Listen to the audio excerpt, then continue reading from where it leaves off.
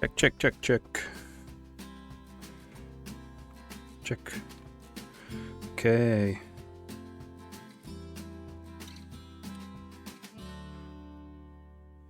Just check the mic.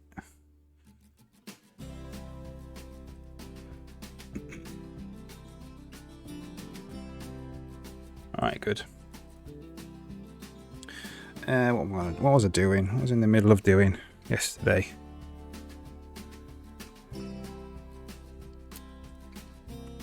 Oops. You pressed the wrong button. Okay. It was when we refresh.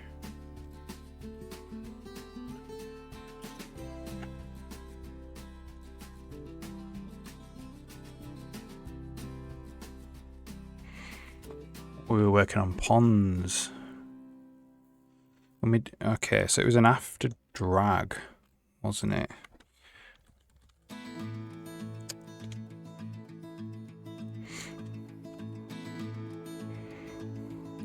We're refreshing the ponds when we actually drag the points around.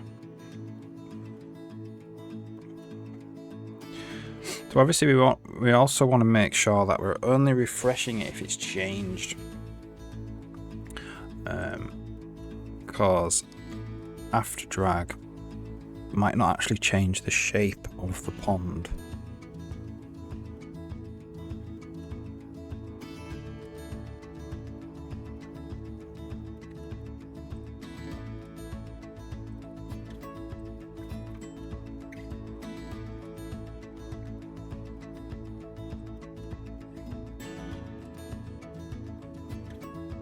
It's when we redo.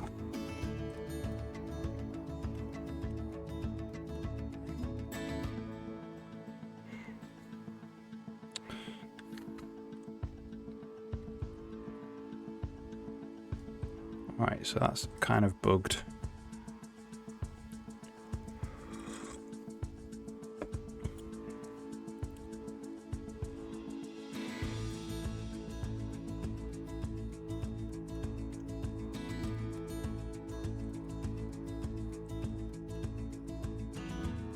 So if we undo, then redo, it's not updating the distance field. Okay.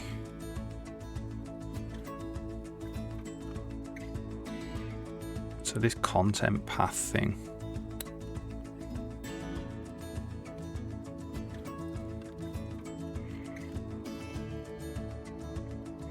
So what is a redo doing? It's reading it back out again.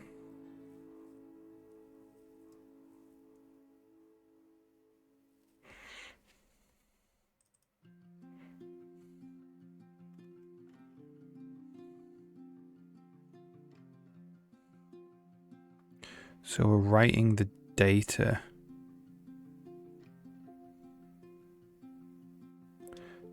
And then we're reading the data. So let's just put breakpoint there and there.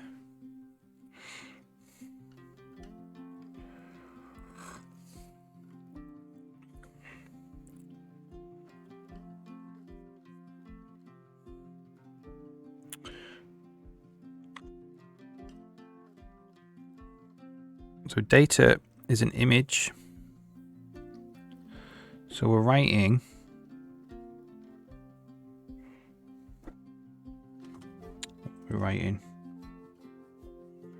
some TGA file, so an alpha mask. So I think it's going to be a bit more straightforward to do this in its own prefab with just a pond there. So we're not hitting these breakpoints for different types of data other than ponds. So pond test.prefab. What I'm going to do is just make a new layer, pond, save that, and then on the editor window we just want to go pond test.prefab. And we still want these breakpoints here. See what happens when we stamp them in, change them.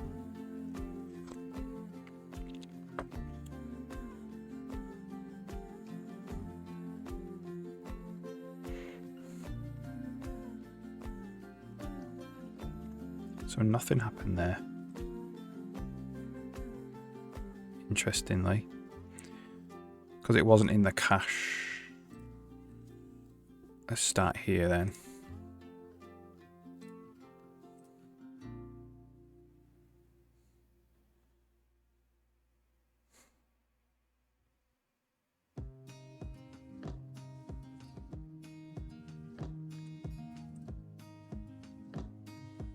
Interesting. Should that have stamped? That should have stamped in something.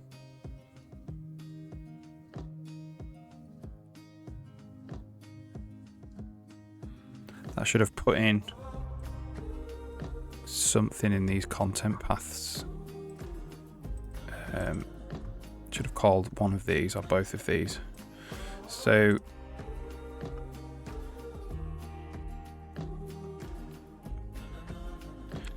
content painter or pond.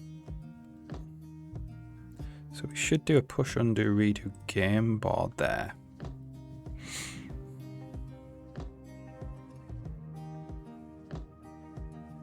We should get round to calling this content path thing.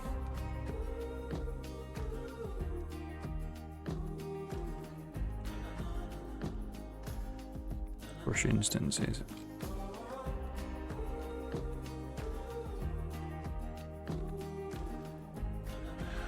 Well, that didn't work.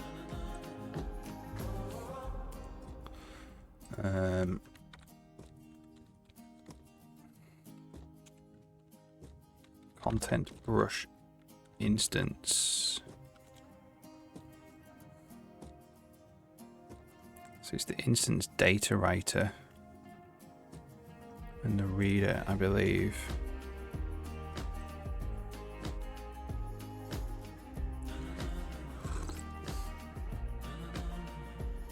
Maybe it doesn't push anything in if it's not set. Because it's not set, is it? At this point. Or it just doesn't push anything in at all. Oh, because there's no instances. Yeah, that's totally fine then. At this point, there's nothing on the board. That's why it's not working. Then when I do this... Okay, good. So, let's get rid of them. Whoops. So, here we go. I want to write it. We get the content out, which is an image base.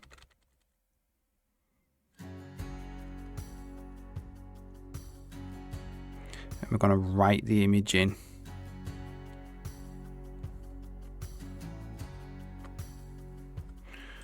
Let's just start again.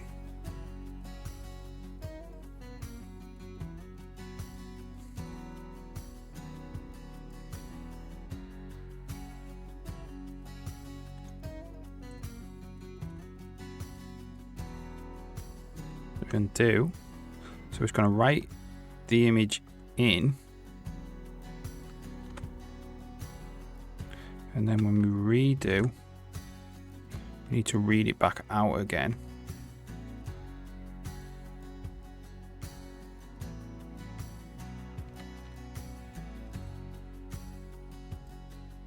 Find the content.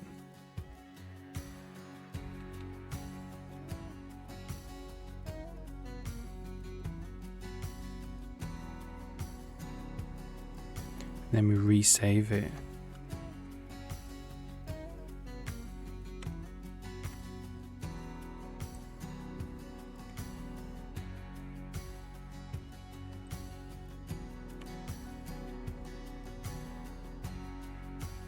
It's quite hard actually to get the breakpoint to fire at the right place.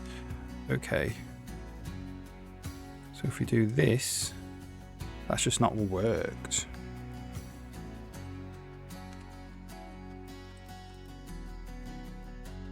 So that's not called after drag.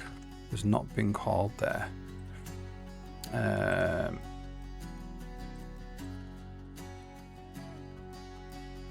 After drag instance.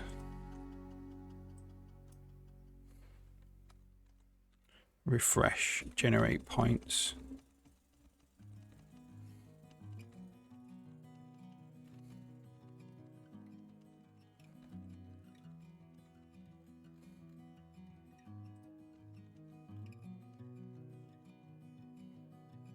Goes through all this stuff.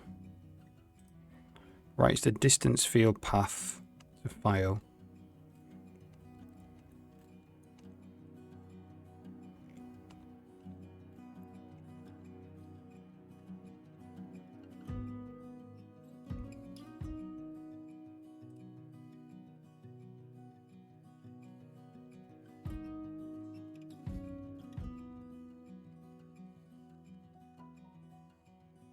So we get the correct input boxes, but it's just not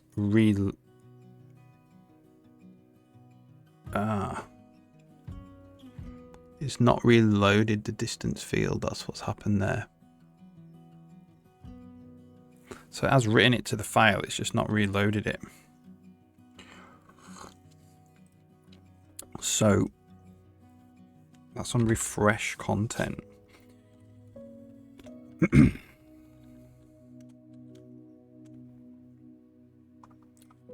In the content cache to refresh content.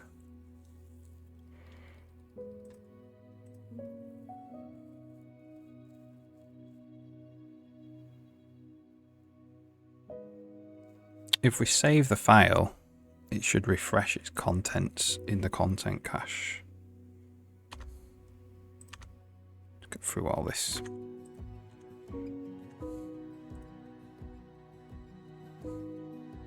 So can we call refresh content from IMF32? Well, there probably is nothing in the cache at the moment.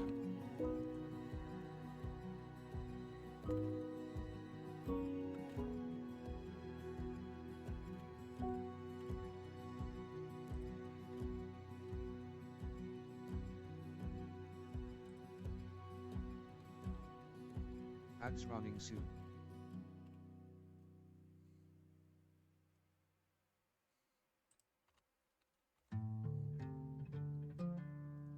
Destruct one. Remove release.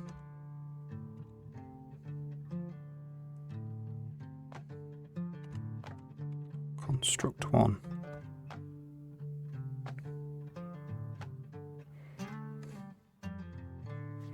Okay.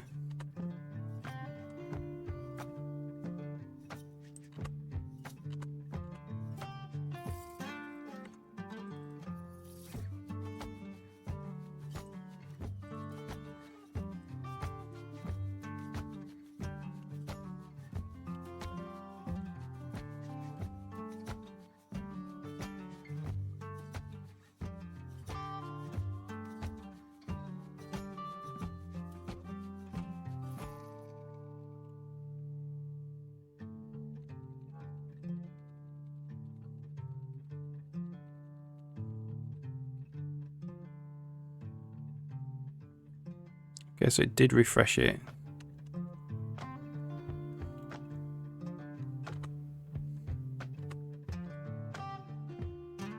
Did refresh it that time. We need to find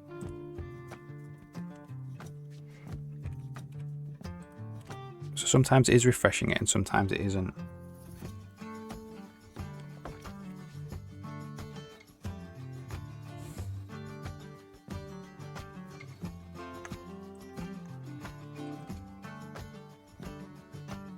There, it didn't refresh it.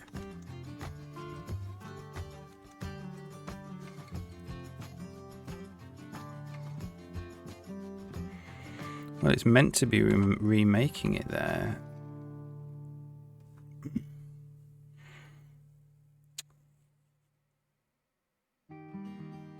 Okay. What I need to do then is some temporary code. We're going to say if file has extension or path has extension dot IM32, we'll just write it something else. So we'll say pnew write to file test dot tga, I think. We'll do tga image writer test.tga. So we'll write it to a TGA called test.tga, and then we can actually see what distance field is being loaded and see if it's incorrect.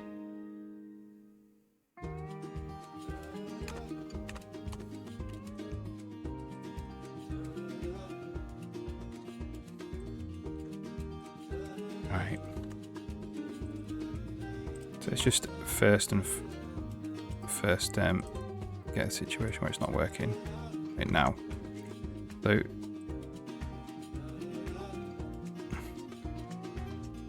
So we've written test TGA.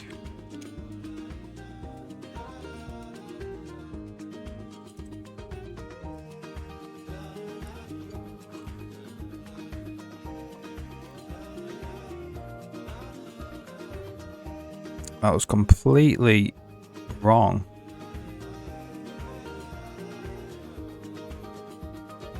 It's meant to be 32 bits a channel.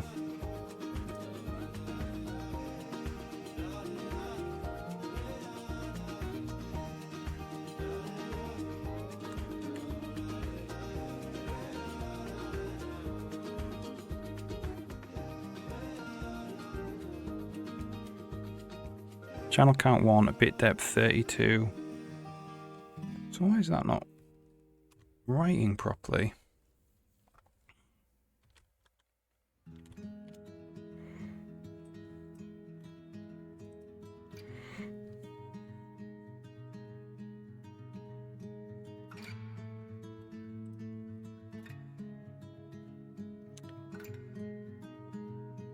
Does TGA even support floating point? Let me just check.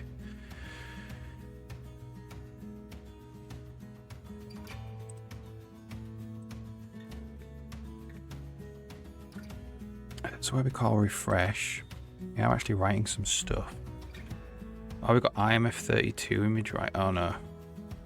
No. TGA.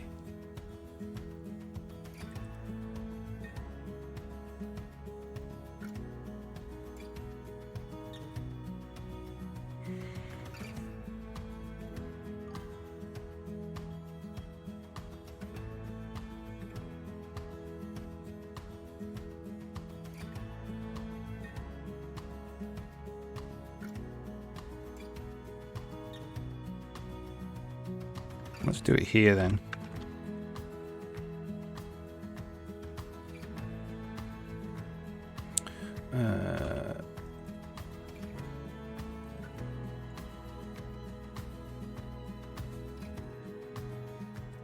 This is IM distance field pixels. This is just IM2.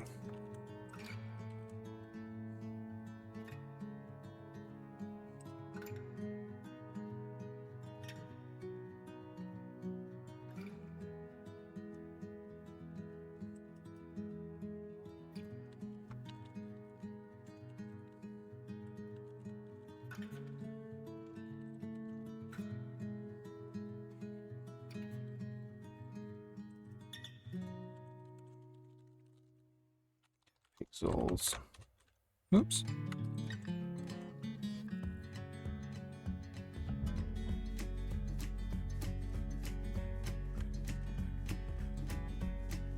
Oh, look. Now we're putting it back. So it doesn't support floating point. Okay. The format does not support float. Yeah. I've just seen that there. I'm putting it back to a byte there. I need a good image format that does support 32-bit float, single channel. Because I've had to make my own up because I couldn't find one. How's it going anyway, Night Child? Hope you're alright.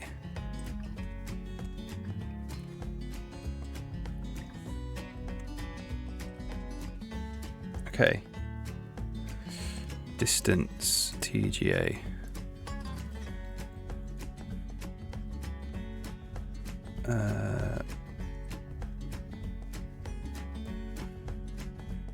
Oops, not that one.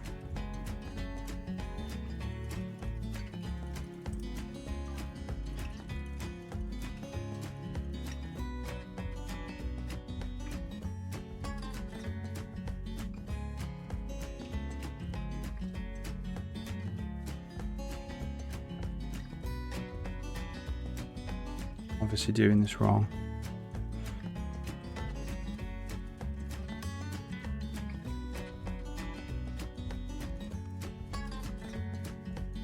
This is quite old code, this, so RGBE supports float in a compressed way. Oh, cool.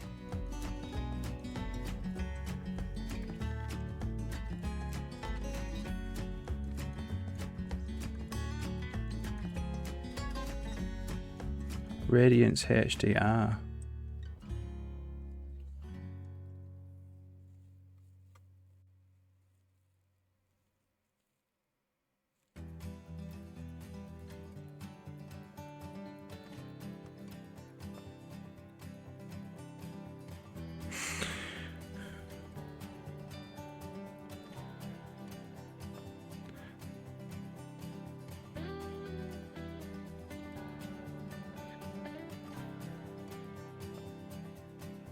Yeah, I'll look into that. I'll put that here.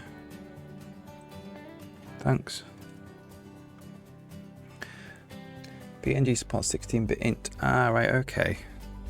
Yeah, so you could kind of pack it.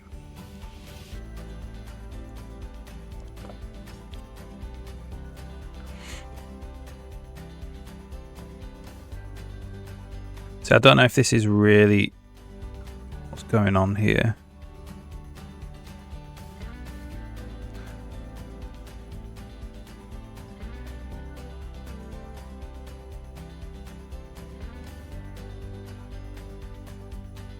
Source ++ over 4. So we're kind of dividing by 4 because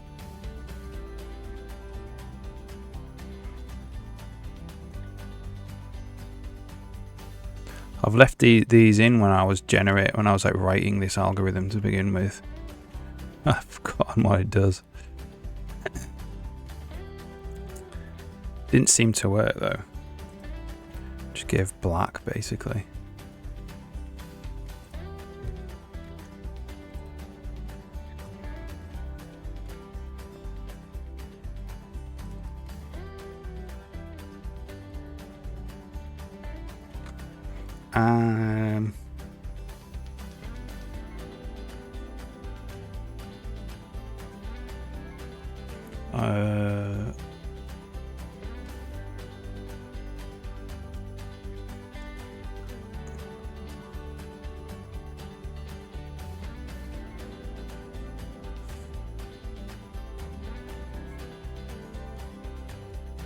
I'm gonna do it a different way.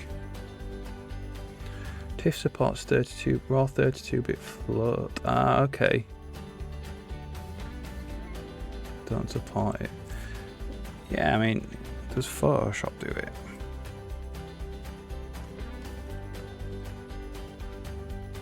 Yeah, Photoshop will open TIFF. Do I have anything for TIFF? Oh no, I think actually I did explore that. I remember exploring TIFF. And I looked at tiny TIFF and then ultimately decided it'd be simpler just to have my own format. I think that's what happened. Yeah, I do remember, that rings a bell.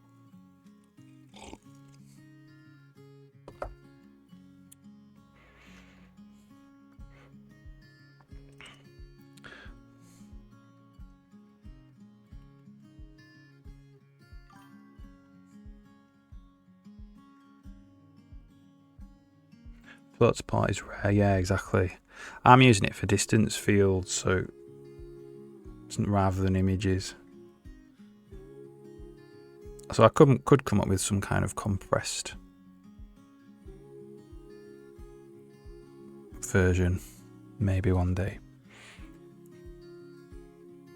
Yeah, I need to actually write them and read them in code as well. That's the thing. I could write my own TIFF reader and writer, but that seems a bit overkill. So that's why I looked at Tiny TIFF, which is like a library. But I didn't get on with it really.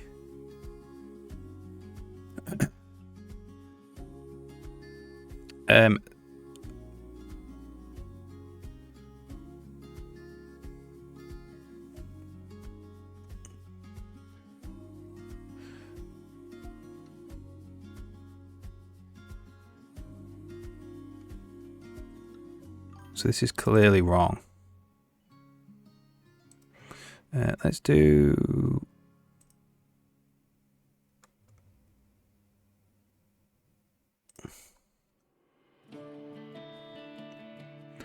Oh, distance field. So distance field is the thing that's not there. So I changed that too hastily. Where are we? Game board content.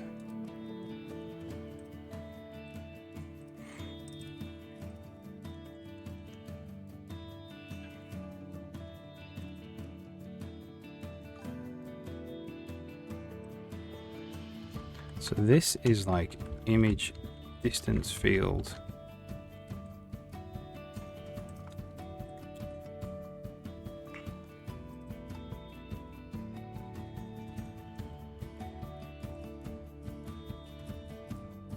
It's not difficult to write. Oh, is it not? Okay. Yeah, I might look into it then. Implemented DNG. Okay, cool. Yeah, I'll look into it then if it's not that difficult. I may end up going with the compressed format anyway eventually. Because they are quite big, these distance field files.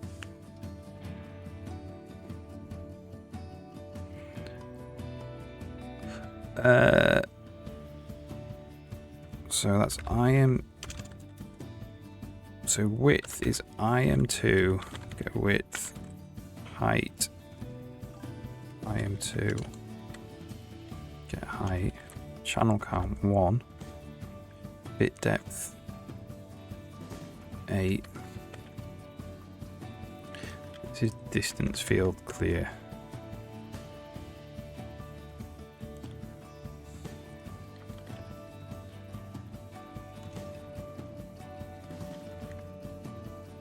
This is out of date, this.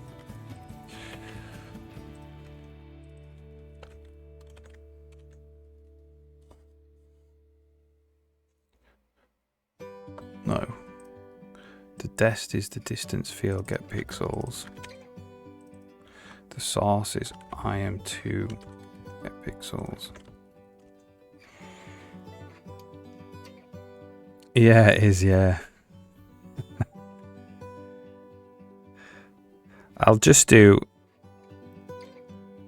some like find some float to int conversion or something. And then pack that in a DDS or something like that. Something like that, I don't know, I haven't looked at it yet. But yeah, something like that.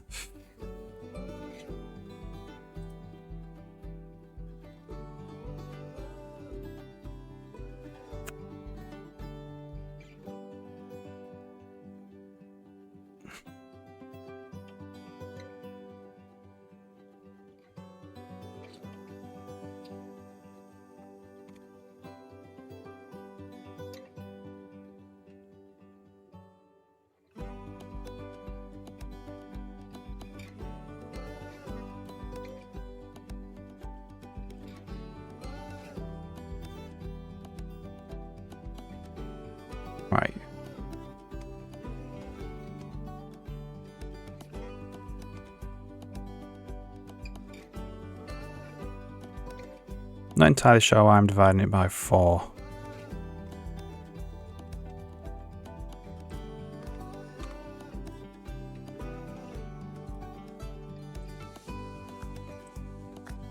There we go, that looks better. It's probably just to scale it.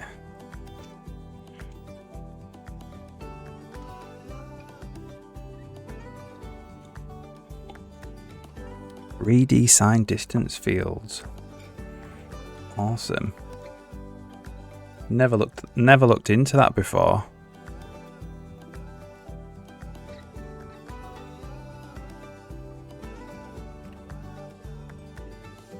Open VDB.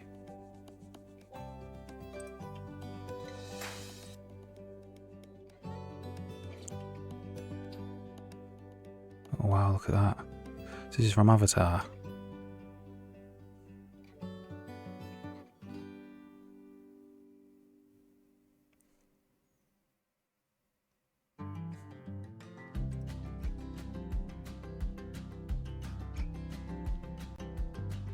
Yeah, film stuff's mental in it.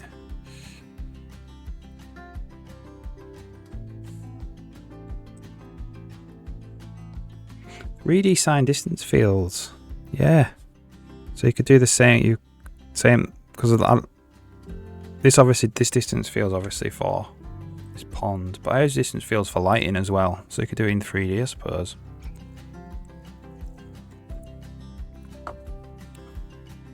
If you could compress it enough.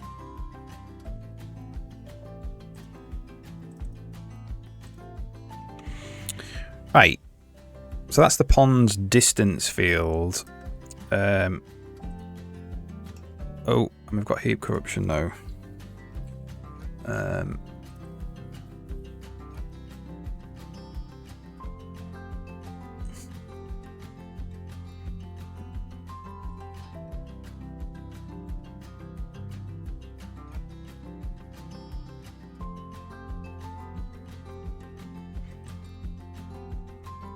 So the end is not.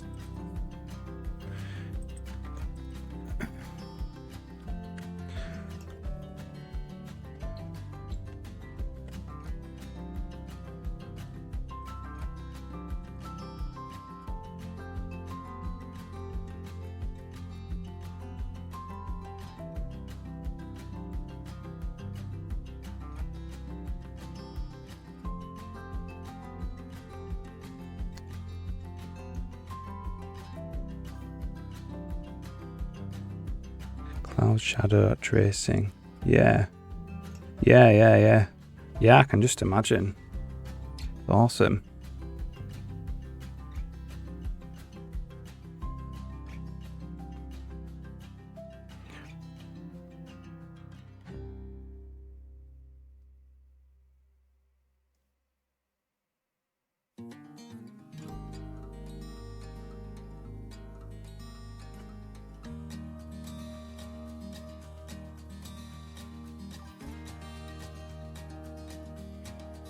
Well, make it all in terms of IM too.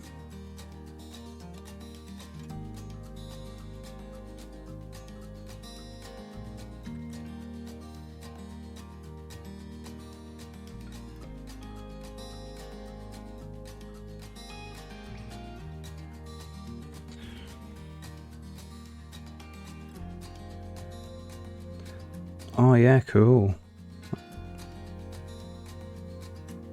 That's something that you've experimented with. You've done some stuff like that in Unreal Engine or whatever.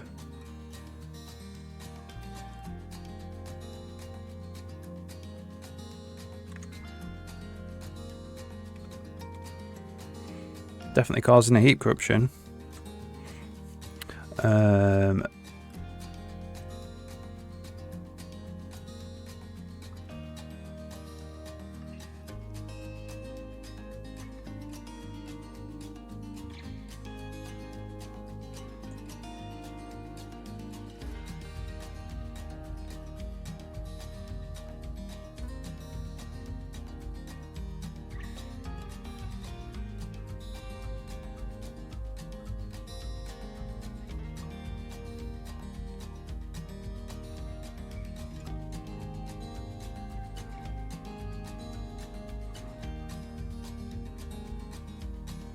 Probably that line there.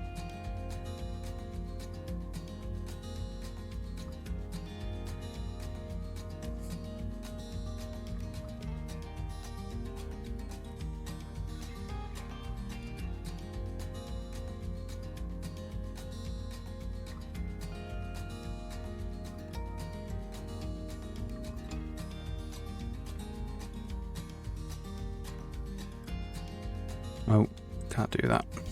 Unless it's an infinite loop.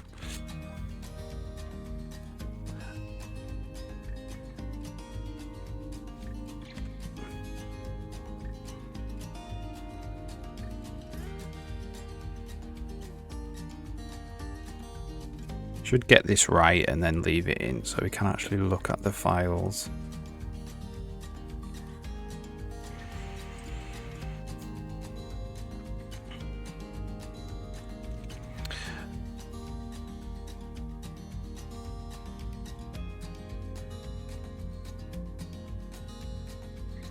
Oh, it's get width times get width. That's the heat corruption. It's get height. There we go. Okay, good.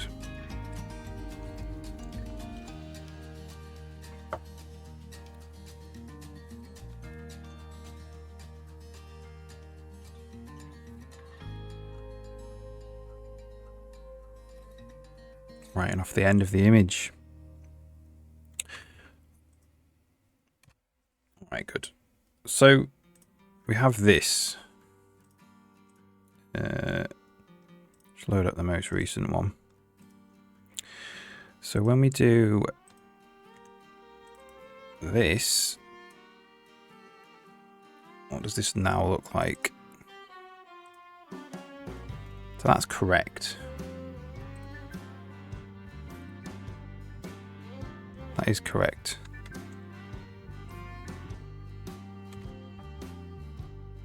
Need to get a case where it's not working. So every time we're generating, we're just saving the distance field to that TGA now.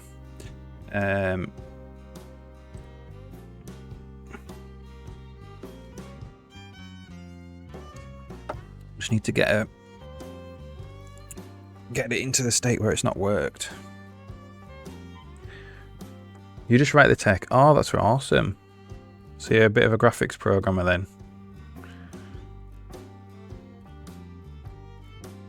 Very good skills. Okay, so that's not worked. It's weird that it does sometimes work and sometimes it doesn't work. So that has actually worked. Has actually generated it. It's just not updated it in the cache for some reason.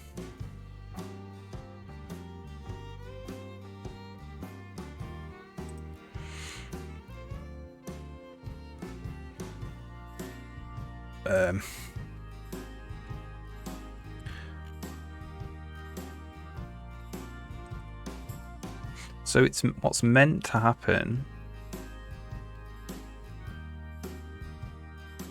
is we write it to a file and then that's meant to get picked up by the cache and get updated.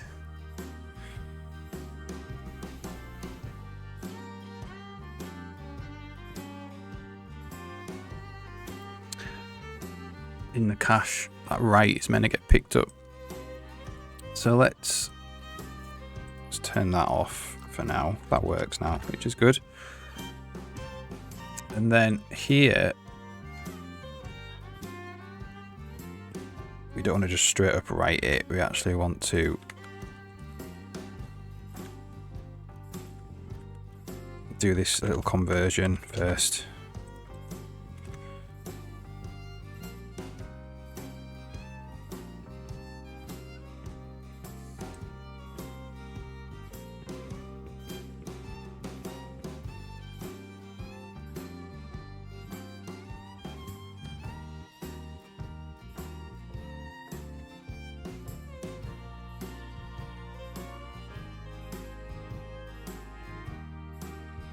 Right. That's right again. Weird. Ah, it's because we're different ID, look.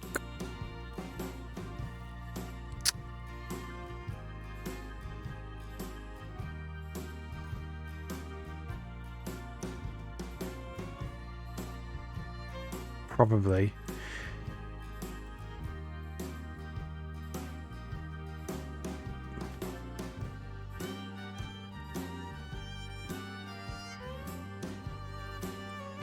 Maybe something to do with having a different ID. The image is going to have a different ID because it's a different image.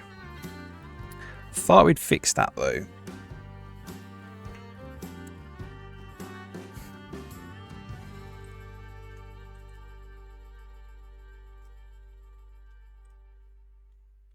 That worked. So it's maybe to do with like the residency, meaning it's not being evicted from the GPU, the old one.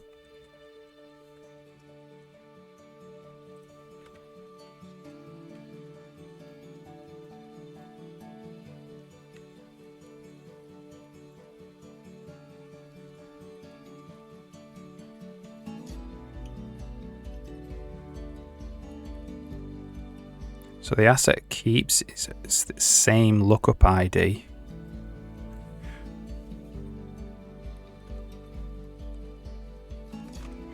Which is to do with the path, really. So what we're gonna have to do is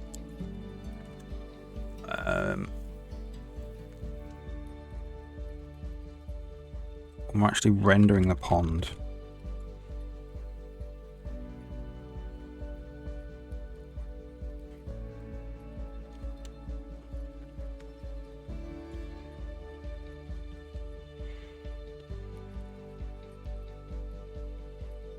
To get it out here.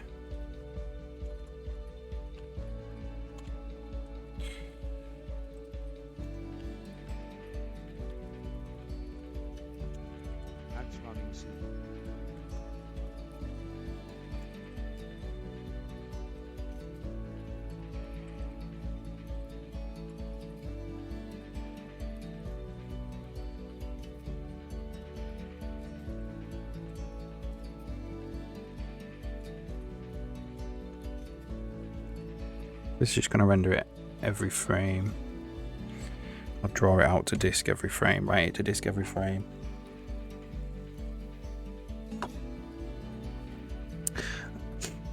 RNG bugs, range bugs. I'm not sure what this. I'm just looking at the source of this bug now.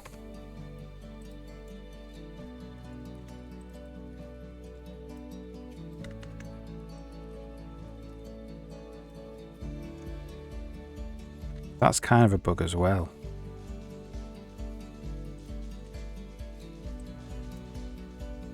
Now it's working.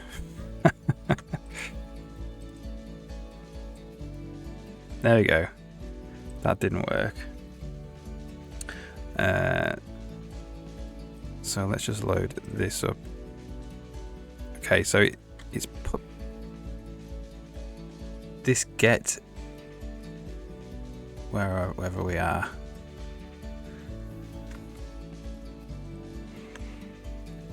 This is the wrong image, so it's not a residency thing.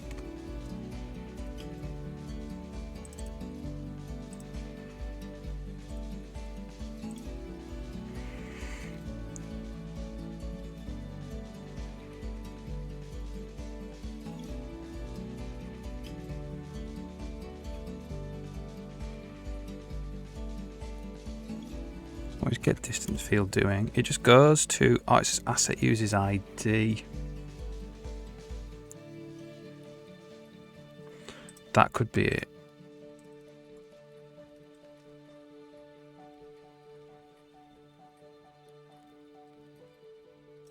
We'll see.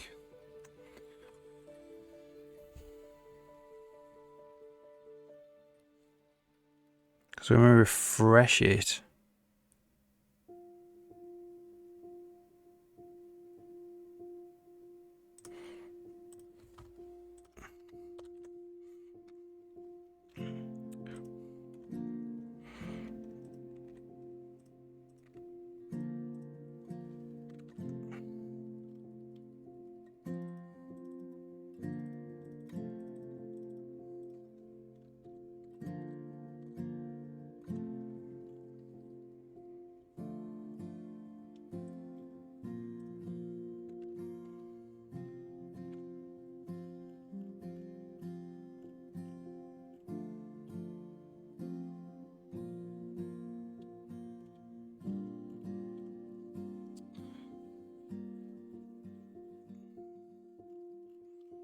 So this gets saved. It should just write everything.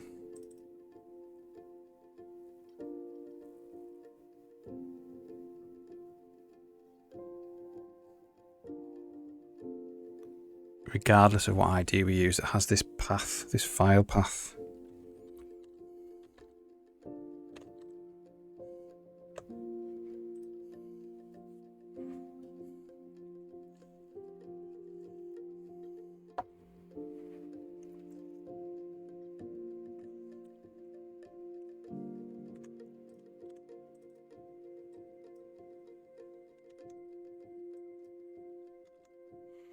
Okay.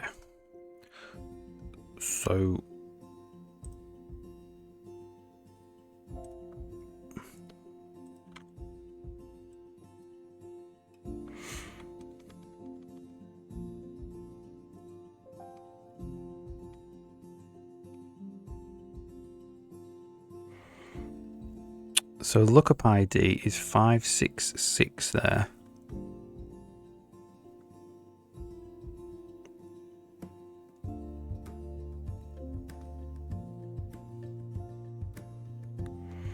When we come now to do get distance field, so it's 566 738 it says there.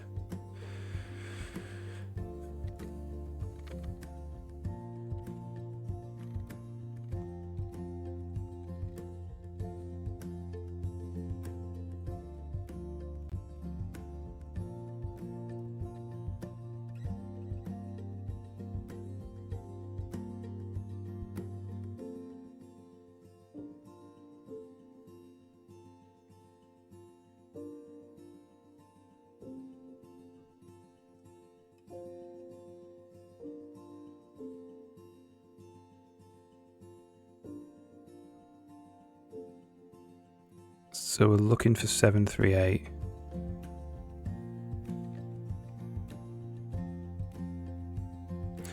So the lookup ID is the options hash code.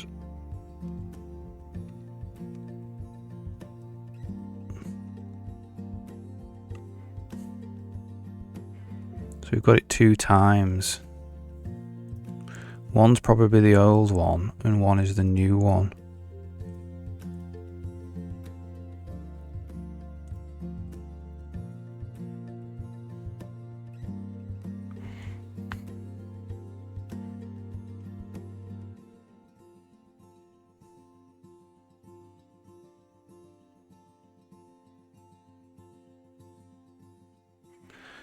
So the lookup ID is 535, which is this one, which is probably the wrong one.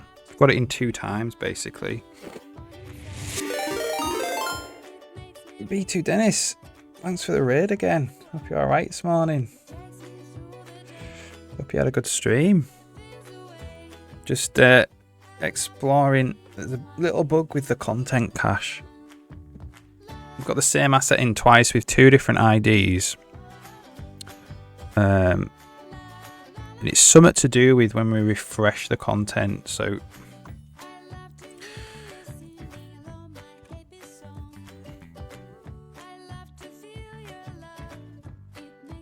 when we refresh it, it's probably putting a second, maybe putting a second asset in. Alright, so if we do this, whoops, and then we go back to here.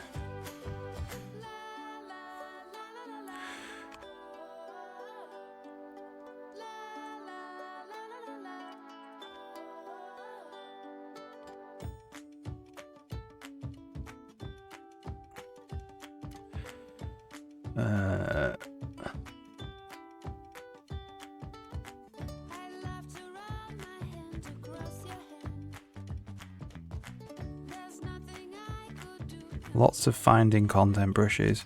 I think what we need to do is go to here just before we look it up.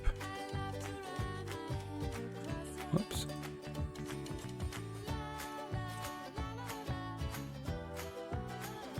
was it? Here. Mango. Is this 2D? It's 3D or 2D engine? 2D so far. I mean, it could do both, to be fair. But it's going to be focused on 2D for sure. Hope you're doing alright. Welcome.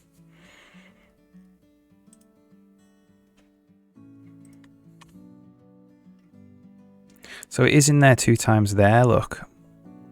Wonder why it's in 2 times.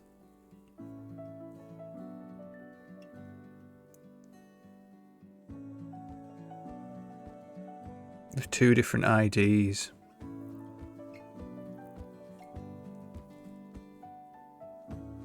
So maybe the bug is refresh doesn't refresh both of them. Possibly. Yeah, I'll show you the editor. I'll just open up a different level. So it's 2D basically. Not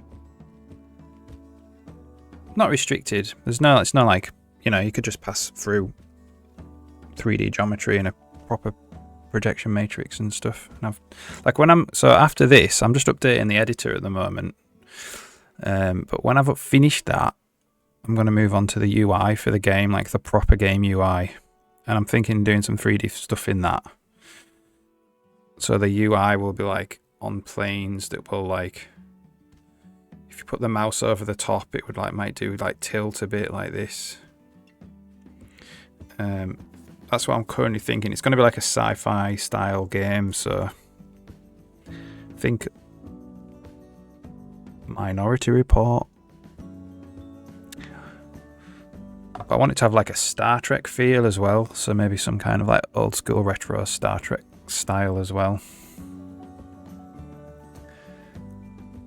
So what I'm working on right now is ponds, so you can like place ponds in.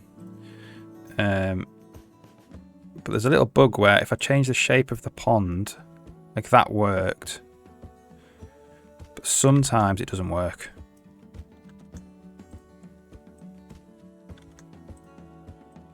Oops. Sometimes. It works quite a lot of the time, but just sometimes.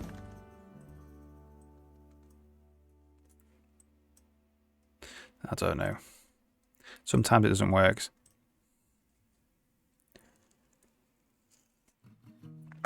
So we're just kind of debugging. But what I want to figure out why actually there's 2 copies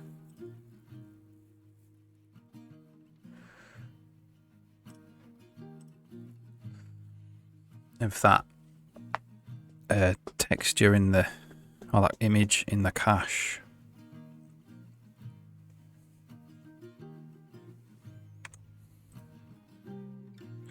So it creates it once.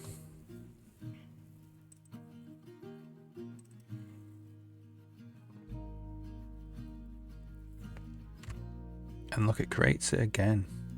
So refresh content.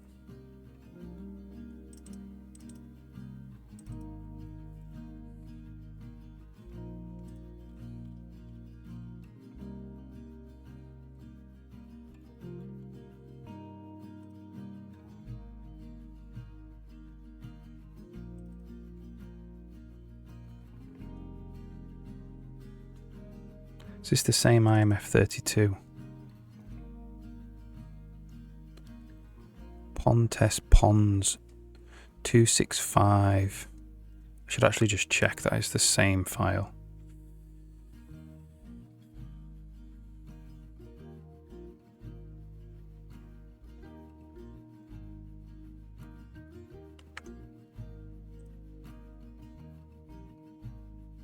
Pond test ponds 950. Pond test ponds 950. So one's coming from refresh content.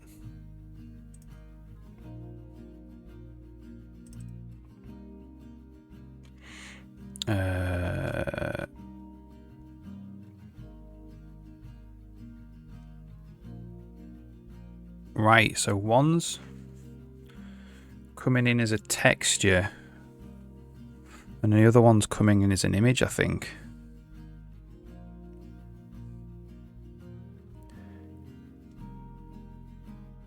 So this is an image. The first one might be a texture.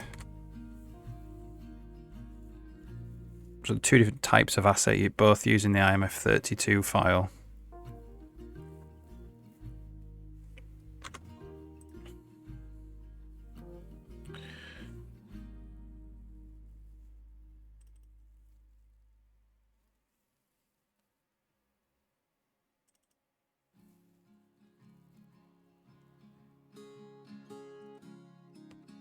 No.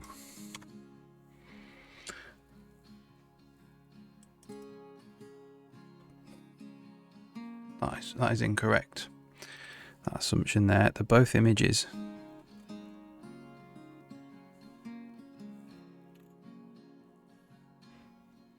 (731) IMF 731.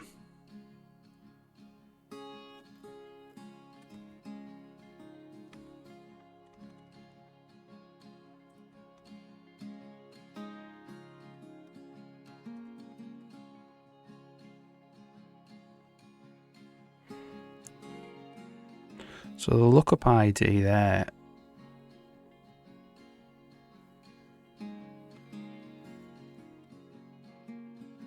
so it's going to assign it the same content ID by the looks of it.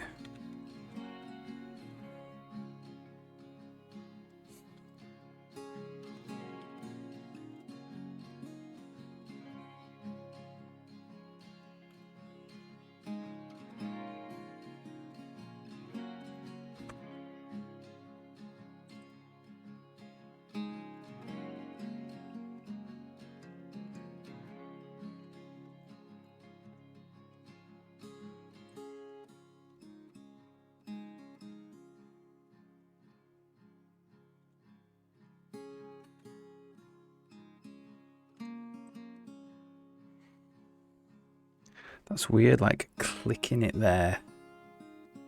We're making it by clicking it.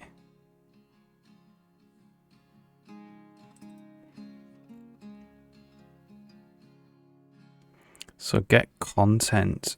So it's this writer that's doing it.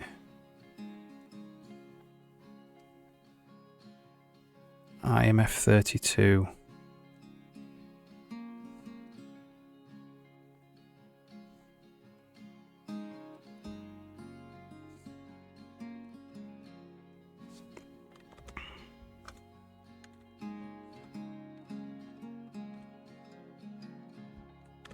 So what's the content? It's an image.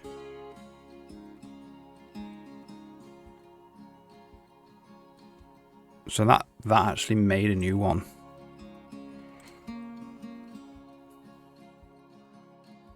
Okay. Slowly getting to the bottom of this. I'm just gonna have 2 minutes just to make a cup of coffee, and then hopefully fix this. Back in 2 minutes.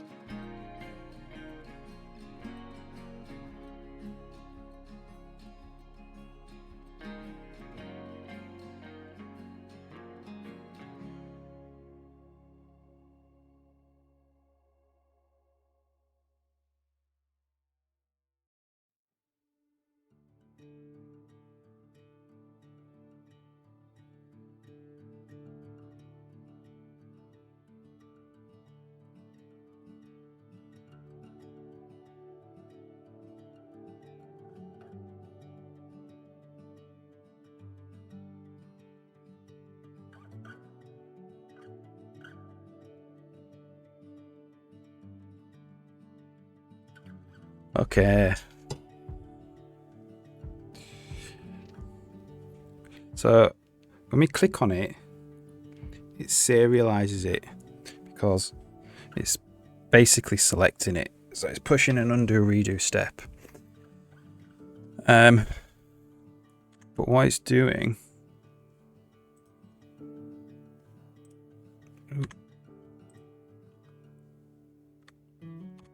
is making a new one. So we click on it there. So get content doesn't quite make sense for a path because it could be a bunch of different types of content. Maybe this is just a little bit, this logic is a little bit flawed here. Because this file, it gets the content, it probably gets it off the extension. Is it an image? Is it a light? Is it an animated rig or whatever? But IMF32 can be both texture and image.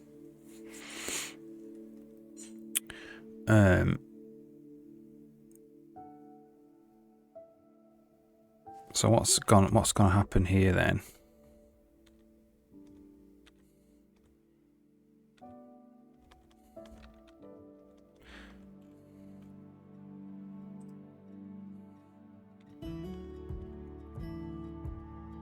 So the container does hold it, find it. It didn't find it. I would have thought it could have found it here. Different options, you see.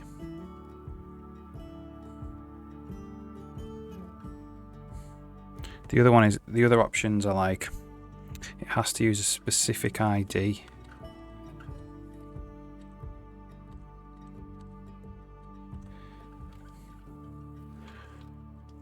Right.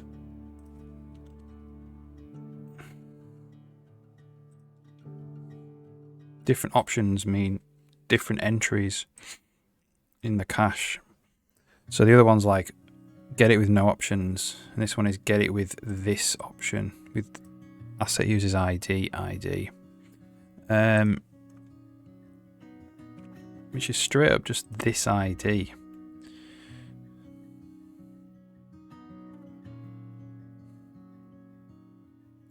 So I wonder if we could say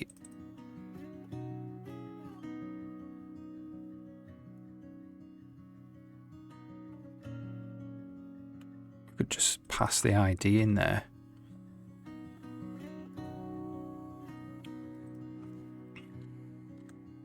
Yeah, it's this content path thing that's kind of bugged.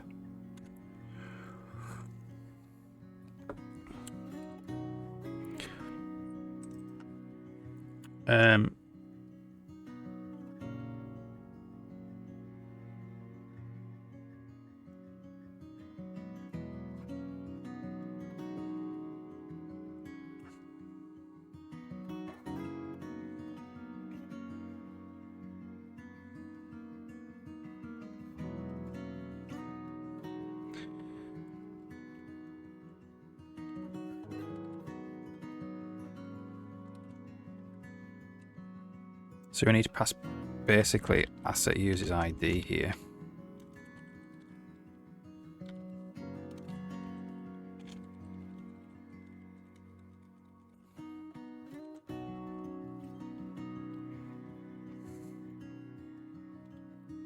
So how do we want to handle this?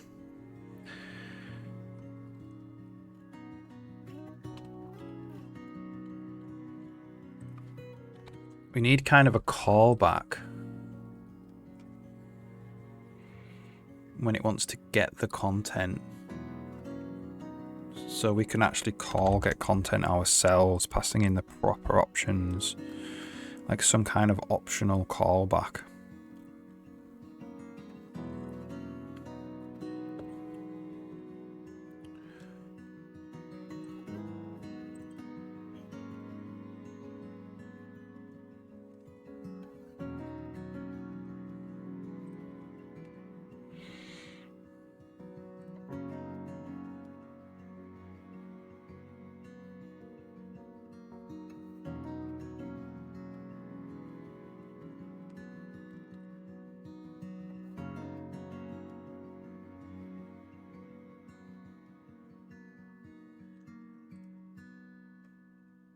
It's just standard optional asset content. So we could do something like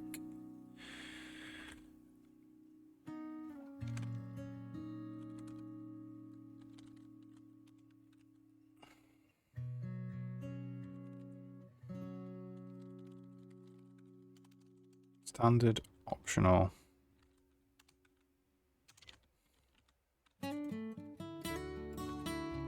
asset type. What was it? Asset content.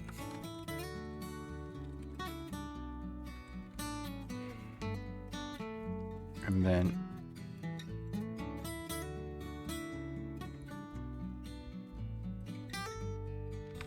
content path.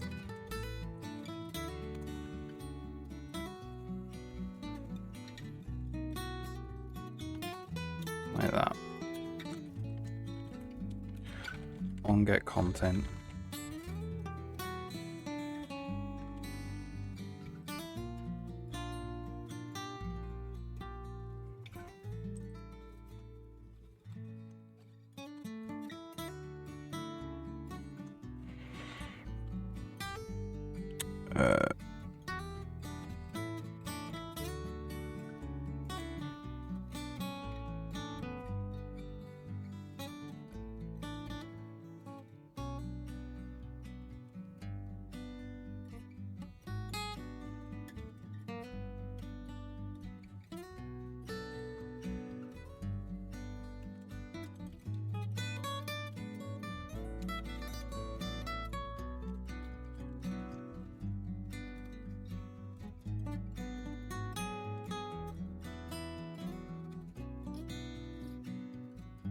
Wants to do a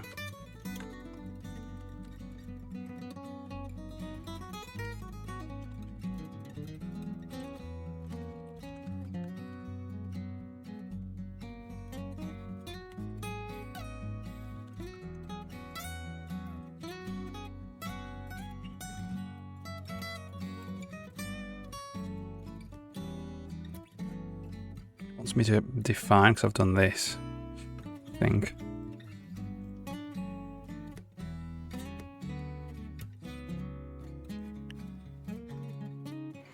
Do I really want to go through and define all them?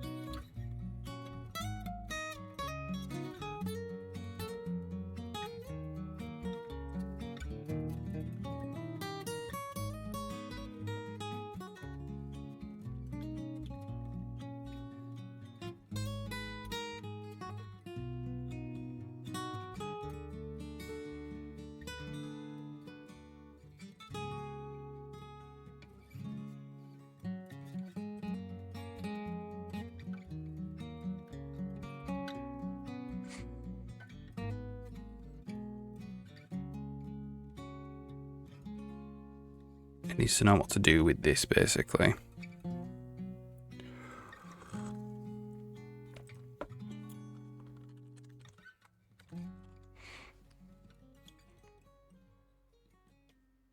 Okay, we'll go with that instead. So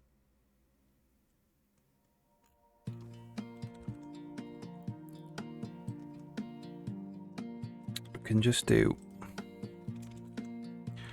get content.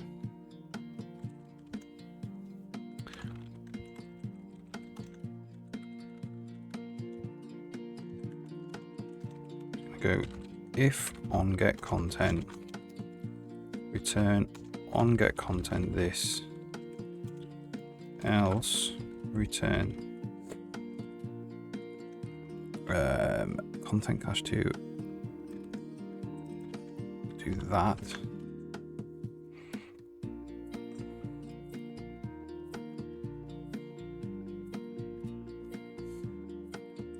What is this called? File.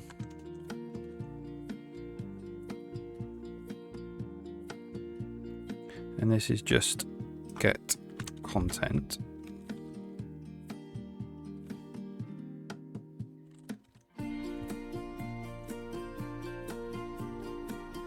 No, path get content even.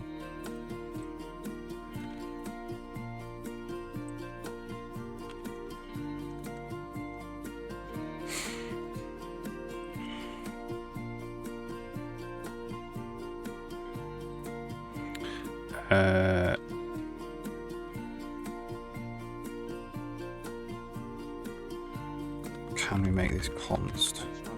Probably.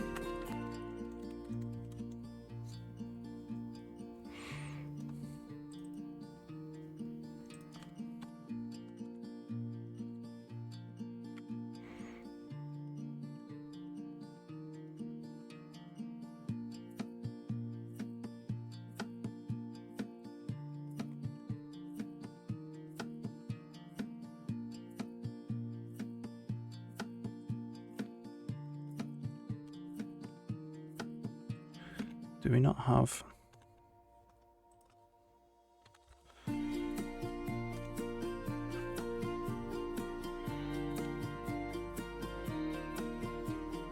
an explicit bool? We do. So that's const.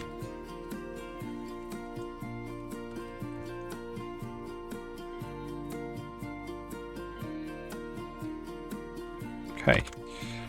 So let's just see if that compiles first. Ooh.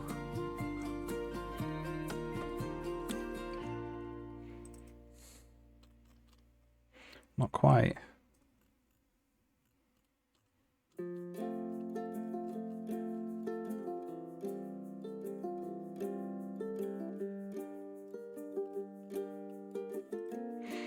Asset content undeclared identifier.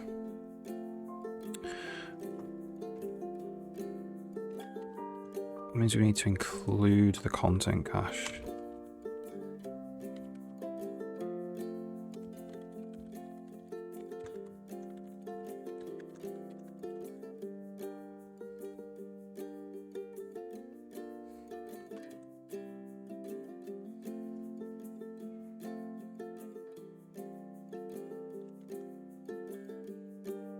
Some kind of weird limit reached. Failed to create a virtual memory. Not sure what that's all about.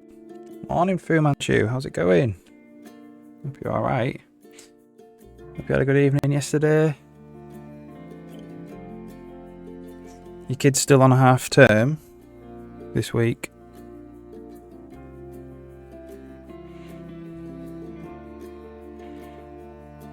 So now that just allows us to set that on get content.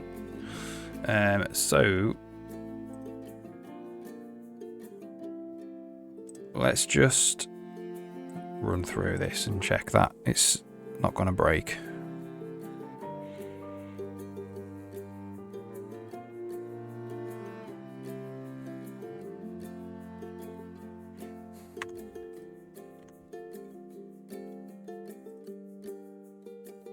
Get content. On get content is empty, so we just do the standard one, right? So what we're going to do now on the content is when we do this one,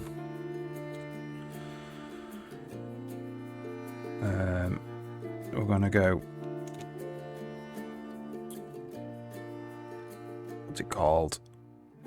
Distance field path on get content is equal to content path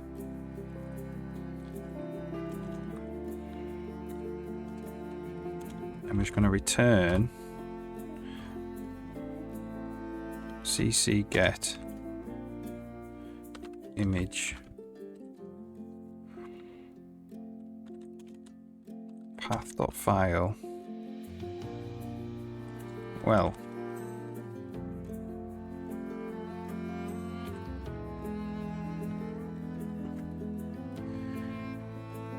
one gets out at 2:05. They are with the usual times. Next week it's school, Rick, again. Yeah, okay, yeah. Again, yeah, it comes around quick.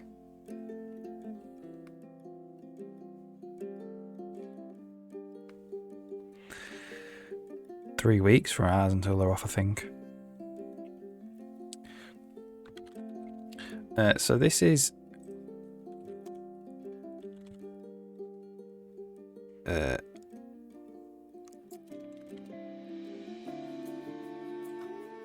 get distance field. So that's the options that I need. So that's return content cache to get content with that ID.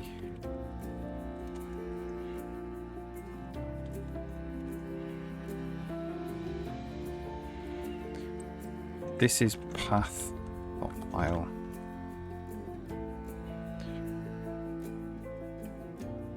This cannot be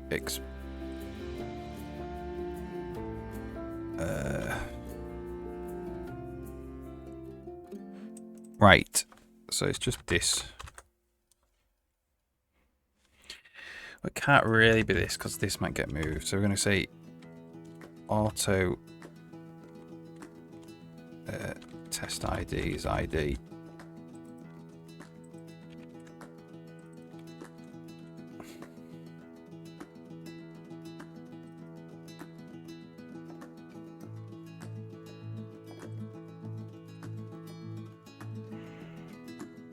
So it needs an actual asset type. So we can't just do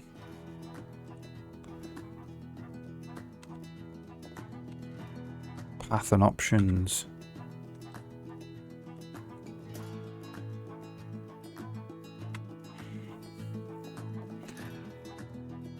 You could explicitly say, actually,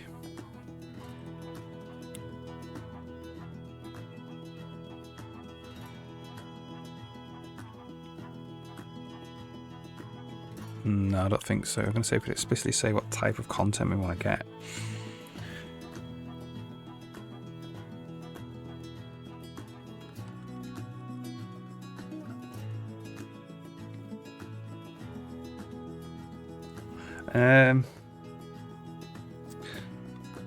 So there isn't that isn't actually written yet.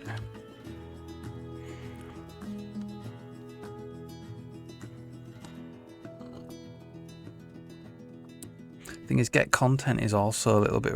That's kind of a rough. That isn't really very good because it could be multiple content.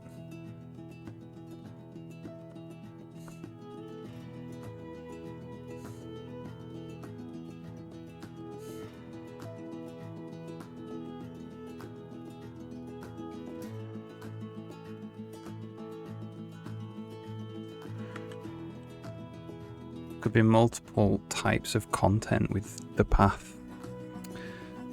That's what's led to this bug.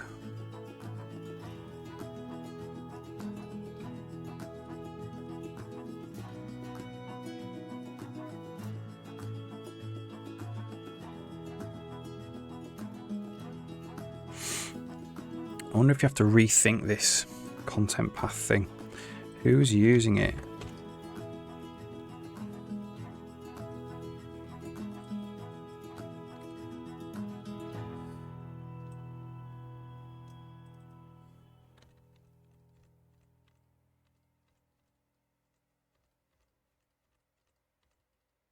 Because we could just make it all templated. The sprite window, alpha mask.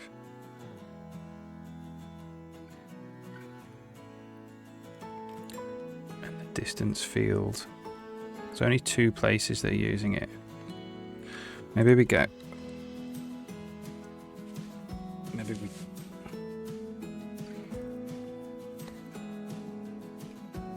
So we could template it like... based on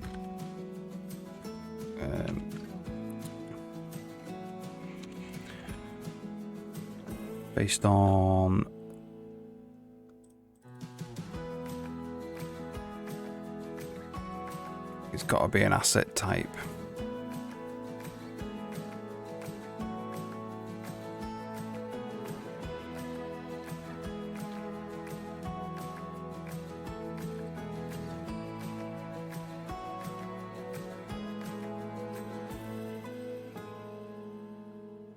Could be like this.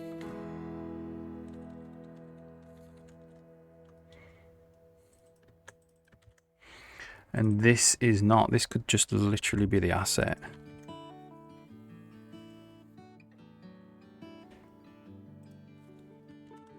Like that. Opt ref.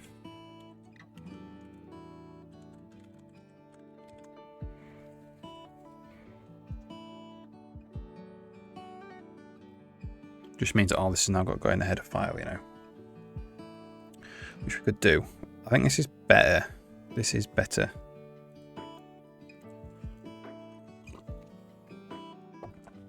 Okay. Let's just check in. We'll write it this way.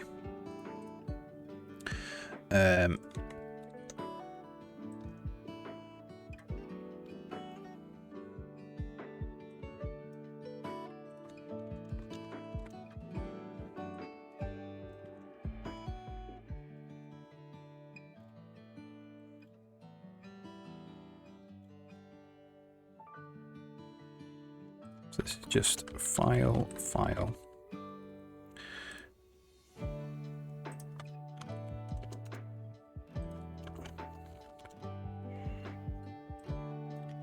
This is that.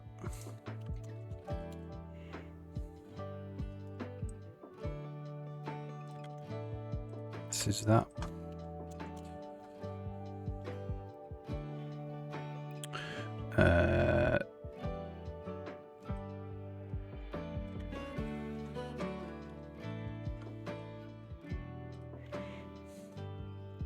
And then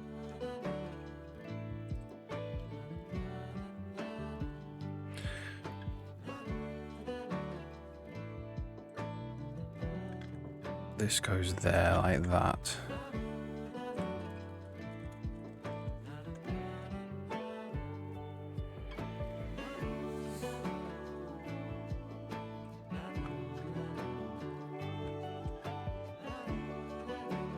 I don't know if it'll be able to determine, you know.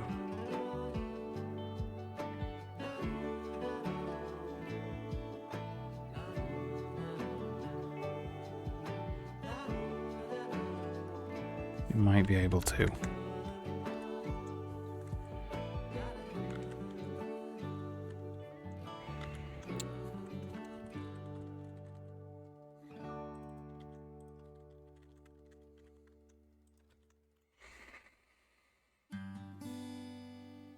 We'll see.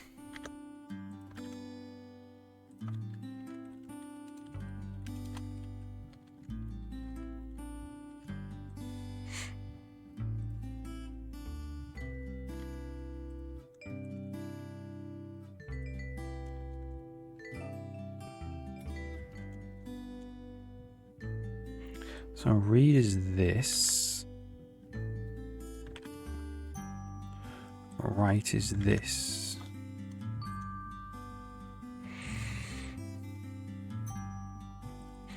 And that's straight up.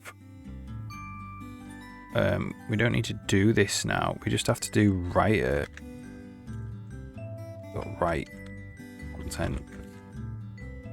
So it makes it a little bit simpler. And then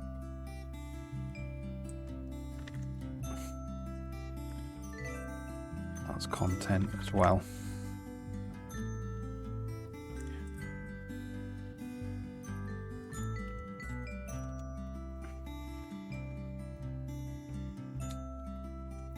Just depends whether the serialization system can pick up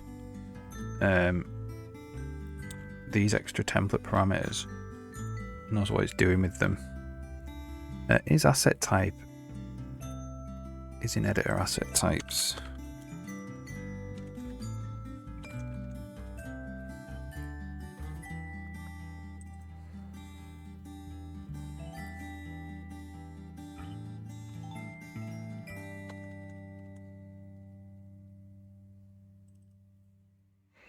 Okay, so that sprite window alpha mask.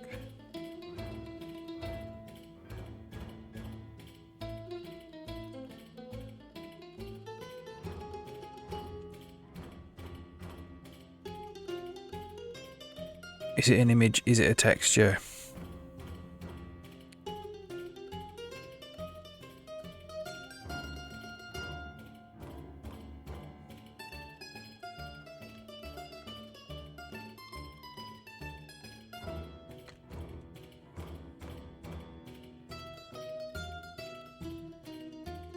image. It's an image. So that goes to be an image like that.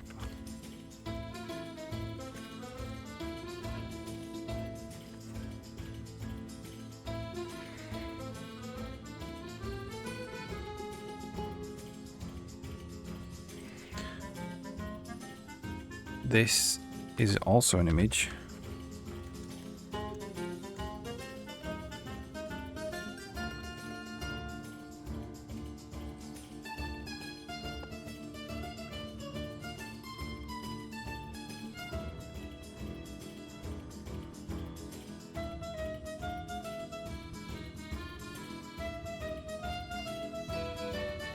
This is image.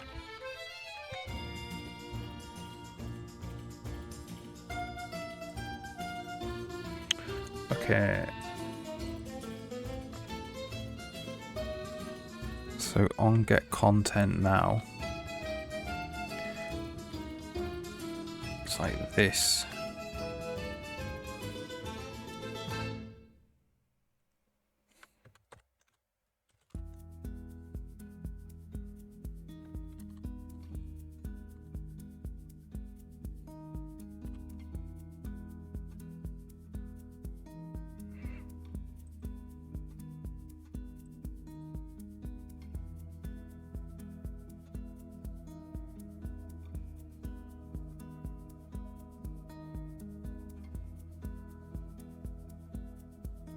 Const.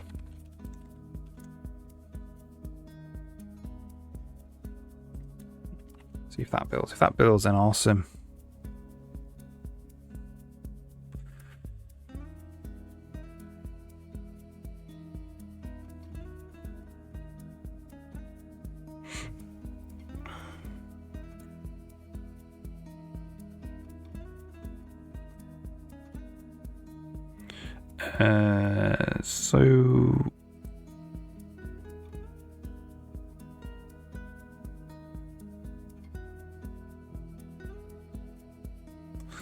So the read.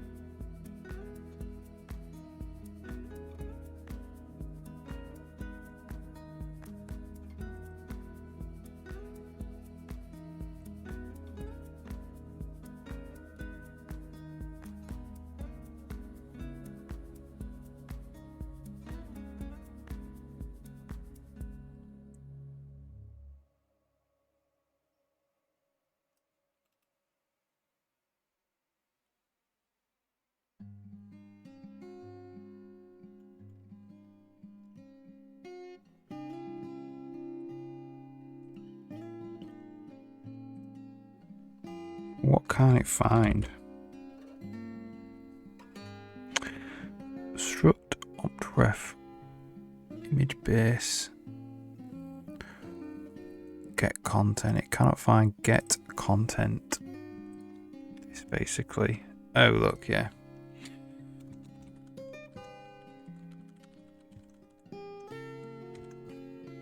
Did we delete that? Must have done. Get content. It's going to be if on get content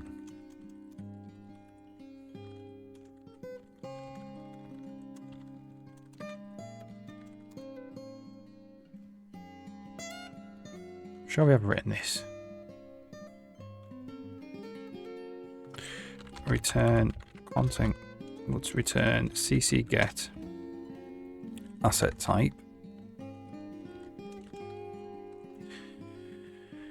file.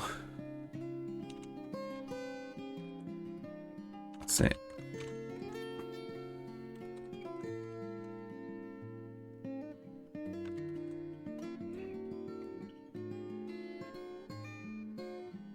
Hopefully this links.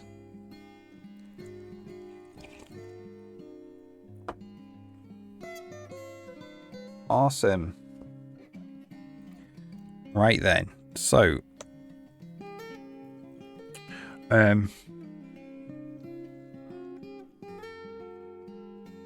what that means now is we can actually, we call get content. We can specify a specific way to get content using options that we've specified. Like asset uses ID for the pond.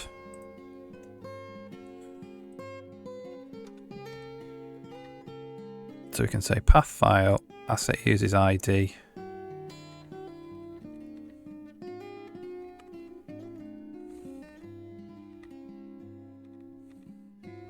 And we can just straight write the content.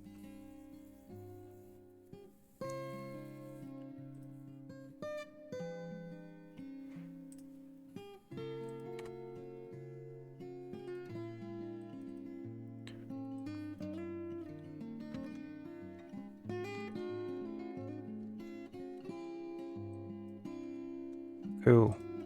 Okay. So we'll check that in.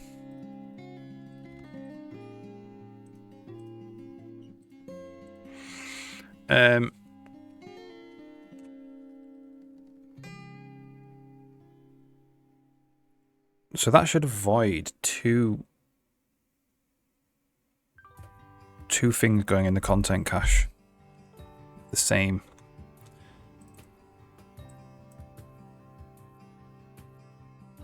All right. So that's correct. So when we press undo, that works. Redo, undo, redo. Bring this down. Undo. So undo and did everything there. So there's a little bit of an issue there with undo, redo.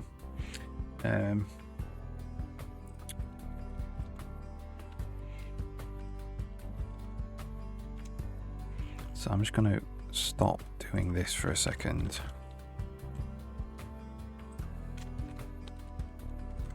Try and get this bug reproducible.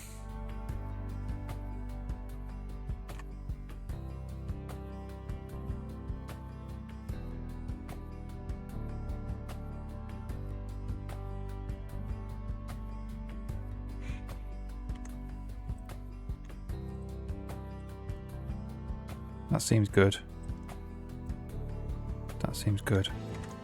Undo, it does too many undo steps.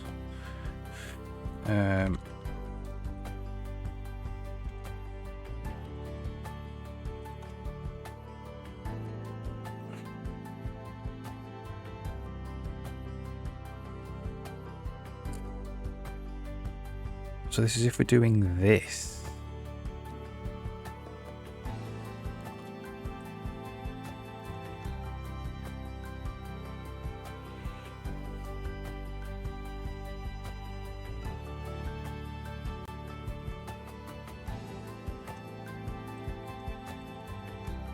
Should be one undo step, two undo steps, and it puts the thing back or back.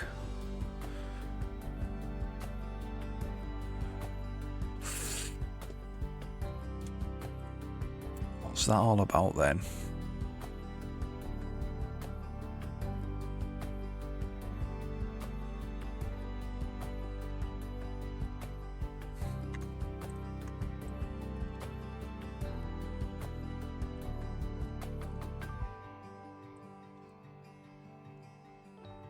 Oh, look, it didn't actually change it there.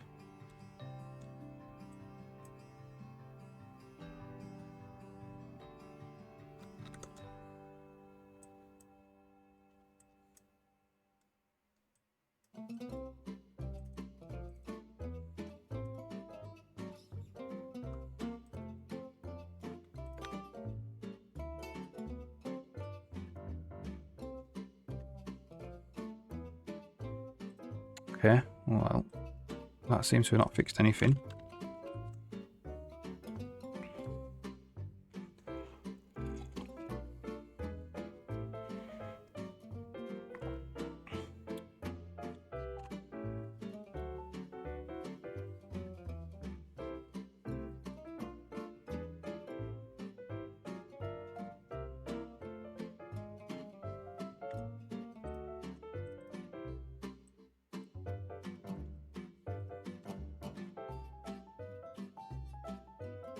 It's fine. That is not fine. So if we do that, what does this look like?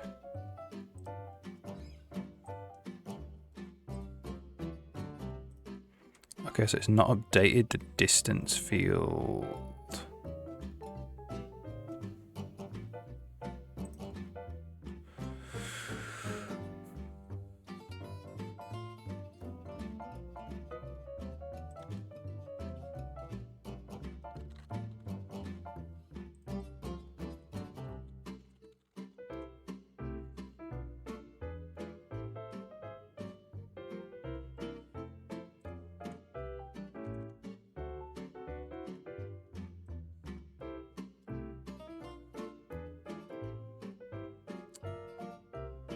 So this is going to cause a refresh, which is going to cause a construct one.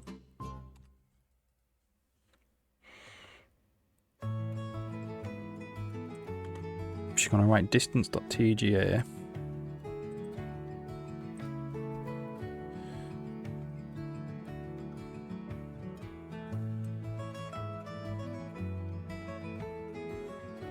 Ooh.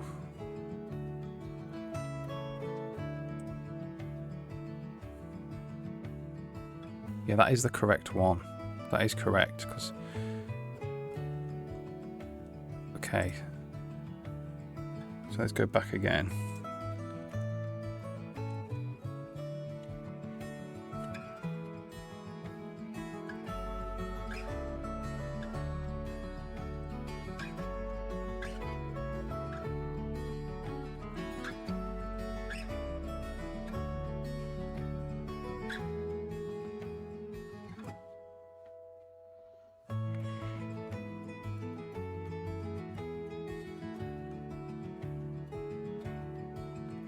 Alright.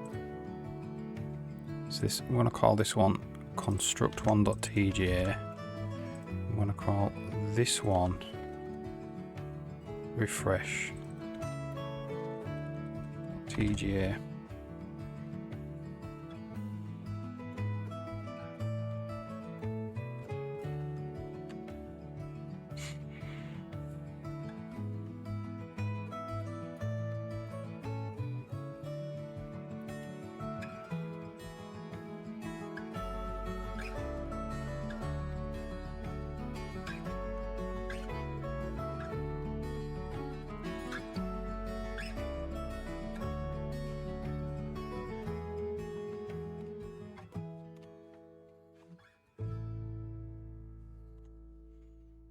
Okay, so we've got construct one and refresh. Construct one is that. Refresh is that. It's the same.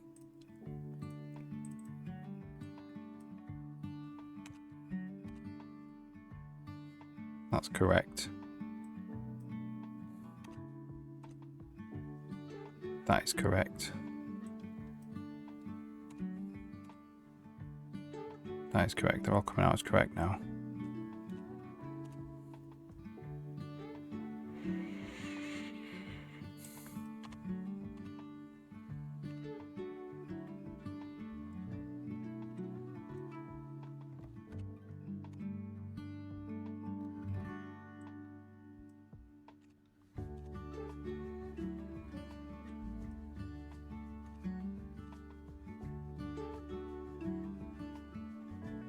Okay, so that's fine. It must be fine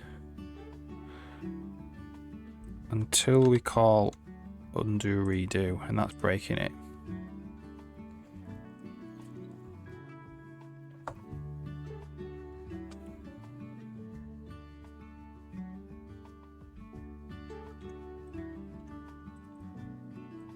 Ads running soon. Fine, fine, fine, fine, fine, fine.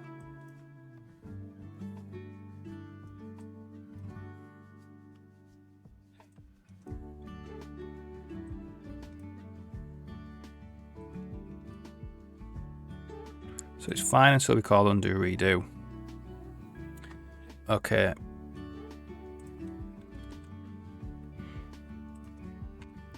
That is actually doing this stuff.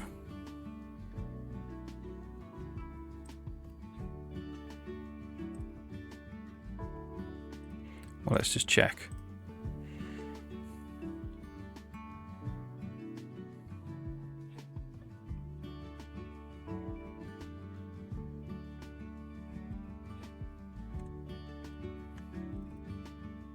Do that.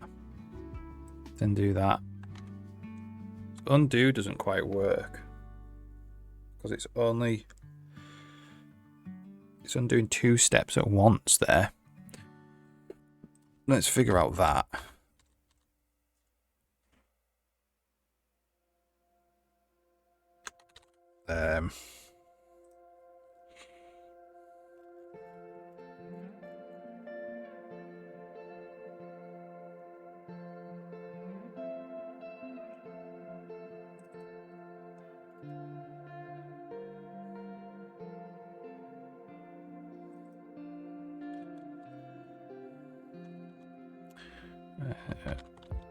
Game board editor.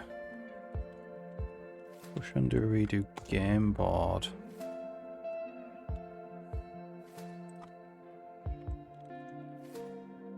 So it's just a log line. Well, let's try and do it this way.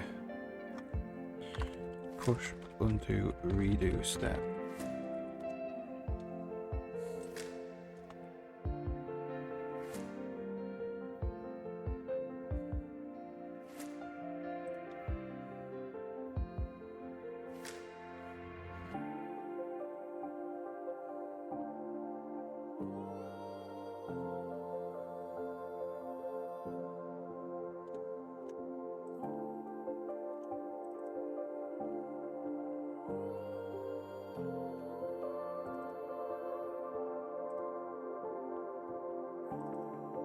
That puts 2 on.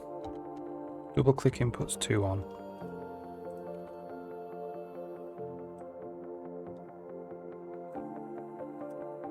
That didn't push 1 on. These drags aren't pushing any on. Okay, so why is that not working then?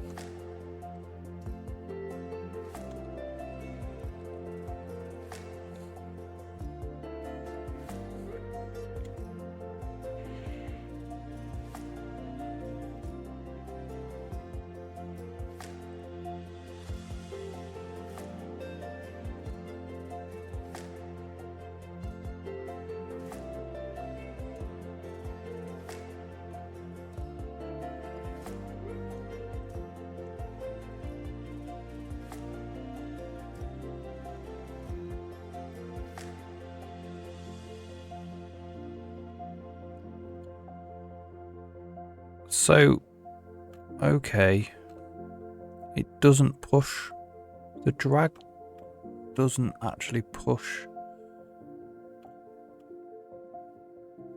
an undo redo step anywhere. That's weird. Surely that's weird.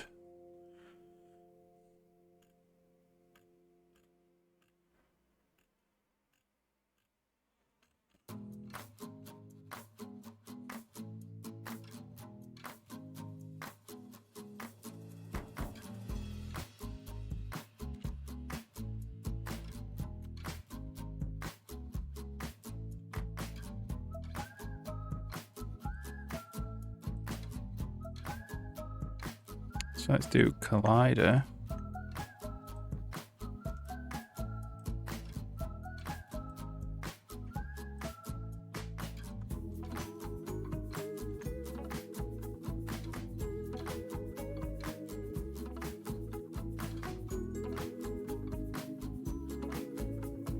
Oh, so it's selecting it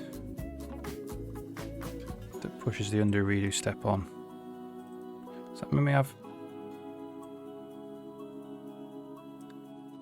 We do have undo redo for... So selecting... So if we do this, this, and this... Ah, okay. Right.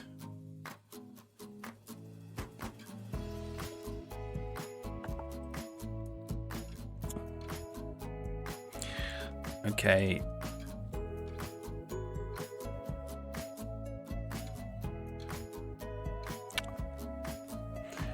Okay, so we actually need to be pushing our own steps on.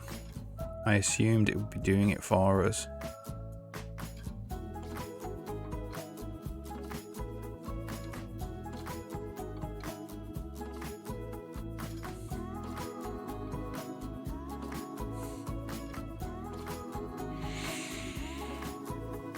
So we could just do it here.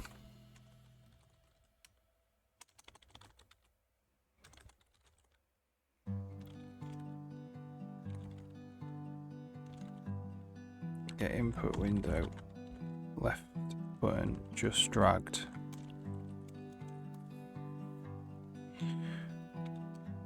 Push undo redo game board.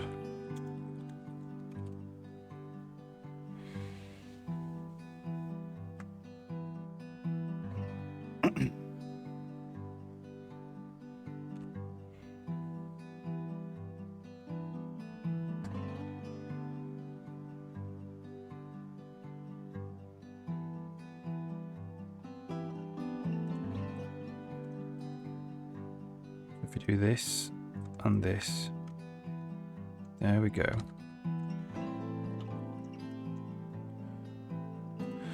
So the only problem with this is this returns, if this doesn't work for any reason, so there's no handled, we need to cancel it really.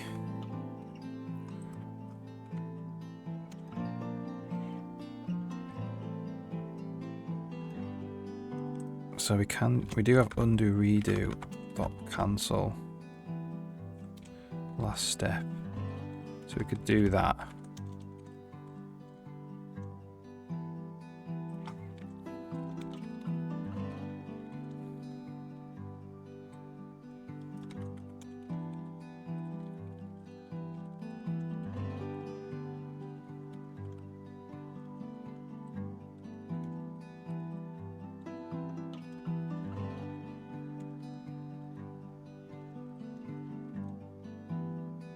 Get rid of that push that we did.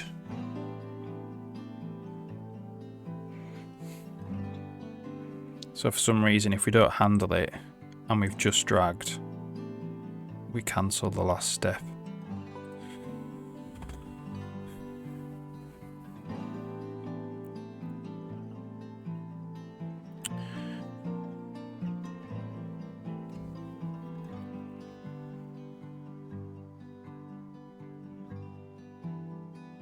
Say, okay, so for some reason, so that would fix that problem. It felt like we're having some weird stuff going on with undo redo. So what it isn't doing is putting the distance field back.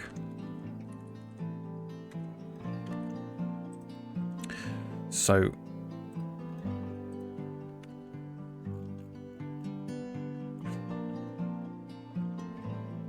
we have to write the current and then read the new one.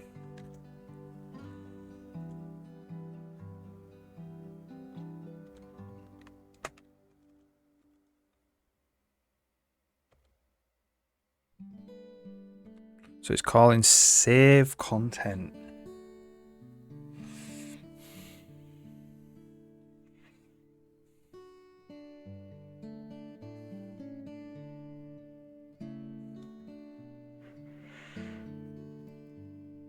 Which needs, so save content cannot be working.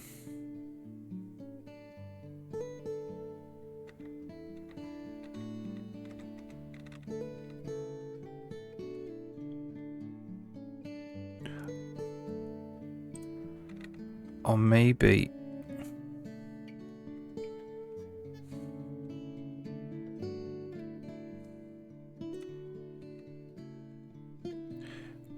maybe it's just not that, maybe that is not getting updated in the, okay, so if we get an IMF32 save, this should in theory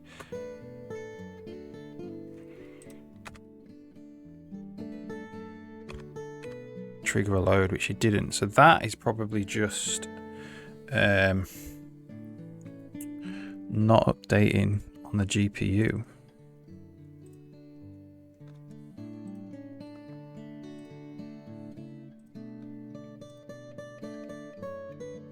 No. Refresh didn't work.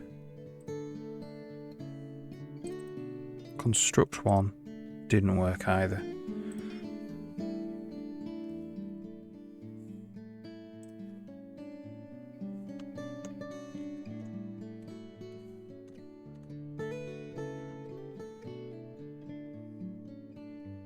So that's correct. When we do undo, I'm going to write it and then we're going to read the new one. Do get content. Get content there is empty. On get content is empty.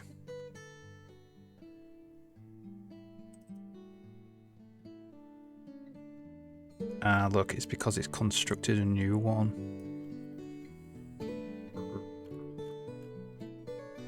Okay.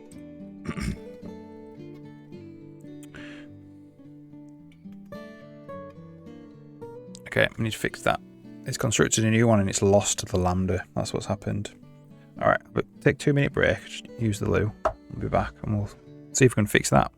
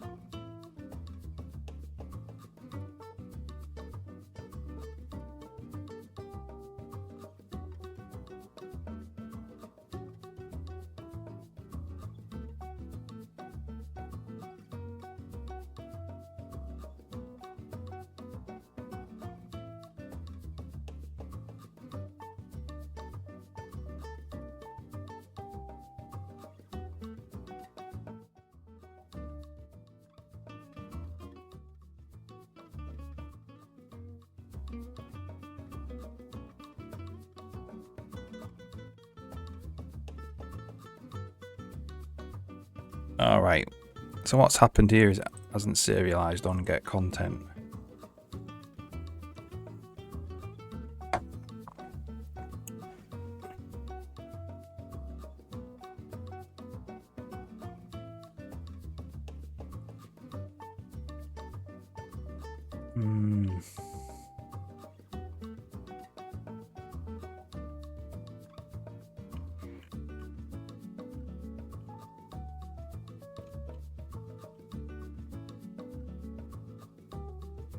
So we could do it maybe a different way then.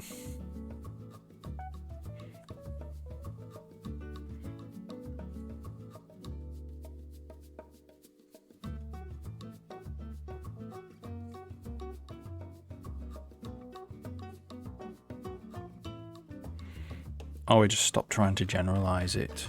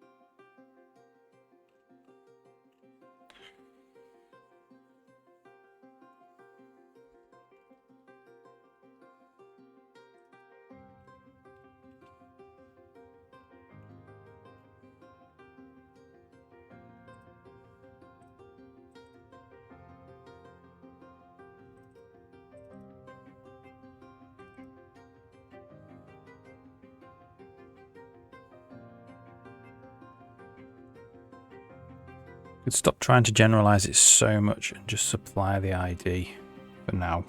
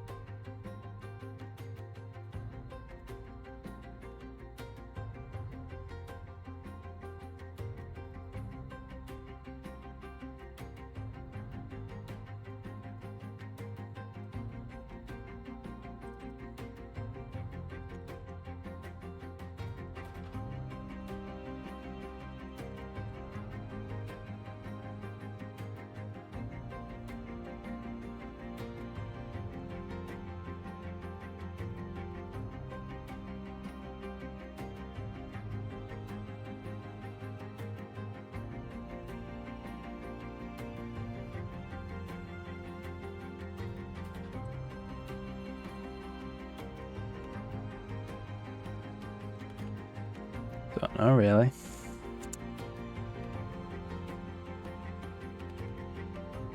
Where are we?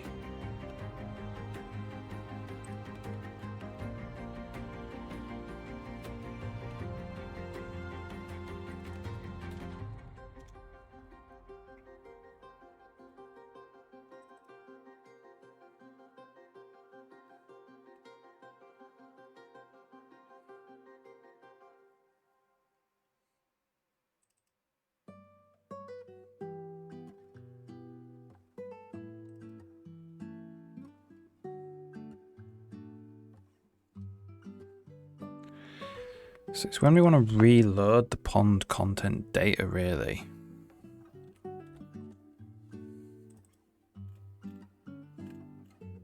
So it kind of needs to happen here. We need to reset that lambda.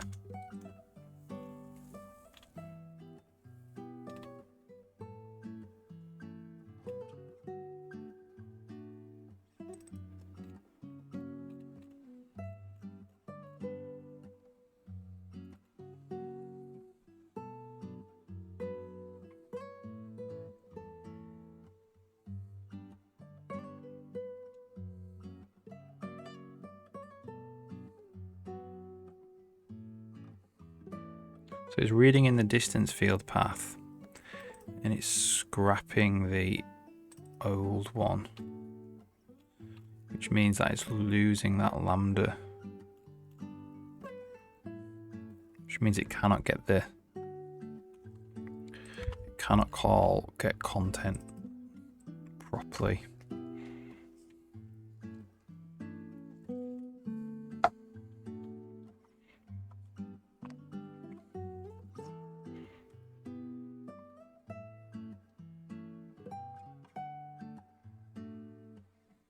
Any way we could get it back.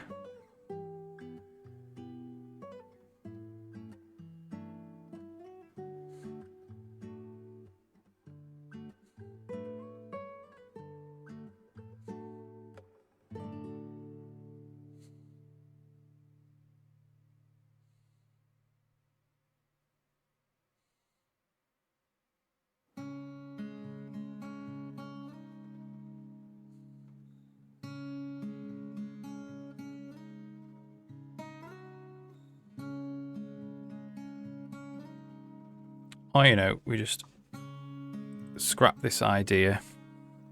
We just put an ID in here. I think that's probably the safest thing to do. So basically, this just becomes U64 ID.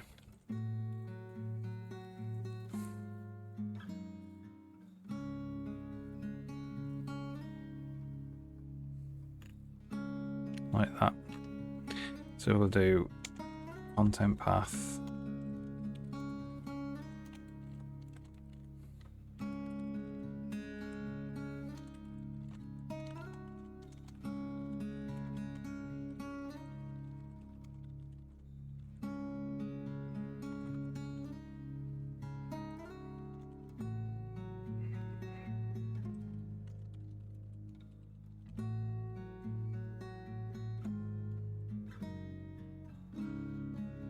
We save it.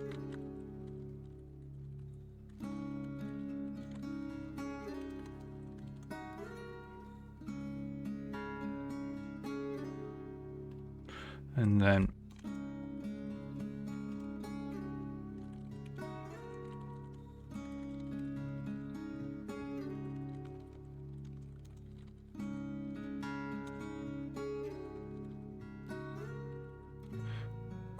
what was it? Asset type.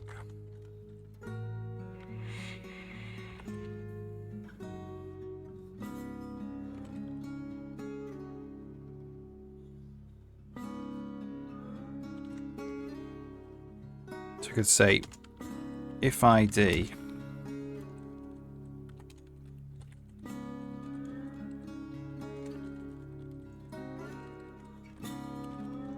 else that. Could do that potentially.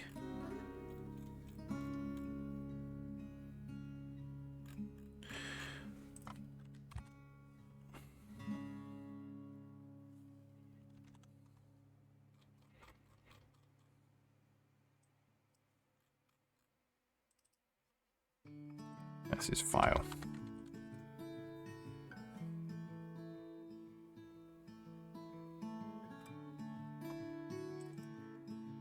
And there's no on get content. We just have to say distance field path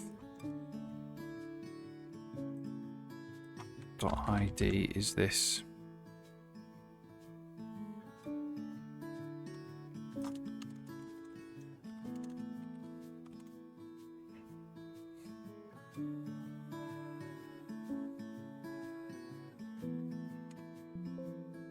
Oop, built.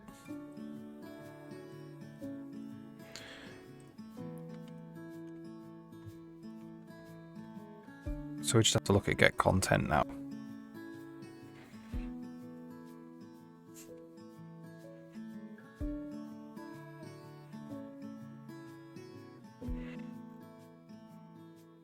We actually need to serialize also the path ID.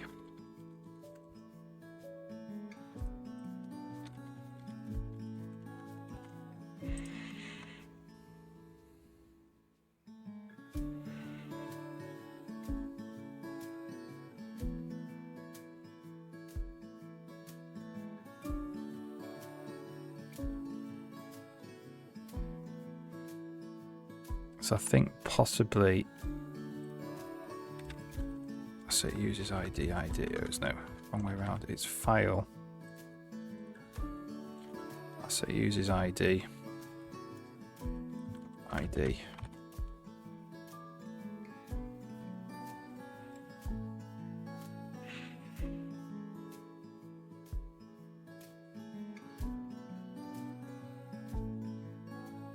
Try that.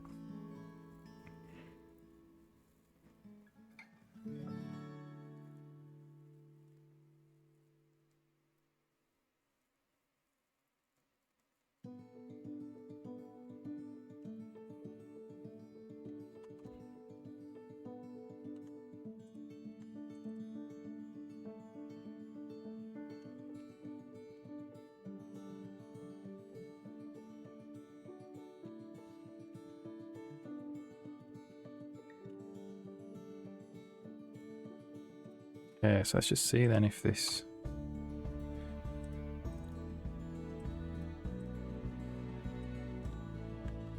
That's good. There we go, that's good.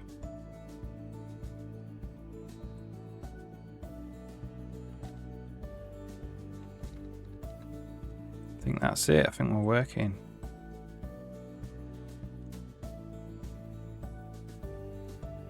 Brilliant. All right, let's, wherever we had temp,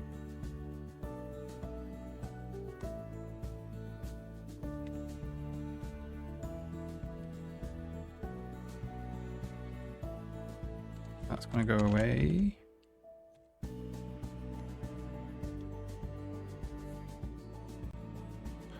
That's going to go away.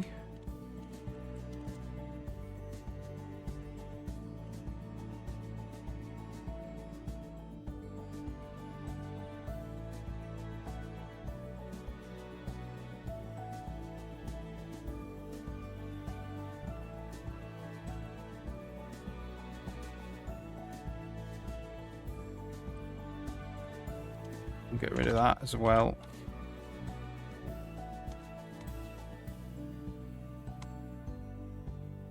Quite a few temp stuff. Temp things. Alright, cool.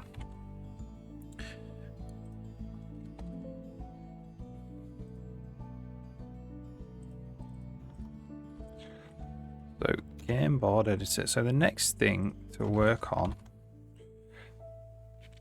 so what we've probably done also, because we've changed the data layouts,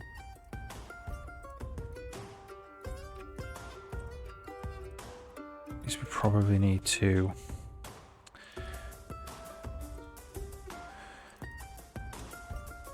remake. None of these probably work anymore.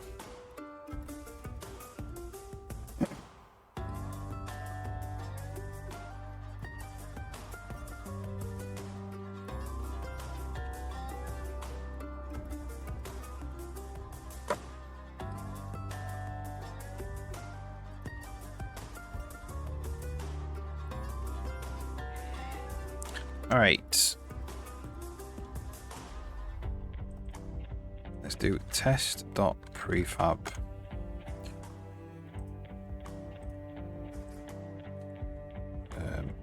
So we'll check floor as well, because that also uses one of those content path things.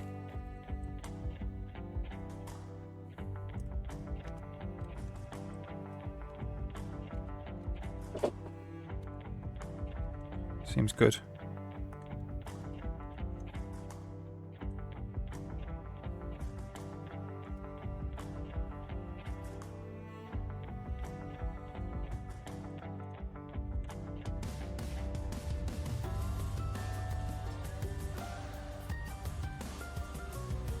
Right.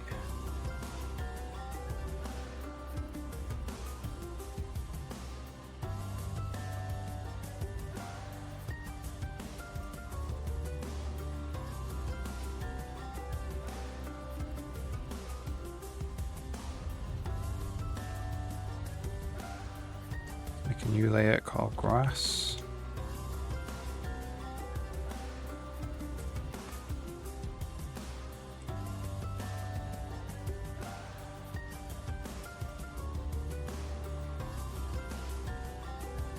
New layer called crops.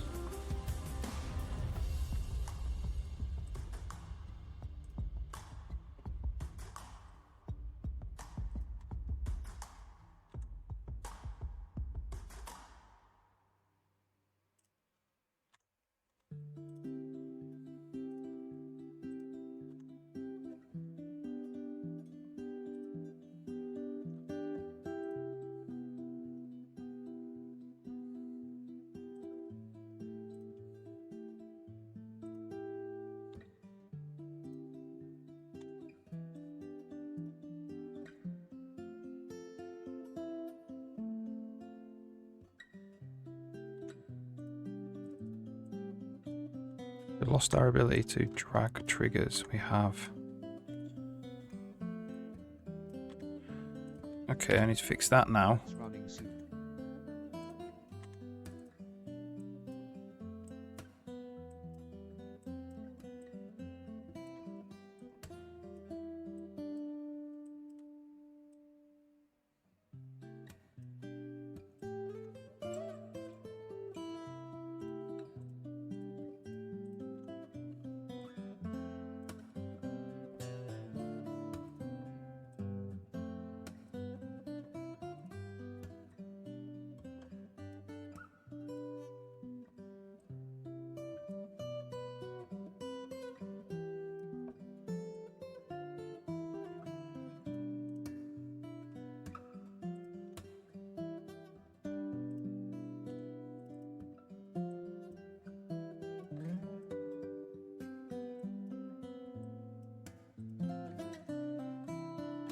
Okay, so we've lost the ability to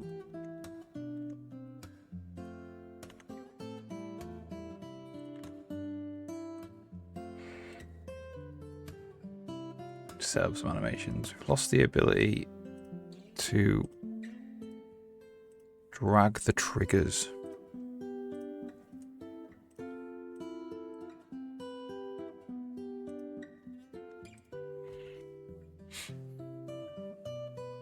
For some reason.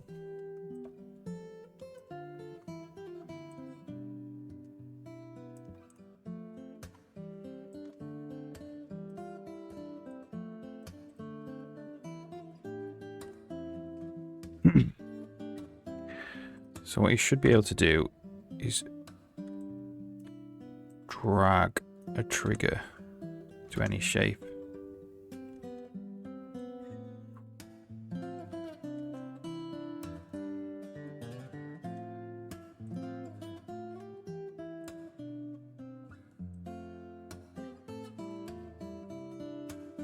Figure out what's going on there. Alright, save that. Drag content data. Drag focus content. We don't have that for trigger, so it's content painter for trigger.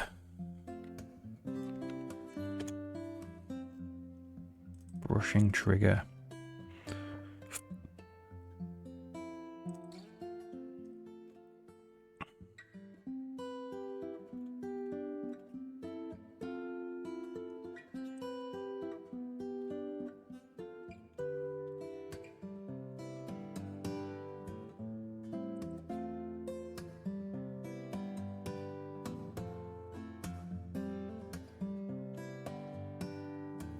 Working content ID.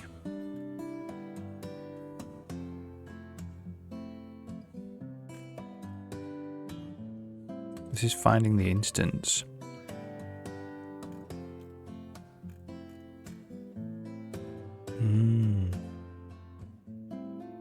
It's just the last previewed instance.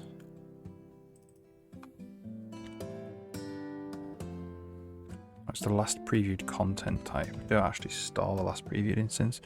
Yeah, the working content ID is fine then. So why aren't we able to brush triggers there?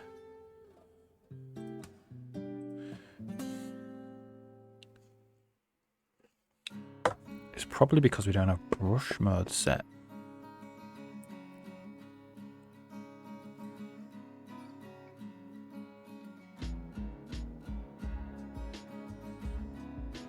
This only happens when you've got content paint mode set to brush.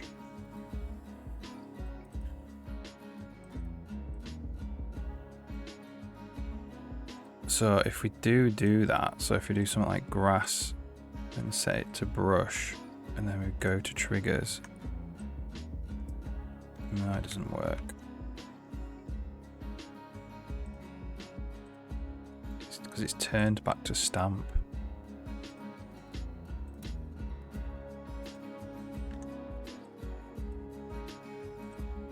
Yes. Okay. All right. This is kind of a little bit flawed because this is not really for triggers.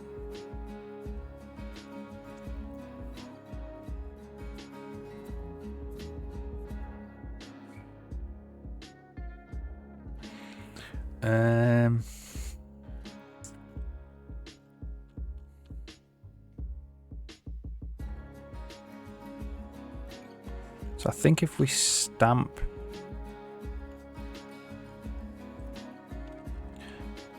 paint content,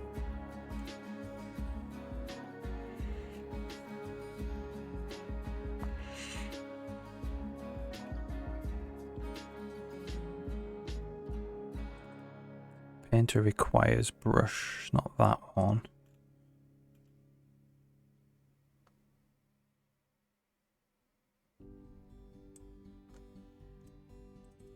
So what's happening then is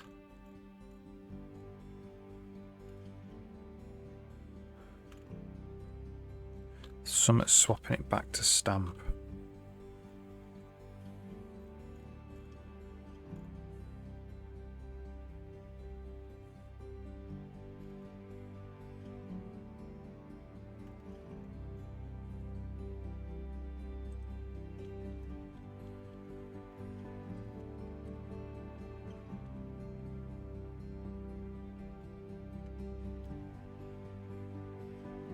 Oh, is it in preview? Look, here we go.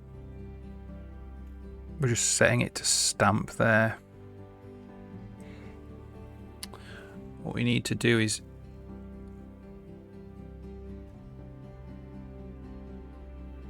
it's necessarily true.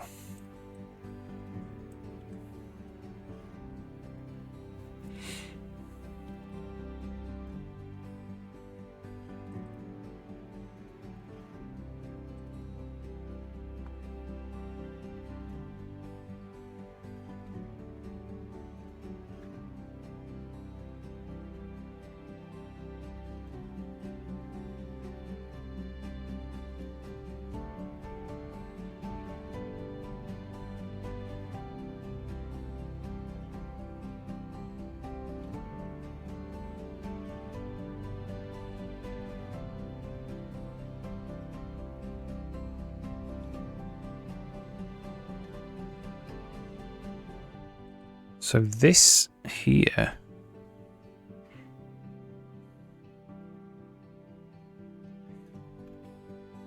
might select to the wrong painter for one frame as well.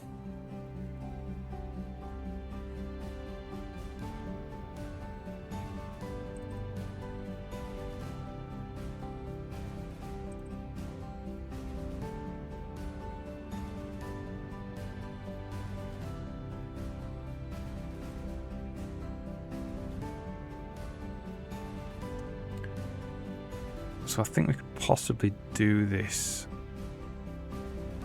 somewhere else. So we could do this up here.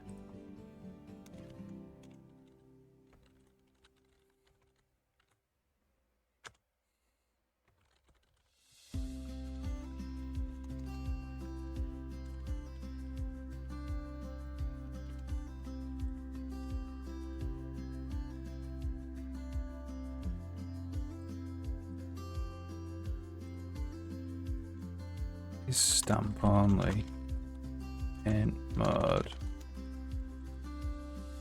is stamp.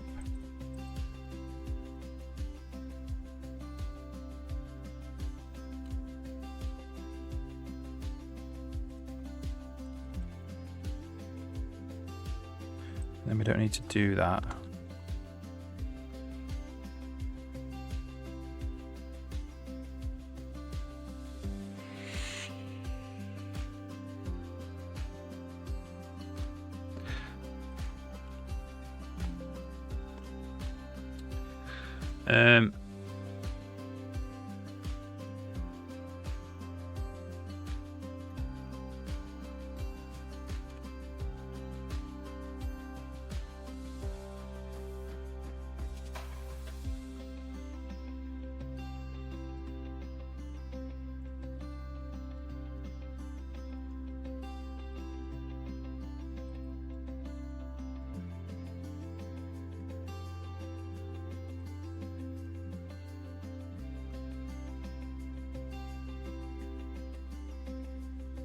So now if we go to grass or something, do brush, and then we go to trigger.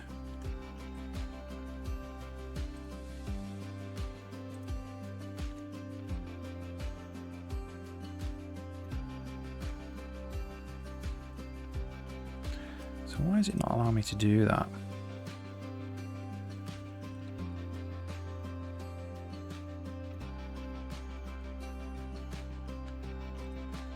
It's getting called brush.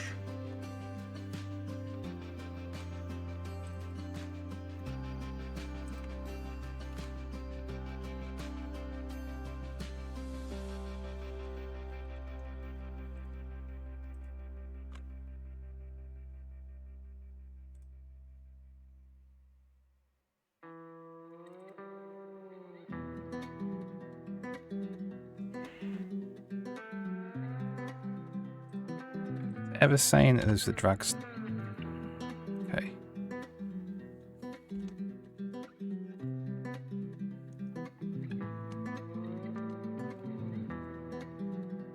So we're not setting working content ID. That's what's going on.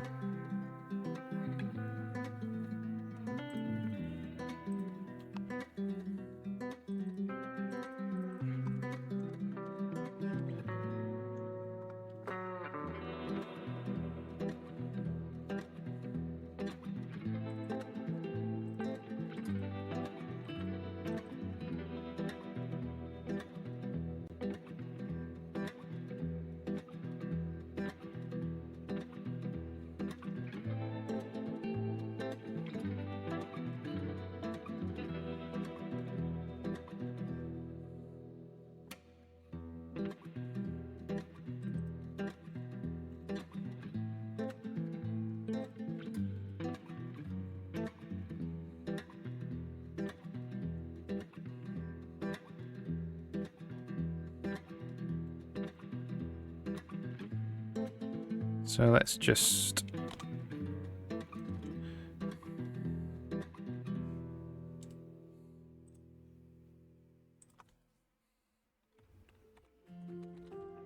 working content ID.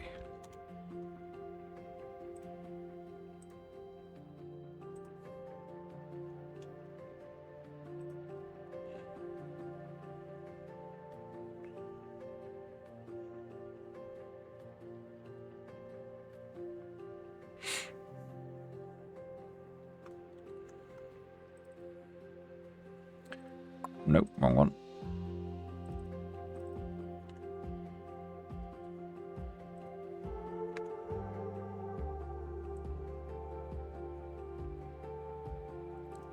Undefined working content ID.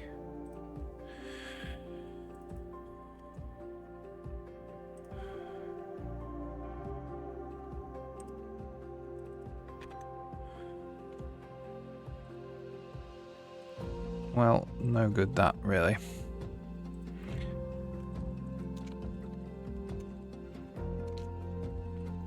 Back to printf debugging.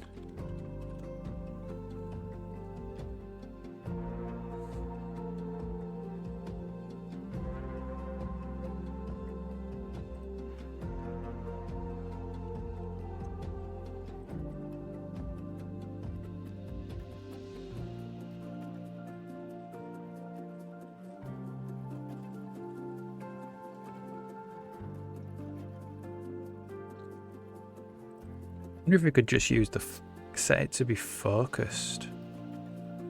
We could just get the focused content.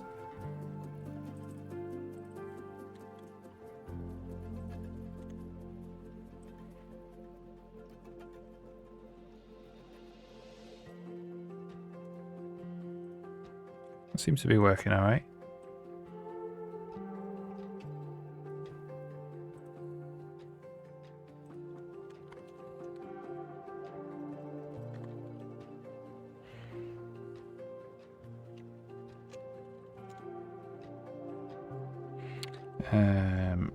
What was it that we need to be on? Trigger.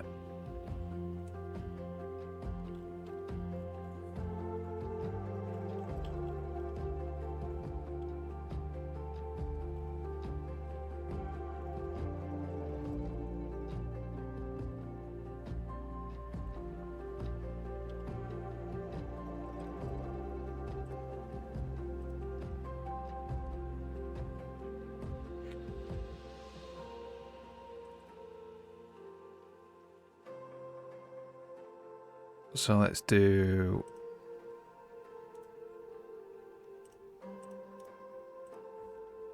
bounds.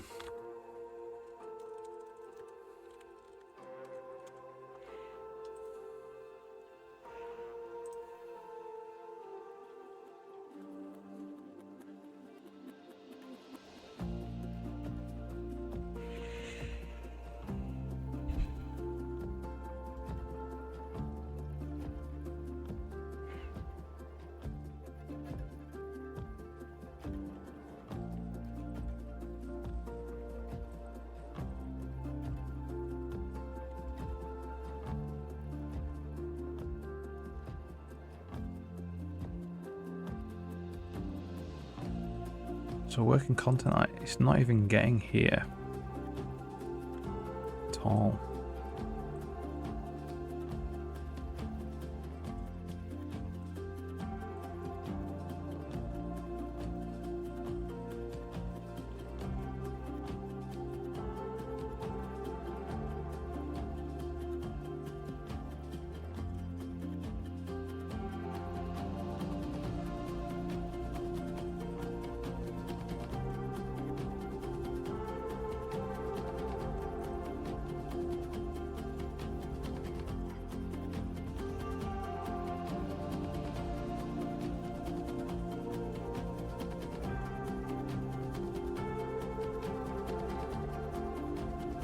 So actually maybe does have to be set to be brush, which I don't like.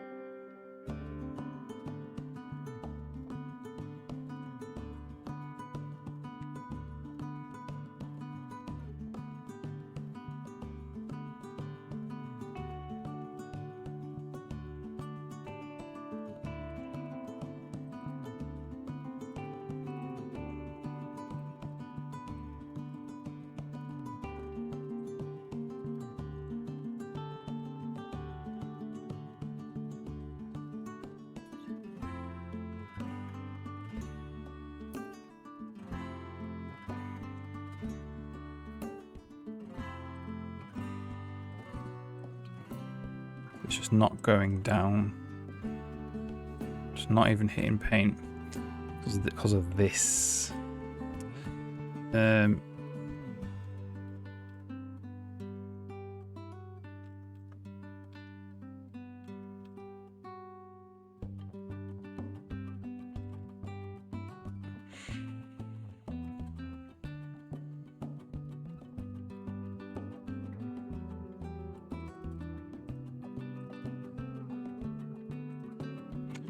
Go.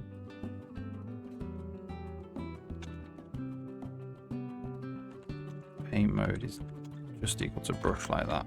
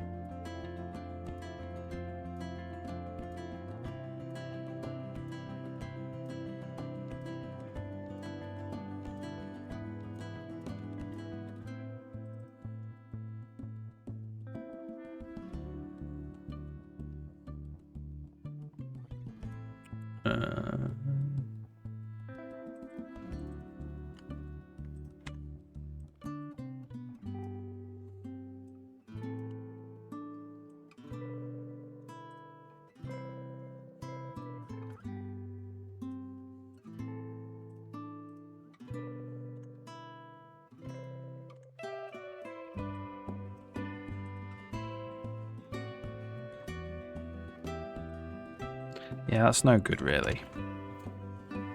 How do we get it to come into the brush one then?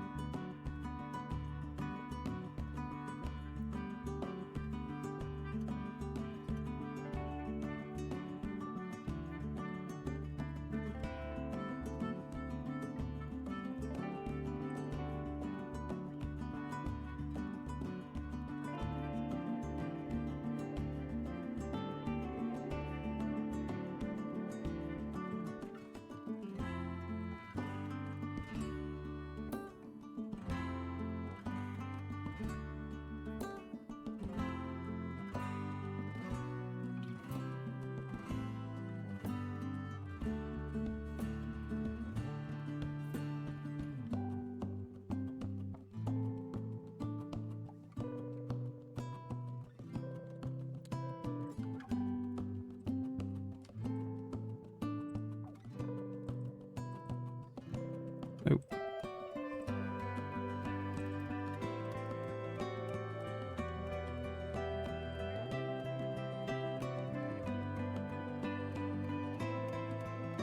So preview is being called there, just on stamp.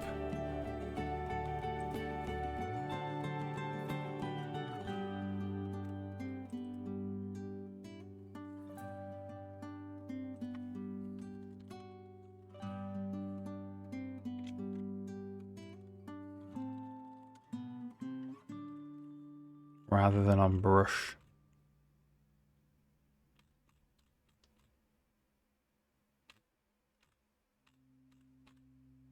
So maybe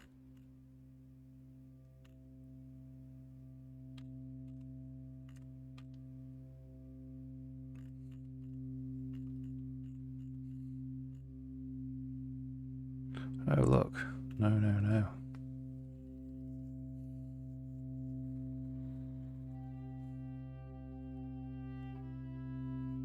This can't be in brush anyway, because that's a different thing now.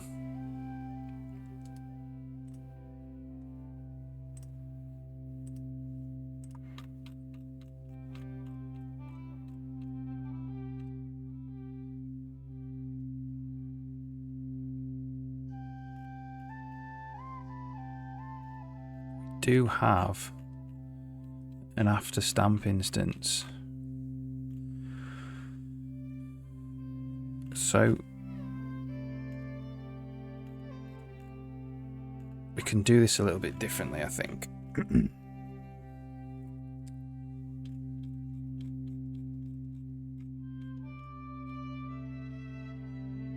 preview can just be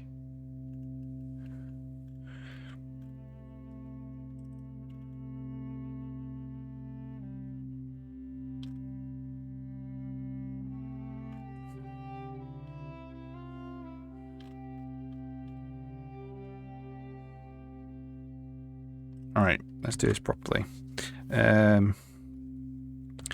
Editor window.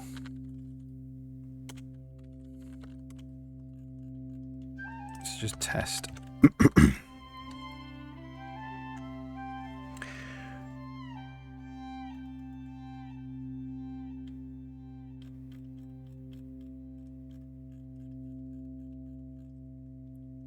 So preview is essentially all the way to bounds, right?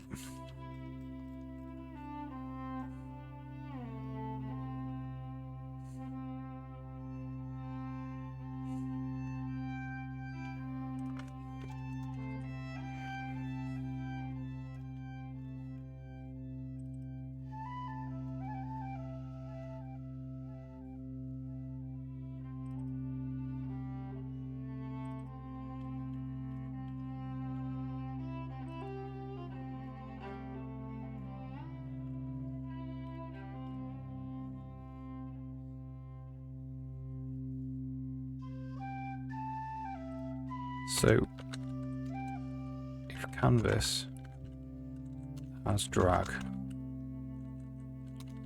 else. So if canvas has drag, if else we do this.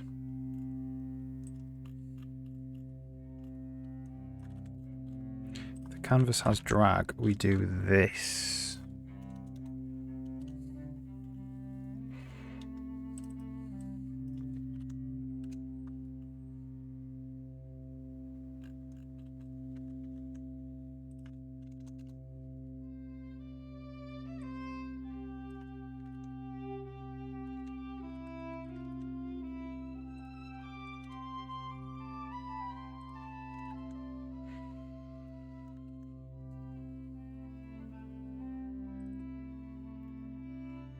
Don't need content.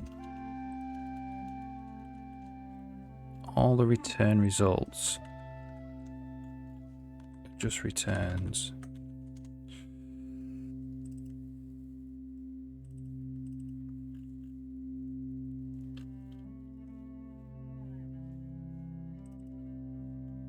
the editor. I'm not sure why we're using that.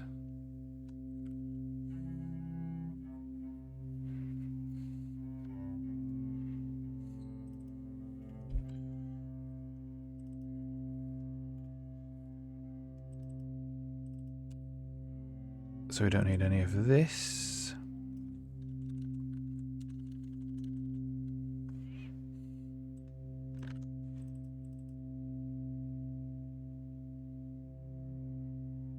P.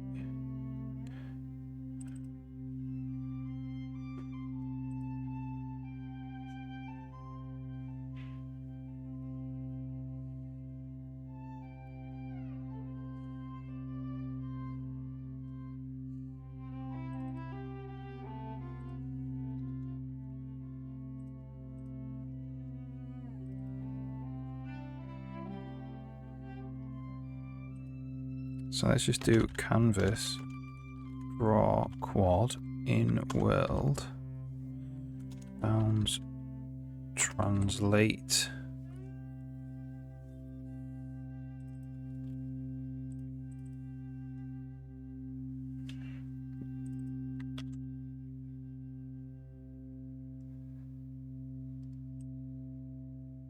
let's just start P.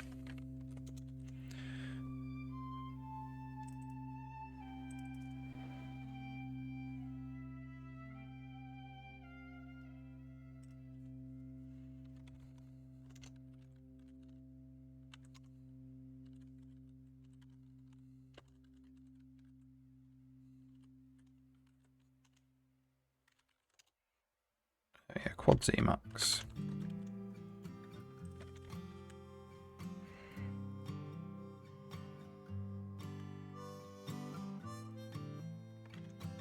going to say if deleting points, else. Everyone's running like they stole a dream. I'll just say it's red. Images in magazines. Take your chance while you're still young. Glory flickers like a candle in the desert sun. So what this means, hopefully, is we can draw the little widget out. There we go. Wasted time on an overpass, watching how nothing lasts. The streets are filled with a hollow glow. The bellies ache, where shallow hungers grow.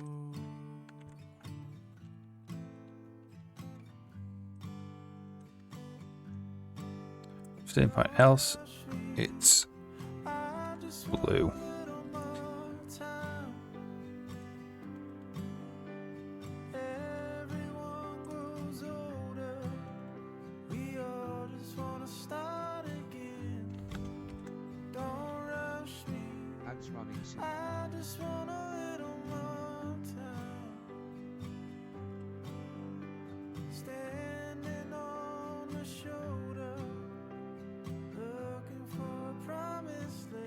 Okay, so rect bounds.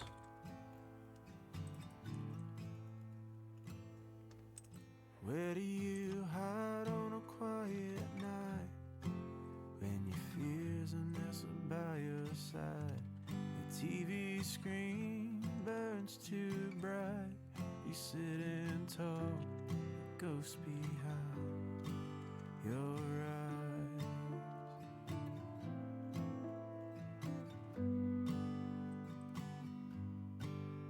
Don't rush me, I just want a little more time. Everyone grows colder, we all just want to start again. Let's just get bounds. I just want a little more time. Has to be like that.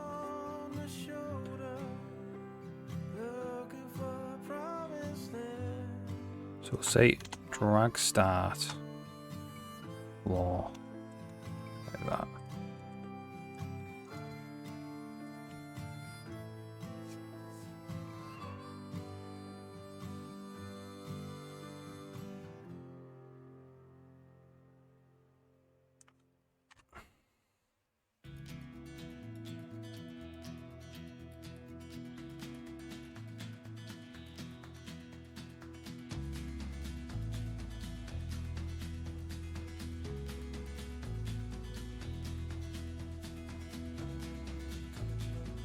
There we go.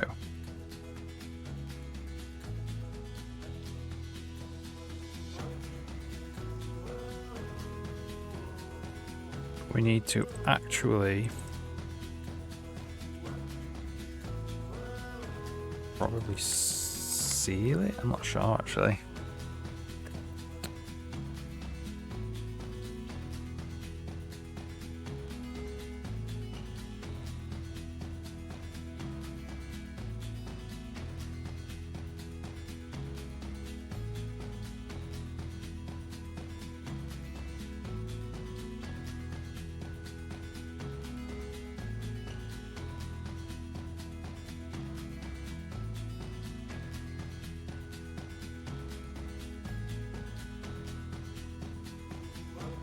Yeah.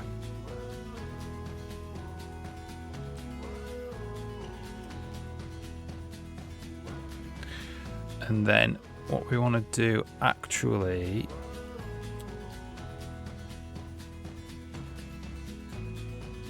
is we want an after paint instance on this.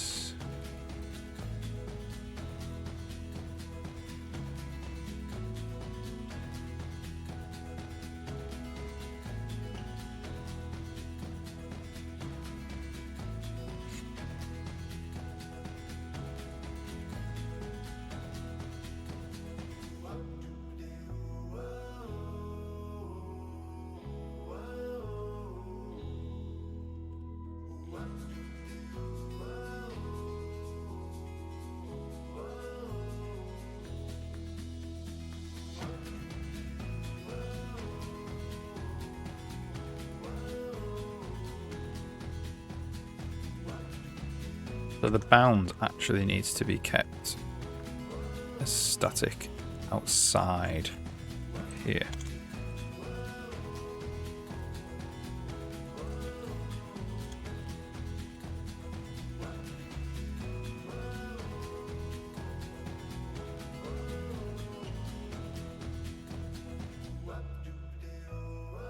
And that's just bounds equals rect. And we're going to change the name. This bounds is not good.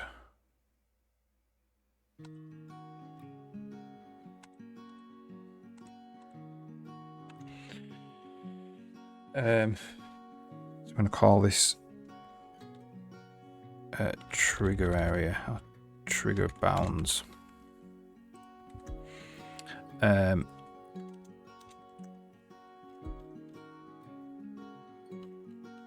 So I'm actually stamp one.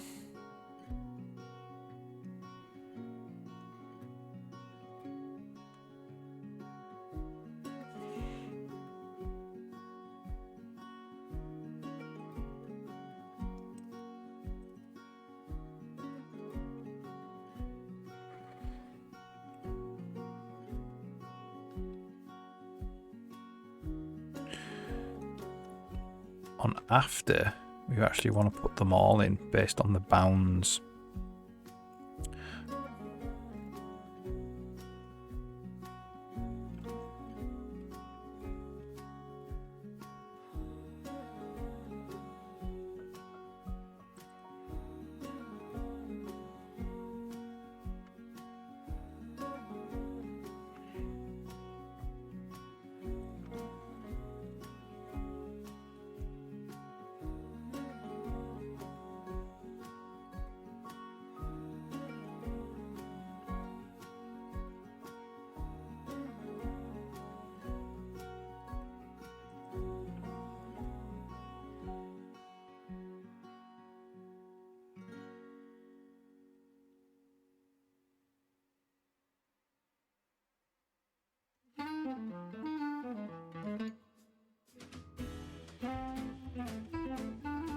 Point to instance.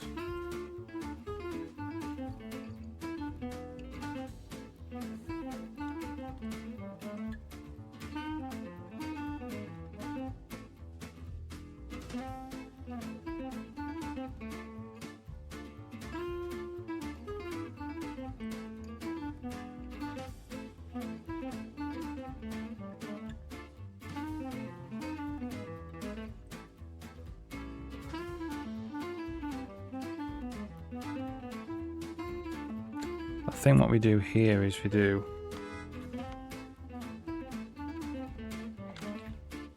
if not bounds are trigger bounds dot area return result.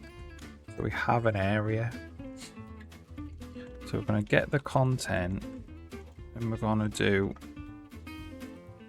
add a new instance.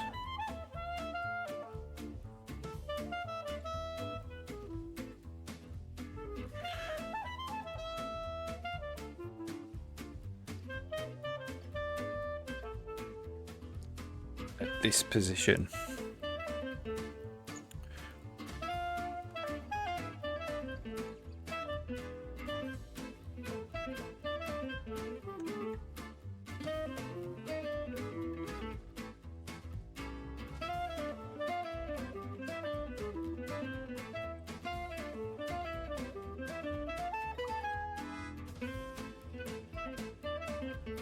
Yeah, so it's auto instances is that, and then auto index instances in place.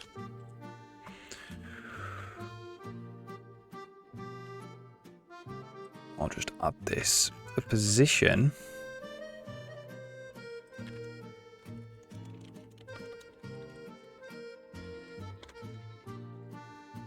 is bounds.xy.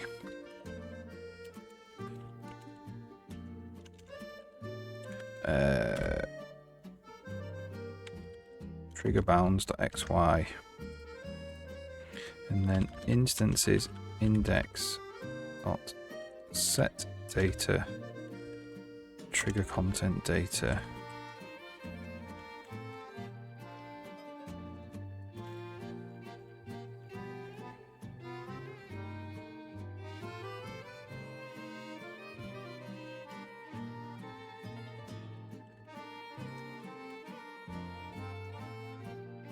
Trigger content data.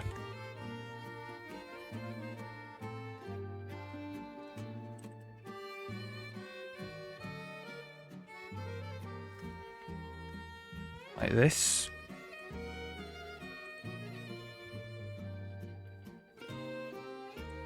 And that goes away. And just say result is instances index. It doesn't add any points in.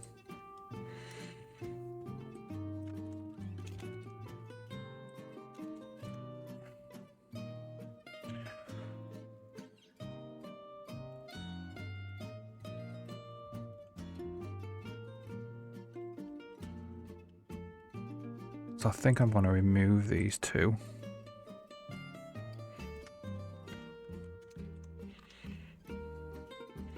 And then after paint instance, we're going to go if not trigger bounds. Well, what we're going to do.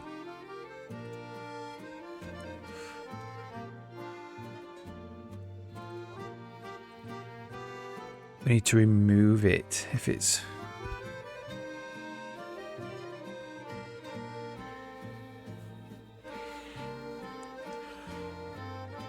okay, so after paint instance probably needs these things as well.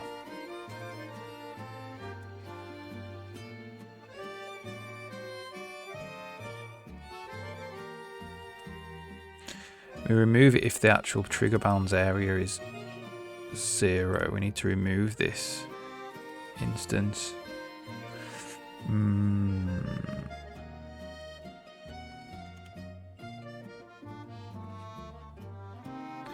Okay, so I think after paint instance it's actually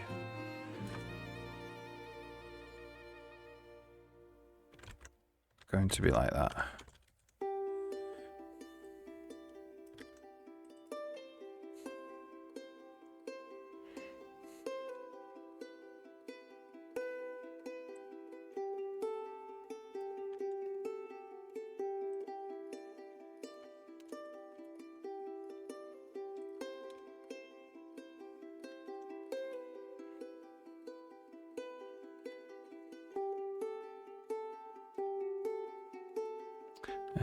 And that's instance game board editor canvas like this.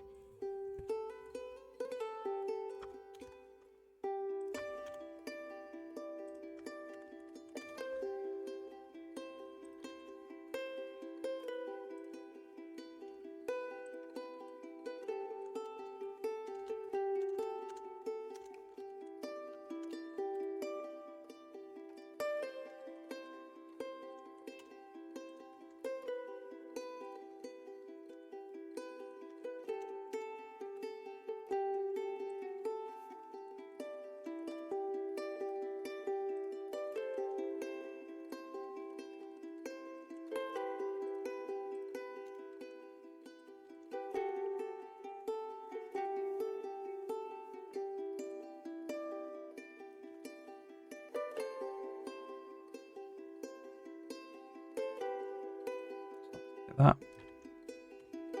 That's like that. That's like that. That's like that.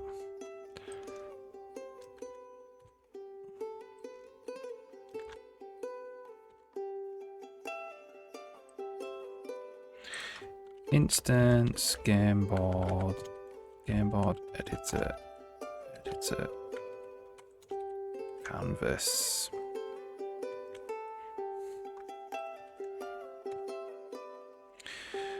All right, I have to put instance game board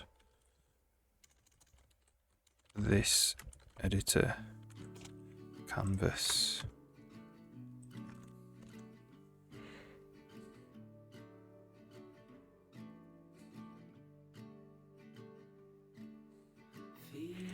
Okay. The trigger after paint instance now.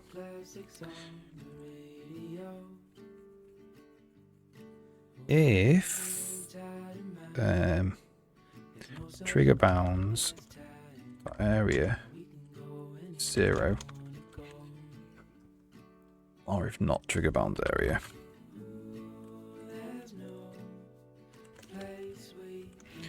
then we need to remove this instance.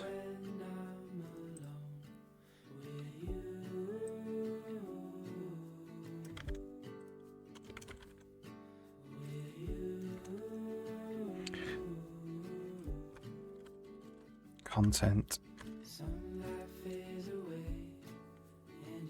Brush instances. Value remove instance.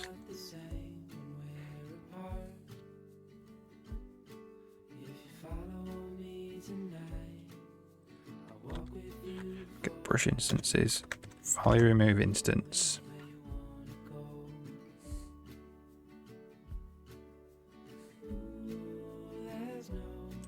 And then we need to get the undo redo step. Auto undo redo. Pause editor. Get undo redo. Undo redo. Cancel last step like that. And then we need to return. If we do have an area, we need to go auto bounds trigger bounds dot translate by minus instance position, like this.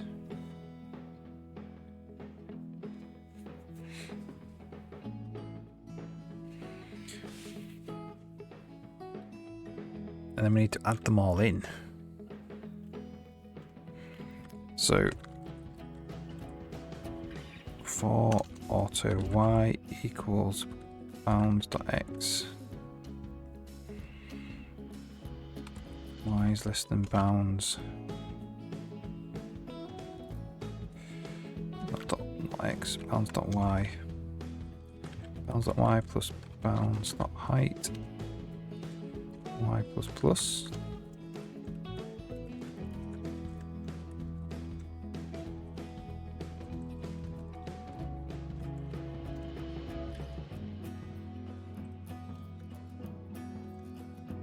To be fair, this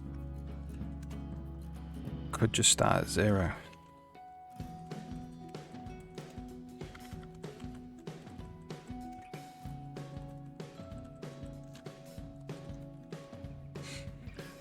And then we want to go.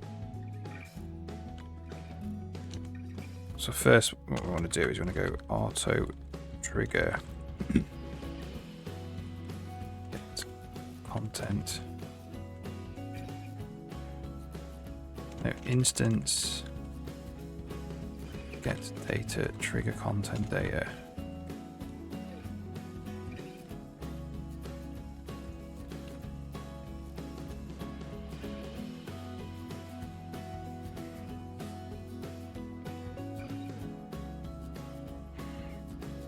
So I'm going to go trigger.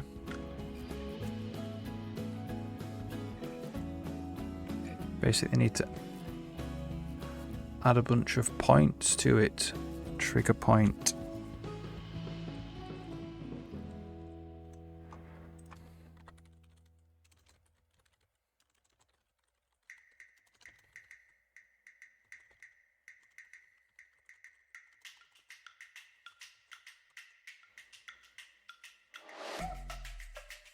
This is trigger bounds.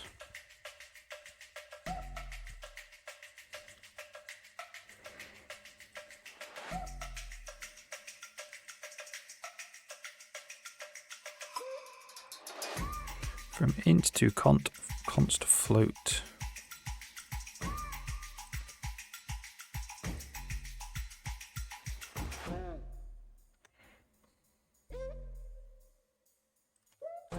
Zero, 0f.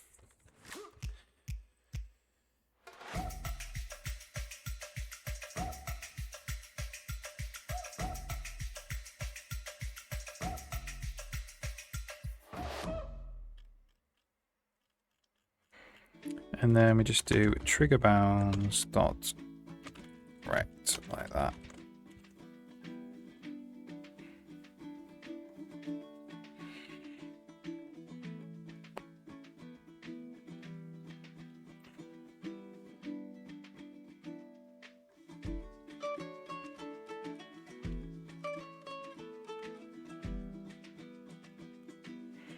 Okay.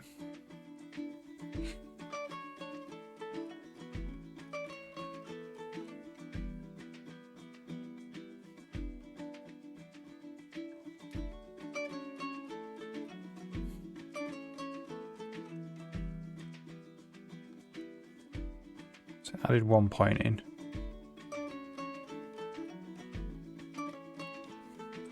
Should have added a bunch of points in.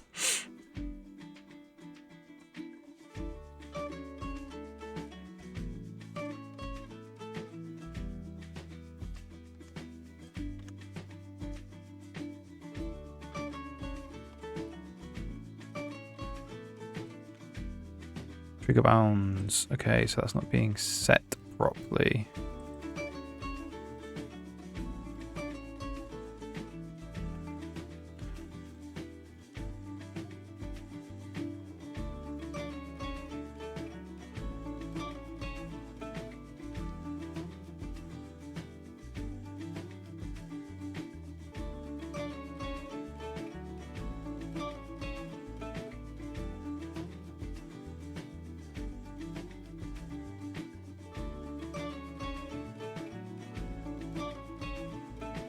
Maybe this comes through possibly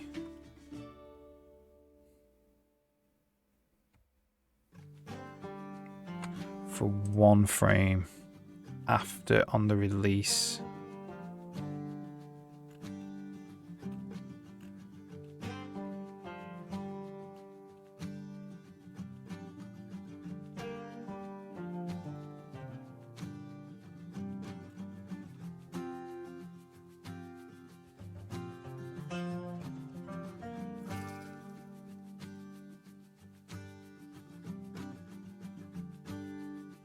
So the only time that this comes round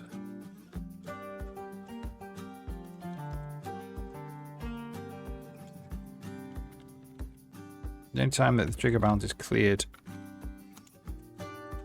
is there.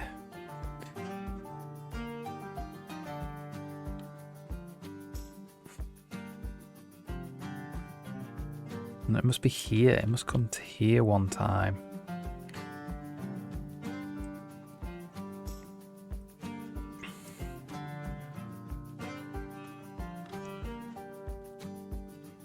Else if left button down. I think that's what we need to do. Alright, we should take a couple of minutes. I'm going to make some coffee. I'll be back in 2 minutes.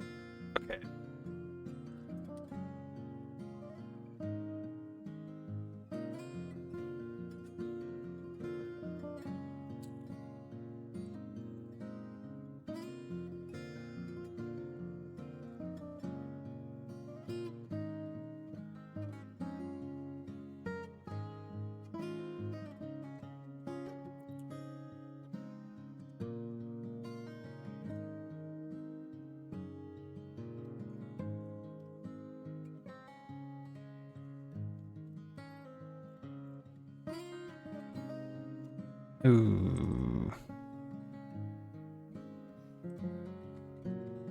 So it's calling preview.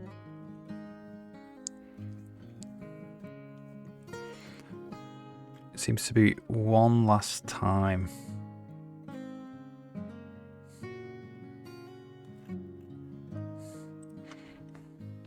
This is nearly right.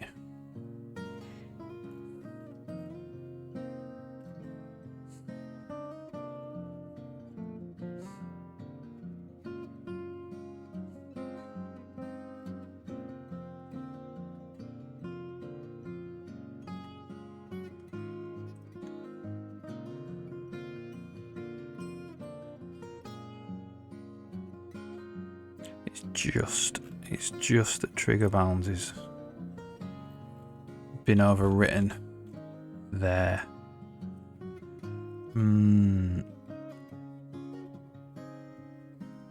I think it's if window left mouse button. Just up.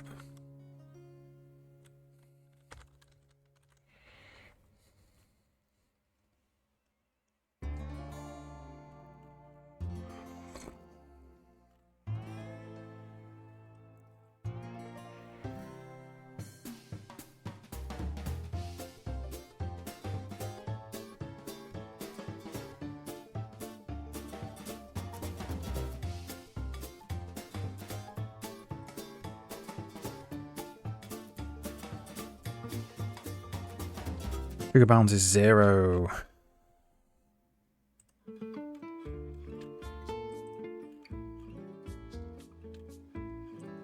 So let's do that. Let's do that. Well, no, we're overwriting it anyway, aren't we?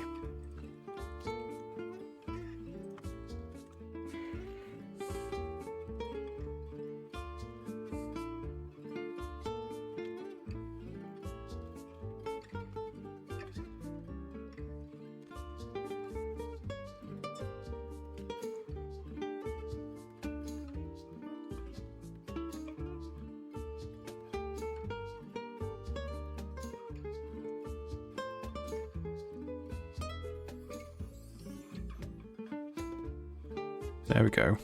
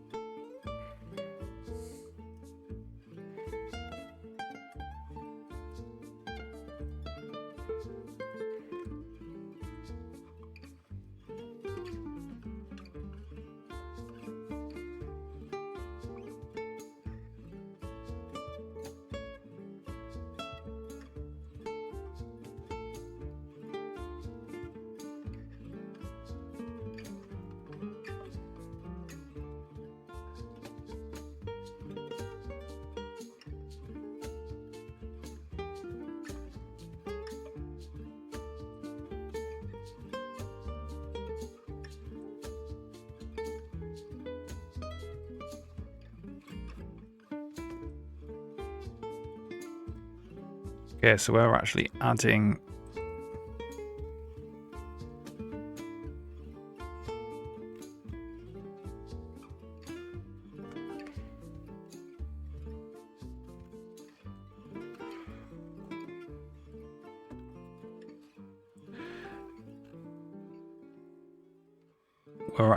it is wrong.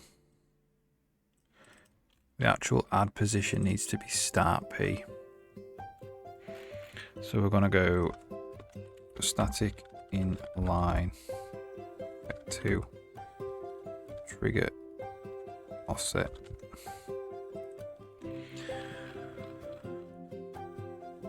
Ads running soon.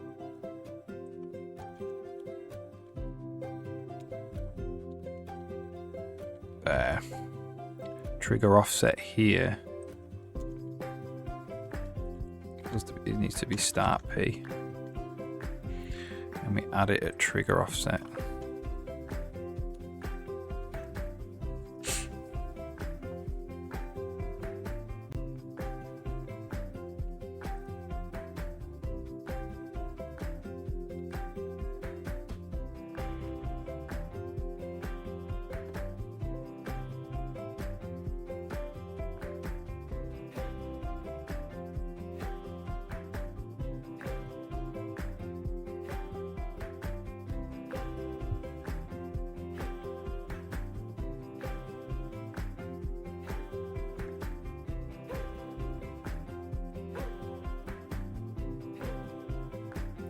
Ooh.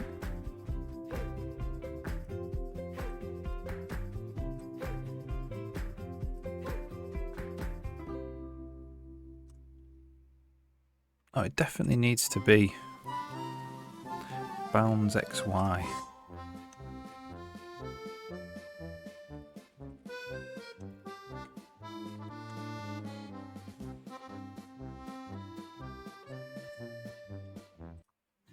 Music's crazy.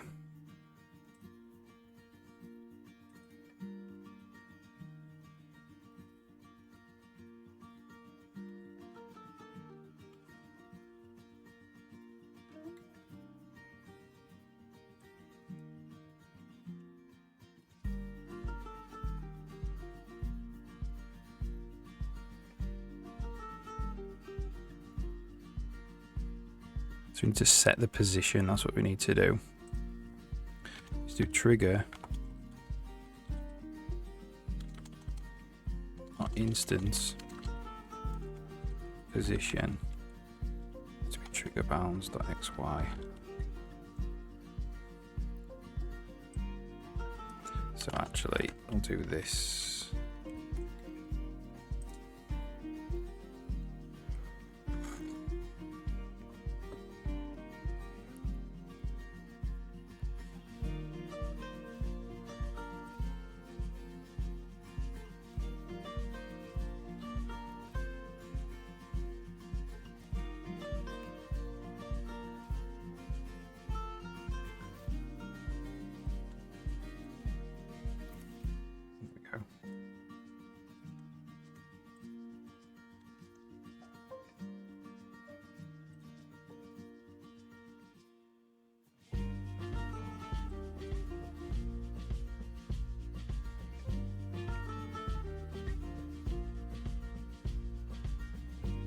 What happens if we want to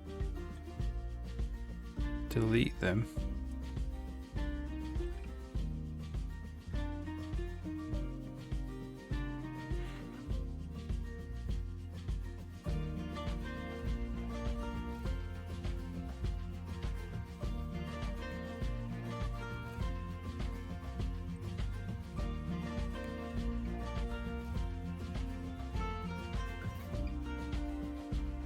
We want to delete them.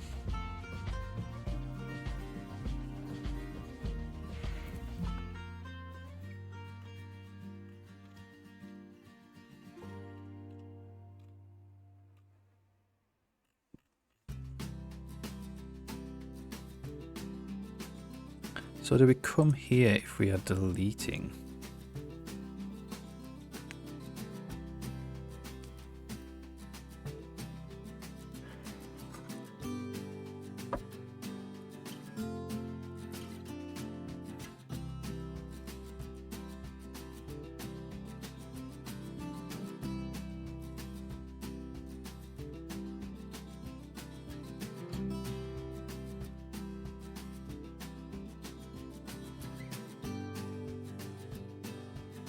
Do that.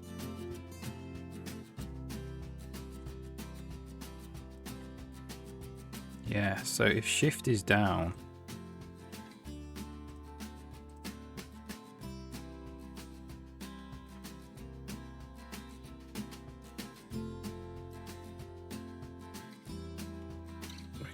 we do want to remove this instance.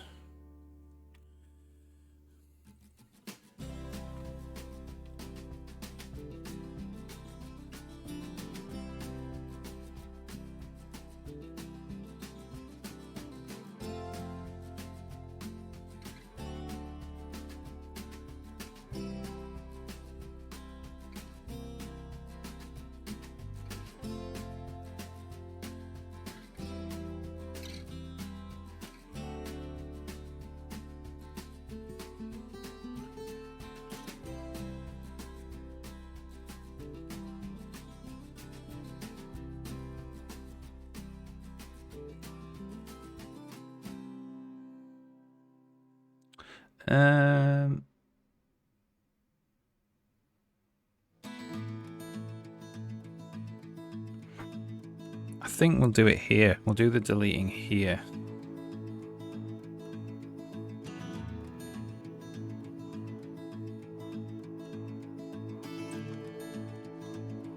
So get the window.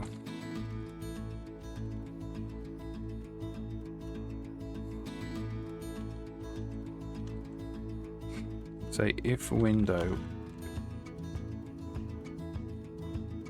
key down, E key, shift.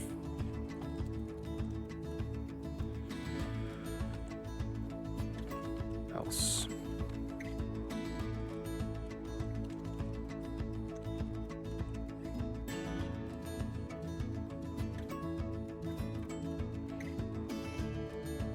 I know this doesn't actually get called over and over again though. We have to do it here in the preview. So we'll say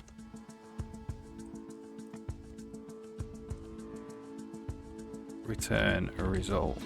Shift is down, we're not actually adding one in. Here, shift is down.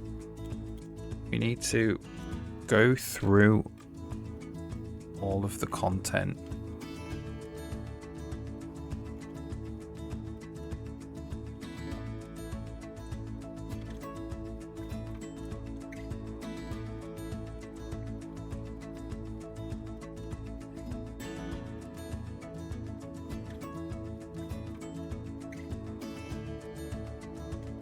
Go for auto trigger and content, get view, what's it, view trigger content data like this.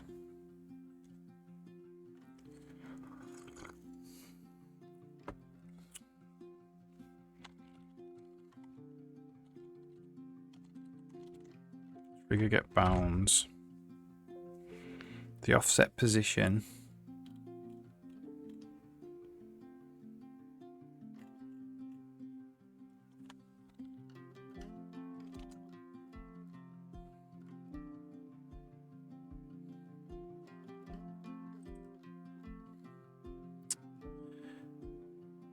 The offset position is the actual instance, so we can't actually quite do that.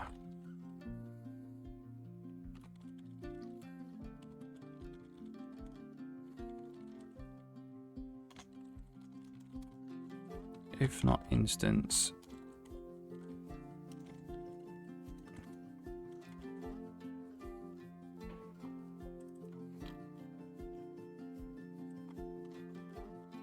has data. Is it has data?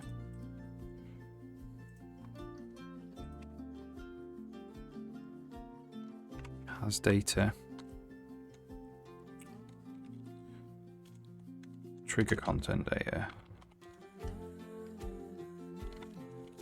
Continue.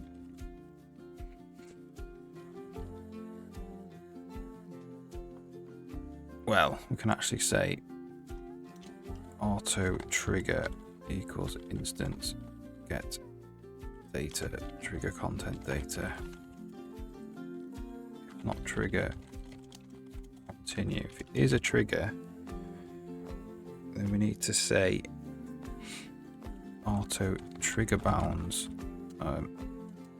bounds equals trigger get bounds instance position like that.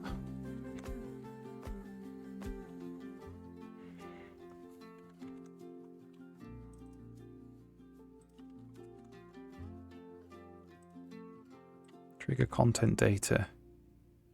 It's just get bounds.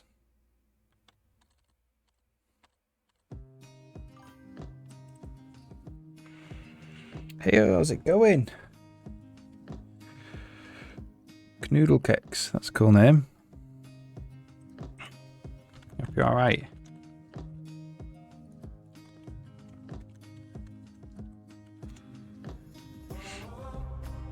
Just working on a little bit of trigger stuff in the level editor. Yeah, I'm doing alright, thank you. Yeah. Just deleting parts of triggers, which I kind of had done. I think I've done it in the wrong way. So we're doing it this way instead. So that's trigger bounds, and we're going to go if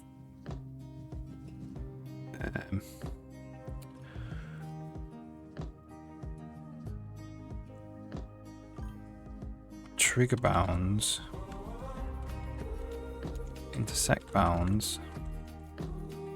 We need to go for auto point trigger points.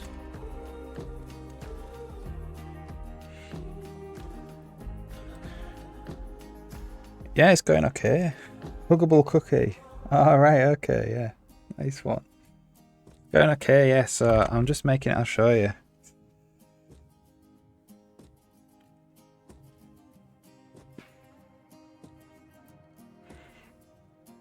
So I'm just working on the level editor at the moment.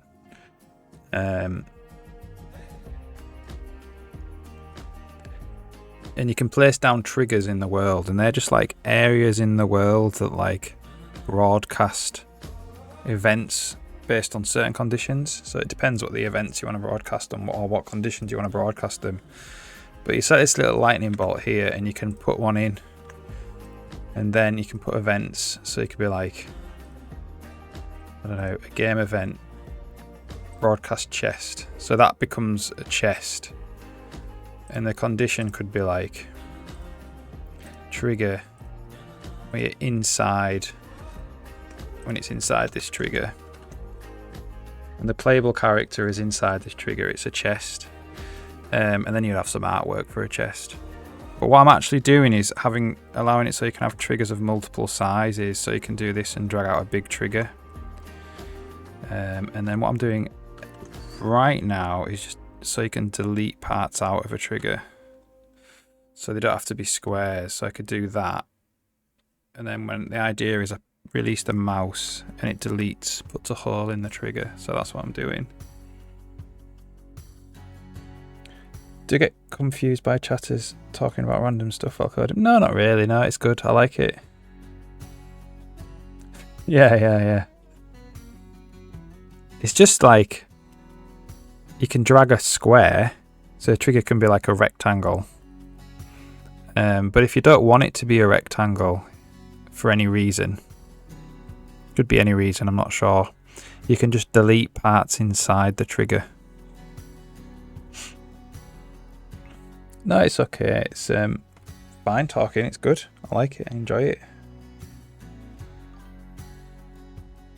Yeah, whole game engine. Yeah, that's right. So there's all sorts. Like it's nearly finished. Like it's nearly ready to start making a game, I suppose. I've done quite a lot of pre-production in a game that I'm going to make with it. So I spent like from January to July, I suppose, doing the pre-production. And I'm just finishing up the level editor, really.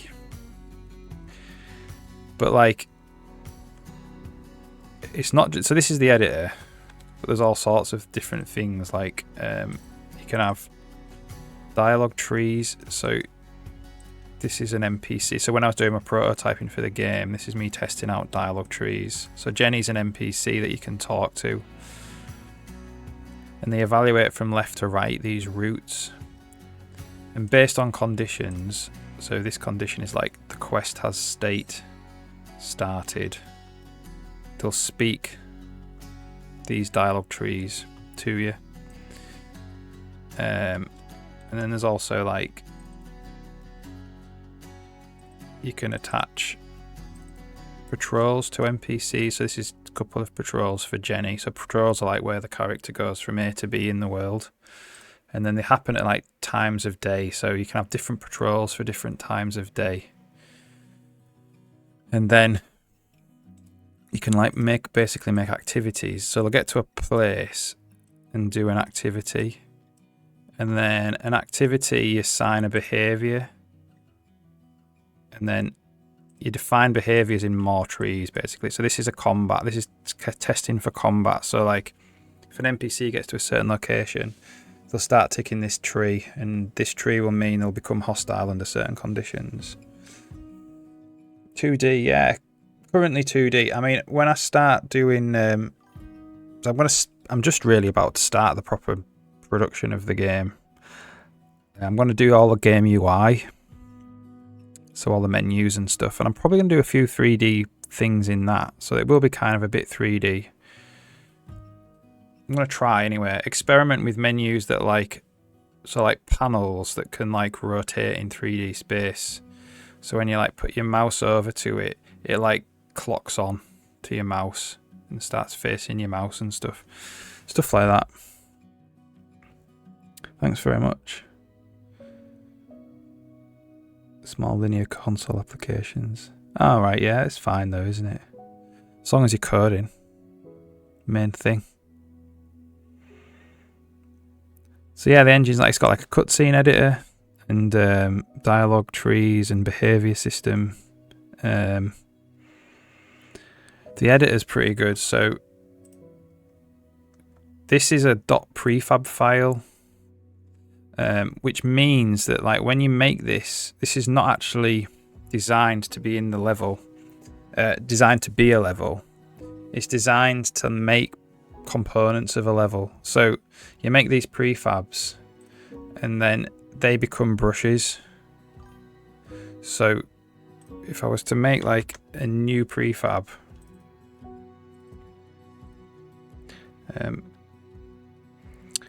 prefab, then what I can do is make a layer, like a new layer like that, and select the other prefab as a brush. I think. Although that's not currently not working, not sure why.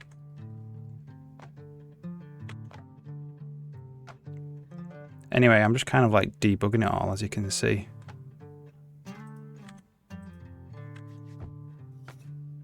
Not sure why that's not working. I'll have to debug that. So that whole thing becomes a brush and you can like stamp it around the level. Currently not working, weirdly. Just a prefab, yeah. So you can, the idea is they won't be as big as that thing. You can make like a table with like collision and put triggers on where the character could go if they want to like sit at the table, and then you could stamp those tables around an inn or something.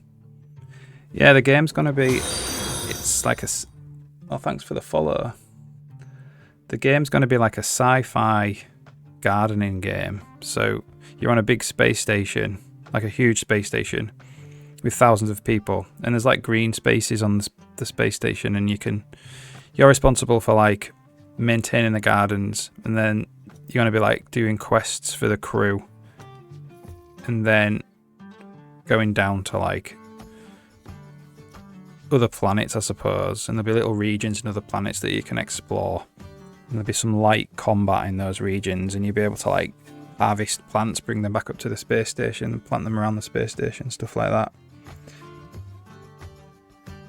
So it's going to be like a quest-based, story-based planting game. Yeah, cheers, thank you. So that's going to, like, probably within the next couple of weeks, I'm going to start properly making it. I prototyped all the gameplay out, so all the gameplay is kind of there for it. So you can do stuff like grow trees and pick fruit and talk to NPCs and do quests for them and stuff. I'm just going to quickly debug why that prefab thing didn't work, because that's the first time that I've noticed that. I'm changing a lot of it all the time, so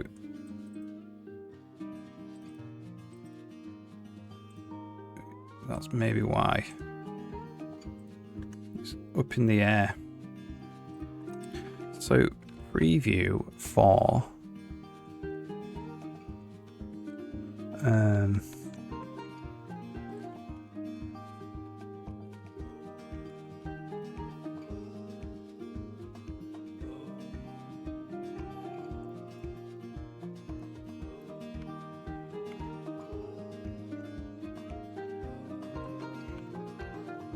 prefab.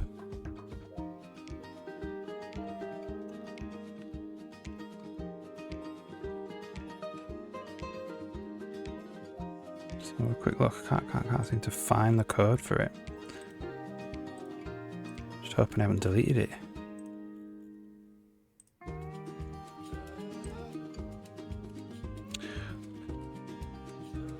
Content painter prefab, preview prefab. So what's going on there?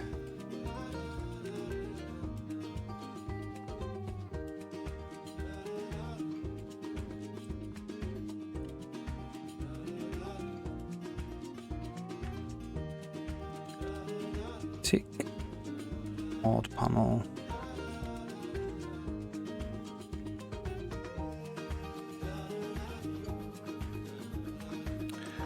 Paint mode.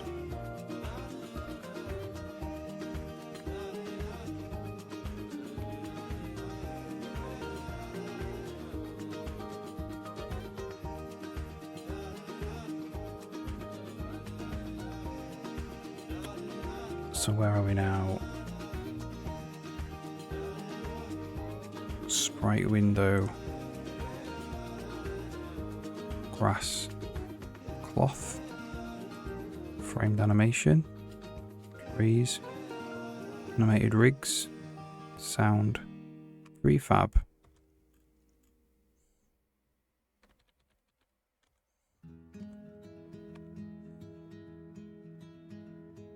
Content brush is empty. So get focus brush returned empty there. Confusingly.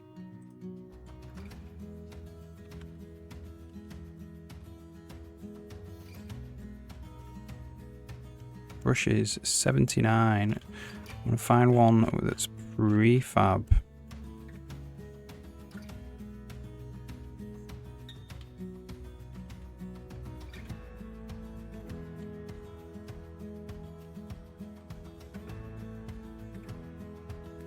Prefab. So there's two right at the top there. Focus brush is 9322.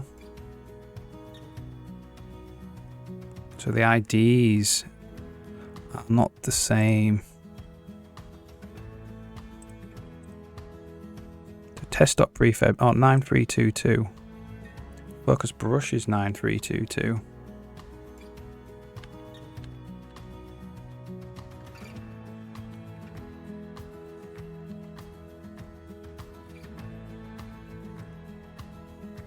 So it does find it.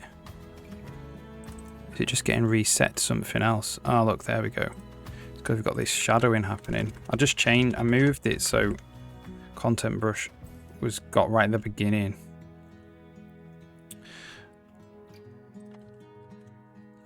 There we go. Be able to show you it now, hopefully. So what we had there is another variable with the same name.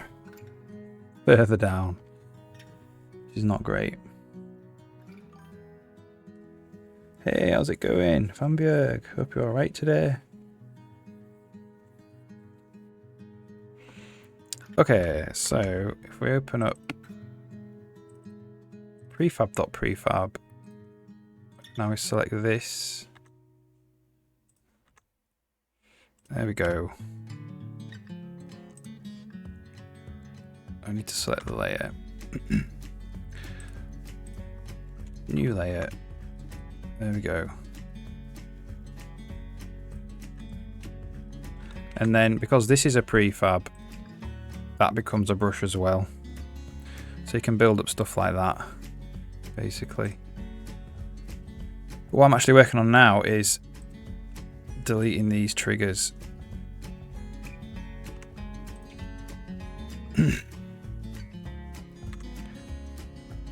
It says no layer selected, but triggers don't actually need layers. Or maybe they do need layers.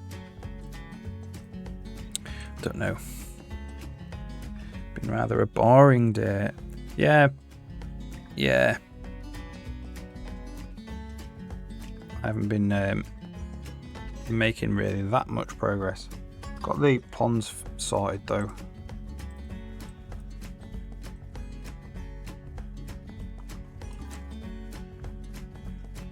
As much as a muffin, yeah.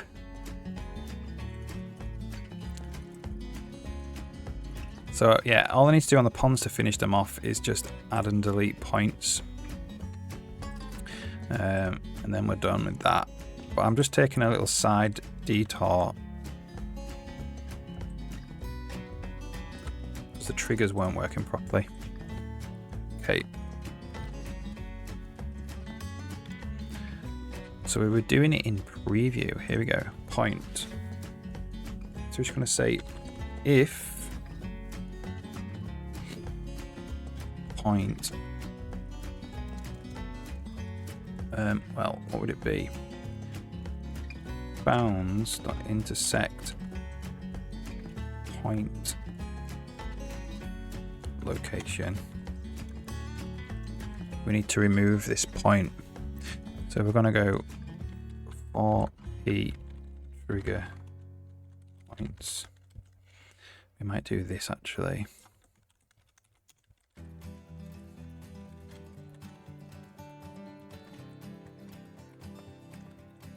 Just go P equals points. Remove points P. Or just P, sorry.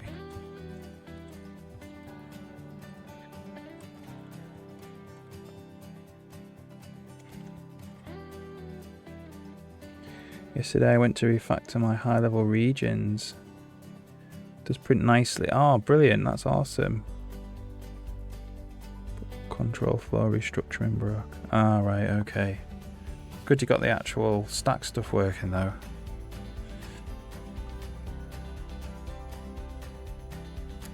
So what we want to do here is we actually want to remove, we want to say if points get count 0.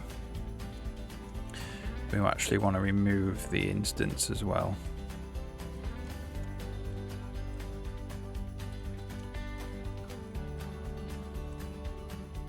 So we're going to go like this for I instances.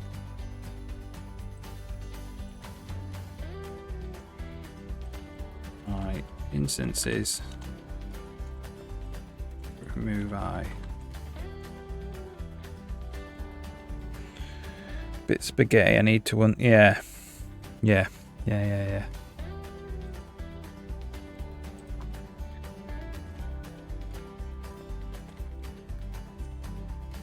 Well, this kind of refactor of the level editor is pretty good actually. It's not too spaghetti-y now.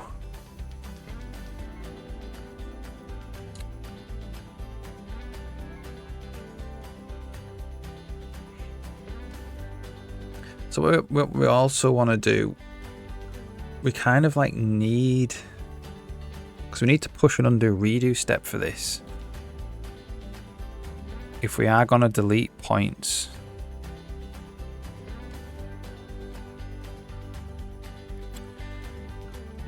so what I might do is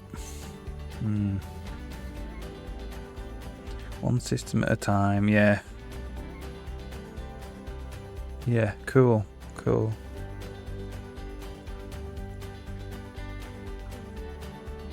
Yeah, I mean it's slow going, and it always is, especially when you get into the end of things.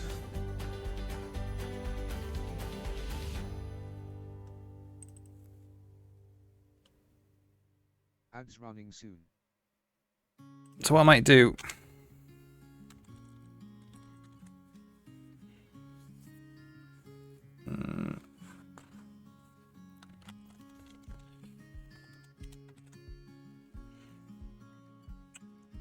because we need to do an undo redo step, because we obviously want to undo deleting all these points.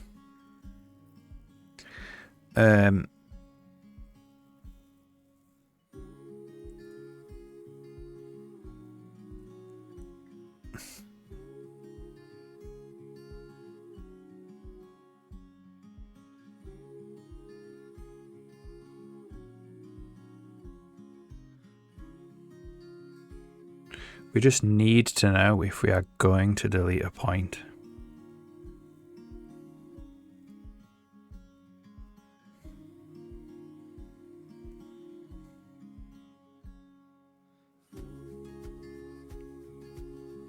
Yeah, so we'll do this. We'll go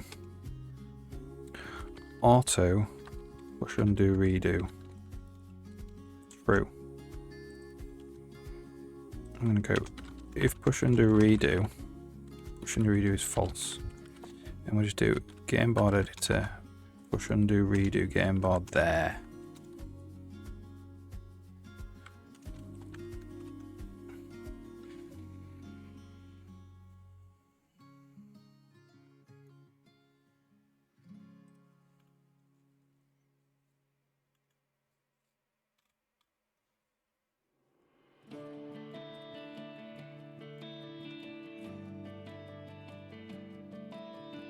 Let's see what happens. If this works, we can put a hole in the middle of the trigger. Didn't have any regions.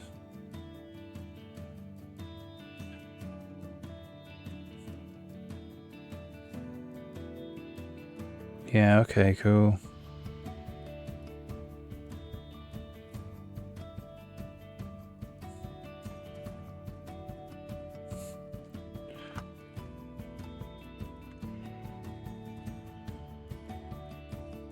So now if I do this, doesn't work.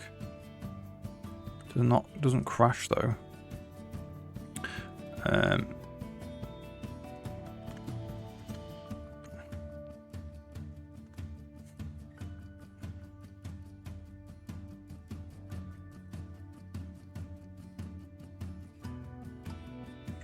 Rigger bounds.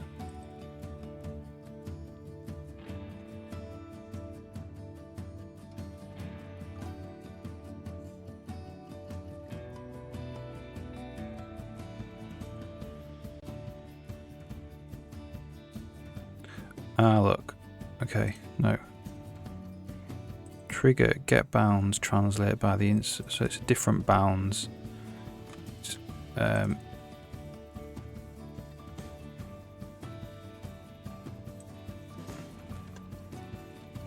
Local bounds.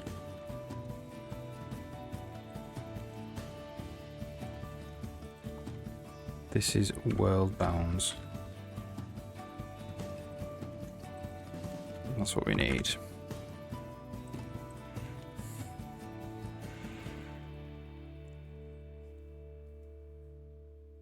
Now the regions point to basic blocks. It's much easier. Yeah, cool.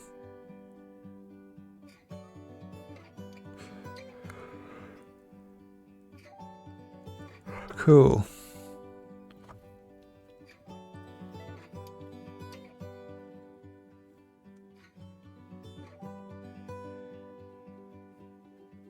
Oh, that's gonna spam undo redo though. Ooh. That isn't gonna work for undo redo.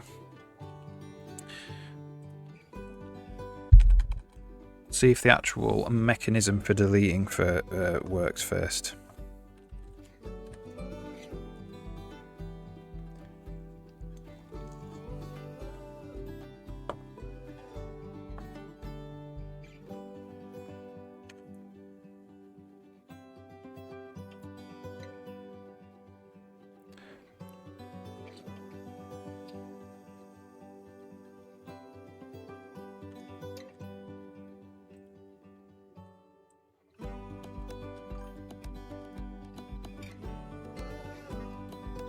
Ooh, it deleted a few. It deleted loads.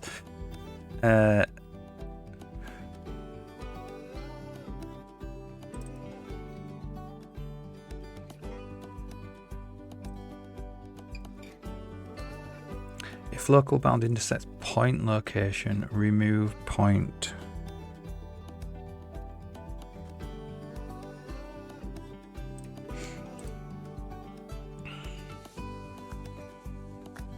New instruction, get releases out. Get a release out, yeah. Accept some go-tos. Yeah, I mean, it's no problem. Go-tos. I use go-tos sometimes.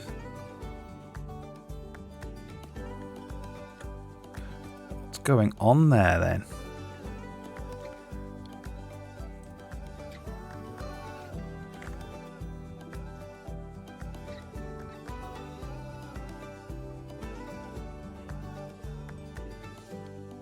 Local bounds.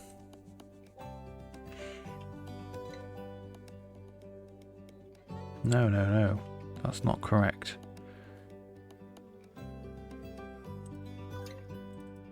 It's the trigger bounds.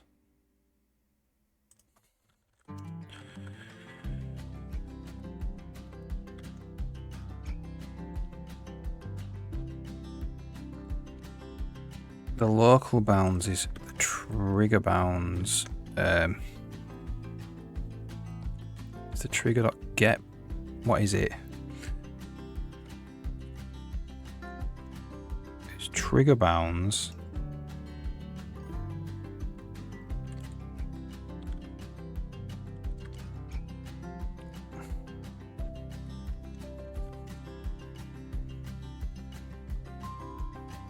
Minus instances i.position, I think.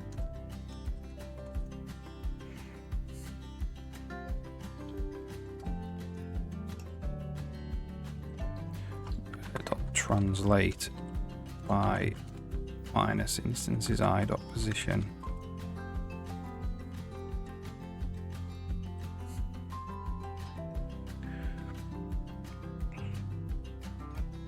Stable release, yeah.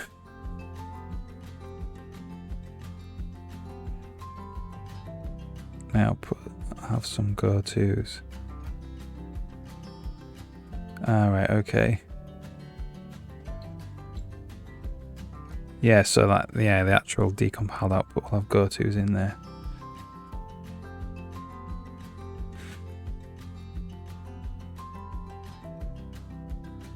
Yeah, nice one. Yeah.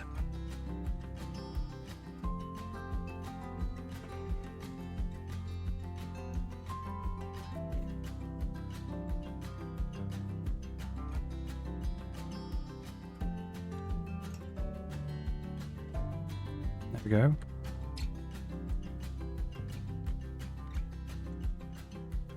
So we can do like a face.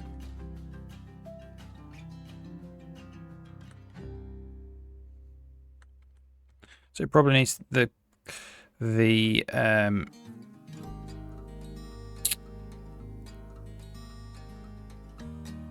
is how we can do the undo redo as well. So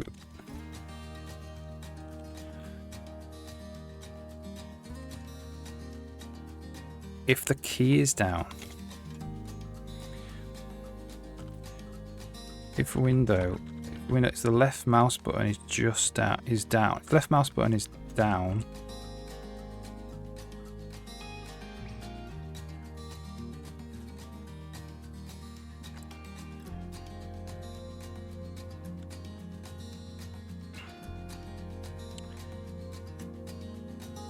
if the left button is not down, return. Else the window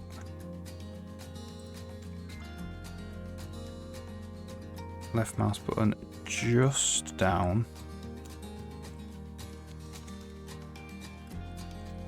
push the undo redo.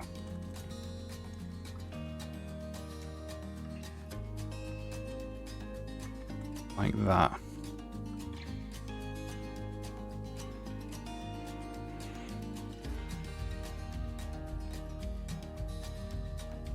Readability will come later when we become a better programmer. Yeah, exactly. Good attitude.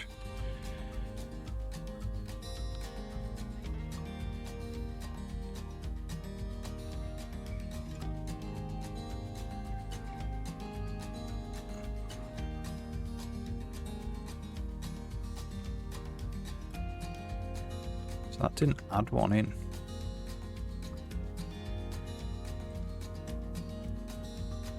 There we go.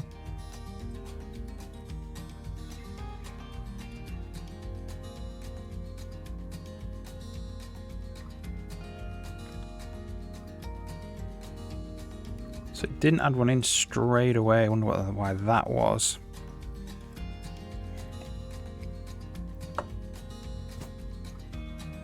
Look, my mic there. 1 second.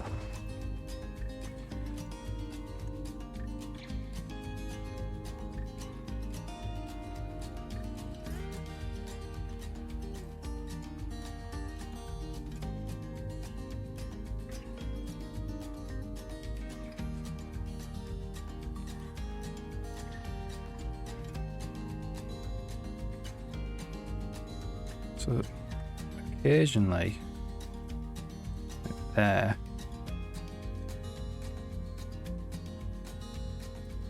it didn't add it in. Like there, it didn't add it in.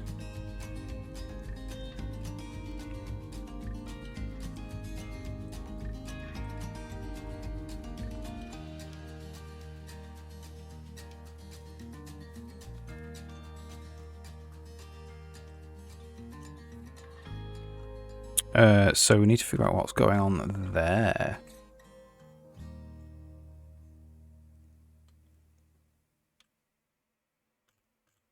So I think we can get rid of this one now.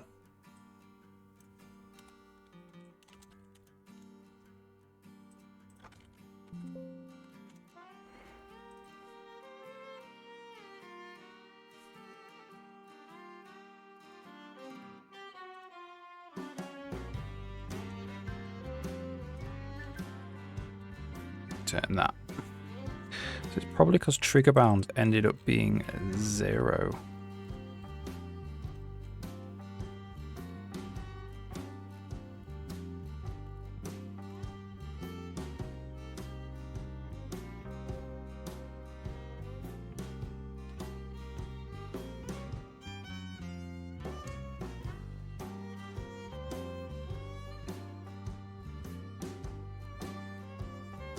That's the only reason why you shouldn't have added it in, as far as I'm aware.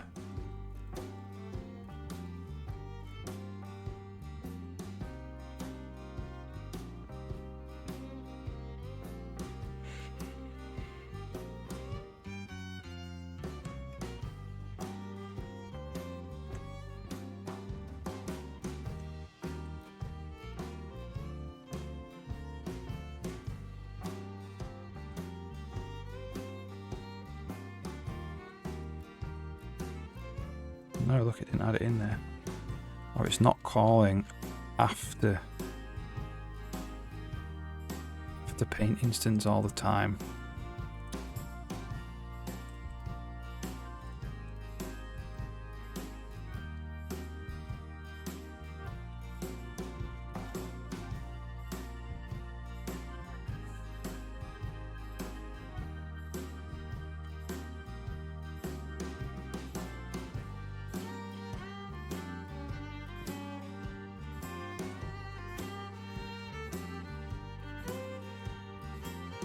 Yeah, it didn't after paint instance didn't get called for some reason.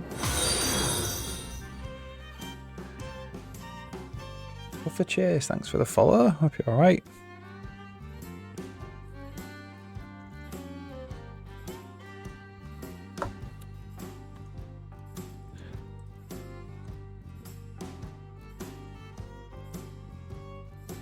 Yeah, sometimes after paint instance is not getting called. For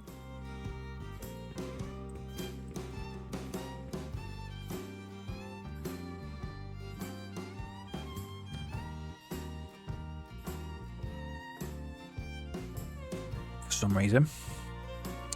For Chase. Is it going alright? Just working a little bit on the editor code at the moment.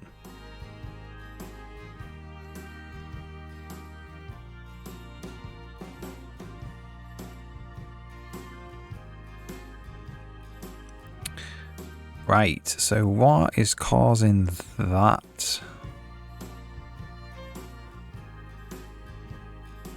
to not get called? Instance ID has to be 0.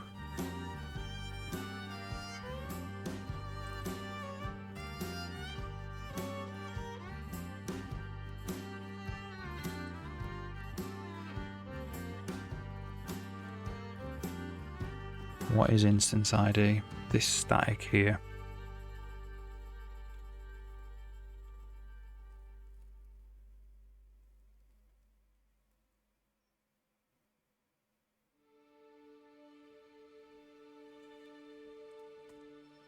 So it's preview really after painting. So we do this.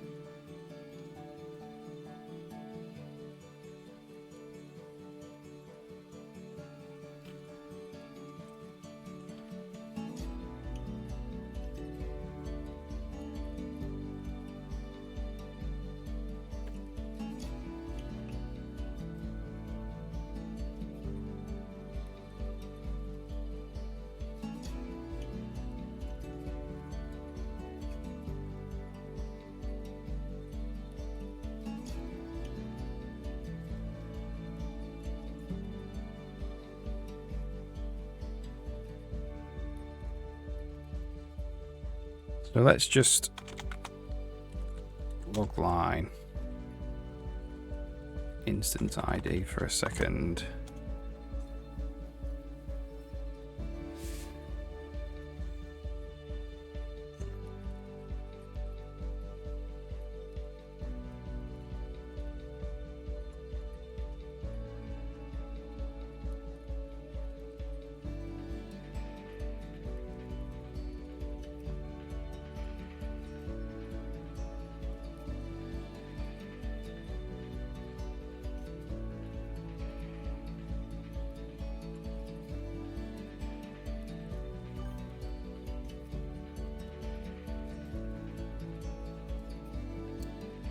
Is the MSVC hot patching unreliable? It's very slow and quite unreliable. Yeah.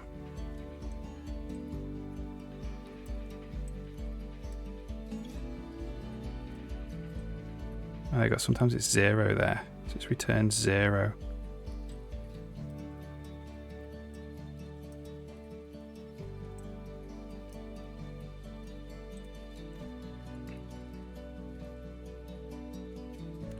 Only with 0 though.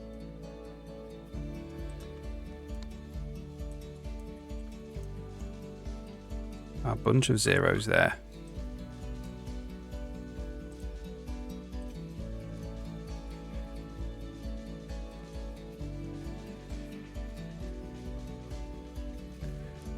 Yeah, I mean, I could try and I'll show you. I'll see if I can do it.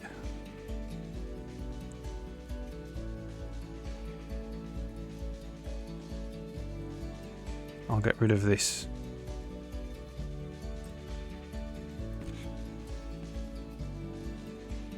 And that's the button. Hot reload.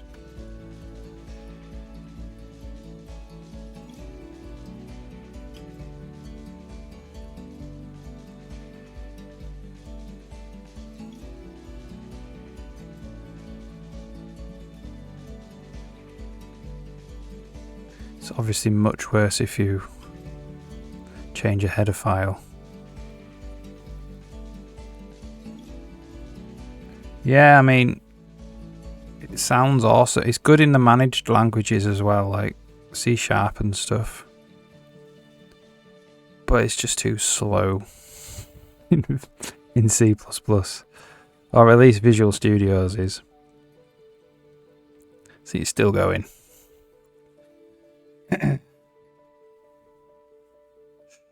Oh, applying.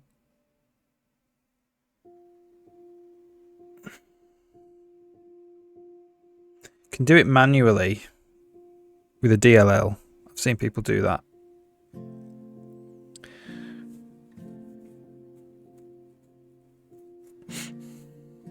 But even that has its problems. Right, there we go. Now the thing is it's not guaranteed to work either. So like you might sit through all that and then it crashes the program. But that's it, yeah.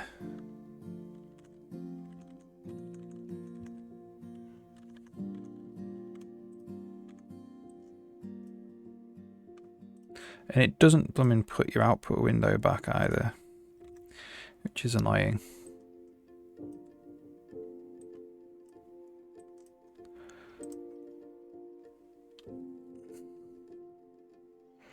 So sometimes on the trigger painter,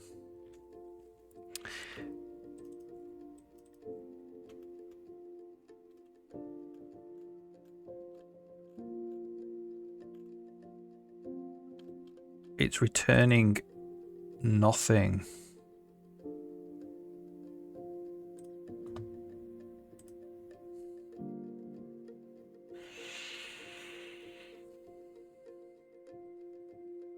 Which it will a bunch of times to begin with, actually. Maybe.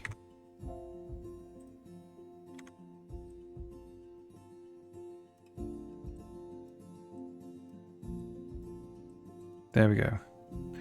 So, look, something's happened there. So it's when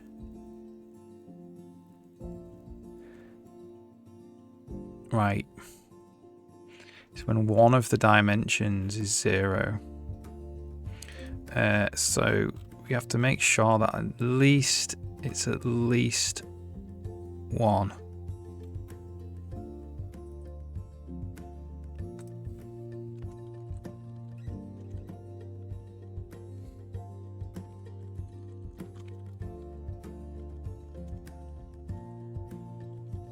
Do we actually do it here? We'll do right in at the end.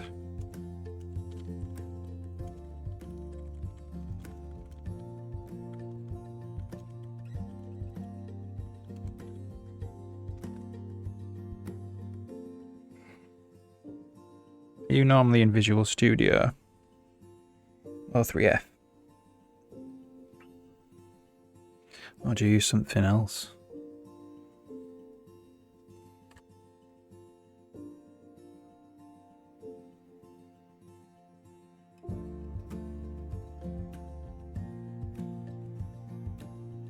Hot patching's great for small files actually. It does if you've only got like 10 lines in a file. Probably fine. But that just never happens, really. It does happen sometimes, but so it's when we're doing this, when we're like, so we're not letting it be 0 now.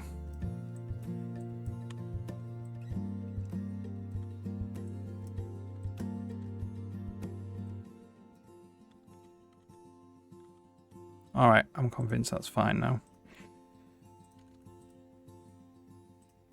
So we're just going to move swiftly back to ponds, and we're going to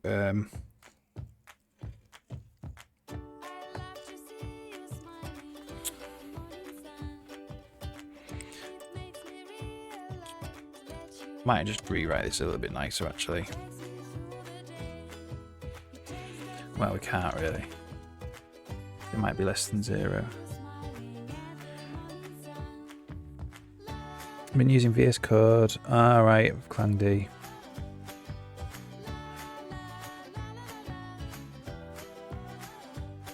Right, yeah, okay.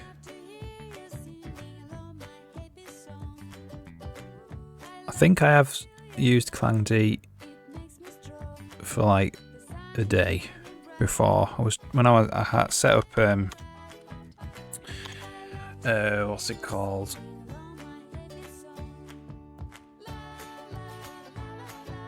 Another IDE, another text editor that I can't remember the name of, like Sublime Text or something. And I was just testing out the different text editors, and they need a debugger, so I tried that, and then it kept crashing on me, unfortunately. Close some of these windows.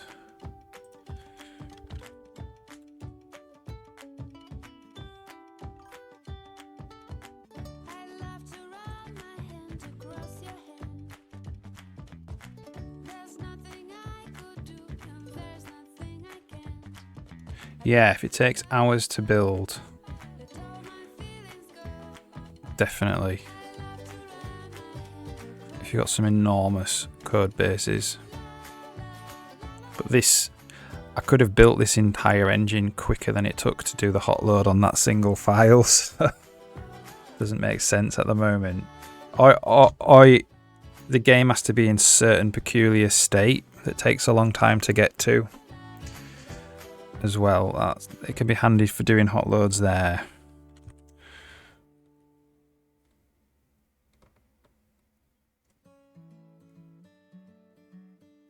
I have written a DLL hot loader before, but it was many years ago, and that was pretty good. It was really fast, but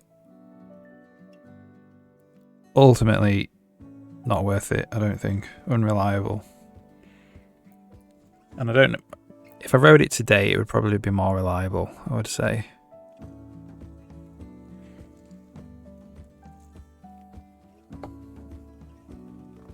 But back then when I was writing it, I don't think I was at level really. It was a long time ago. It was like over 10 years ago now.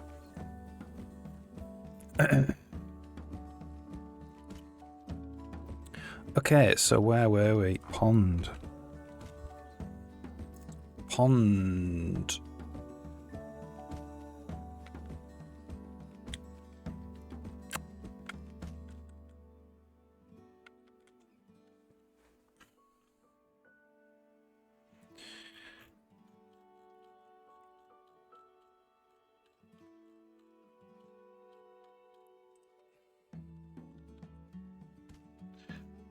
Figure out where. This is where we're editing the points.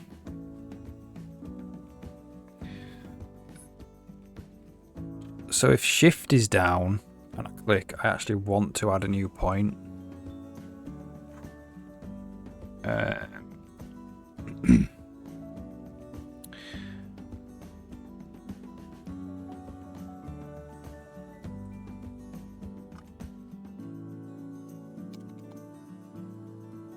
So if window, key down, shift.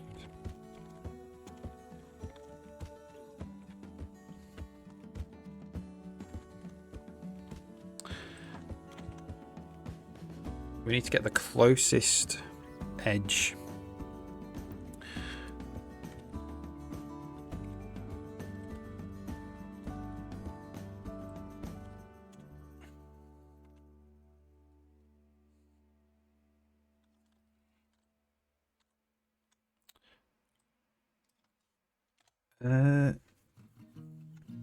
How do we do this?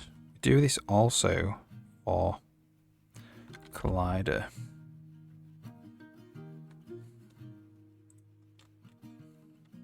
So draw focus content for collider. Do we do it here? We don't do it here.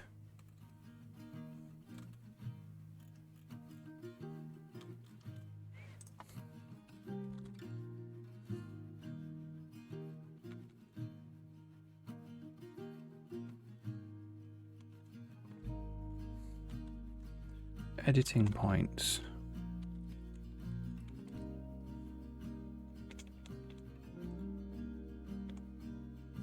We do it in the river, look.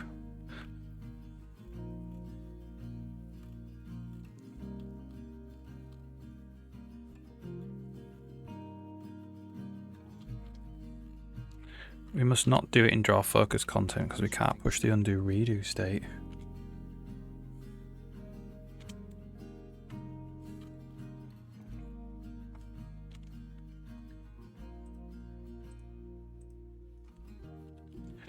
For edge. Edge. Minimum distance between line segments and point. It's that. Where are we doing this? Oh, well, we're putting one in.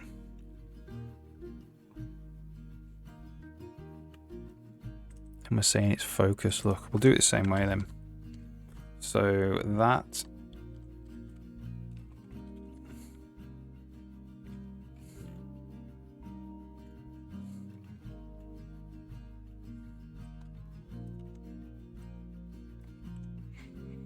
is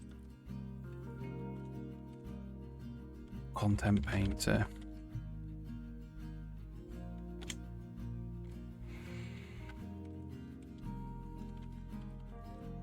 Content painter for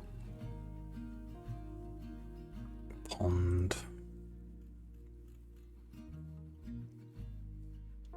So it's here.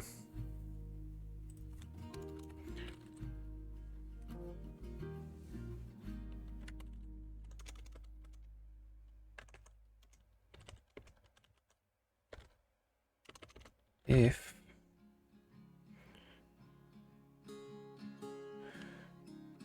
canvas, get input window.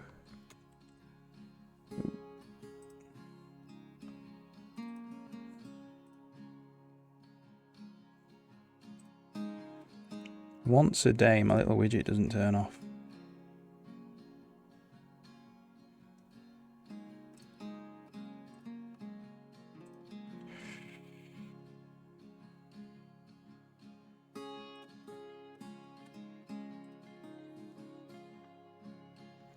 Cool. Key down. Shift.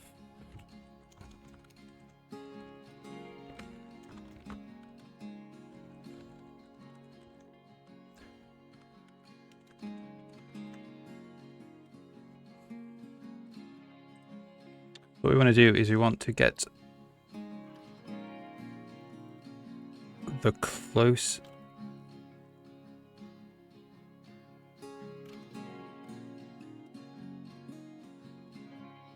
minimum, well, what is it? Geometry. Closest edge.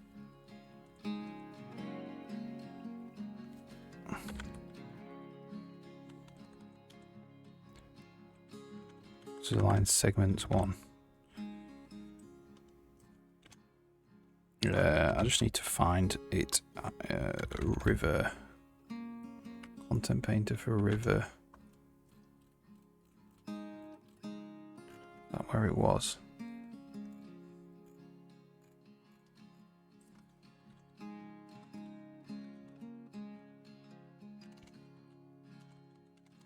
Geometry.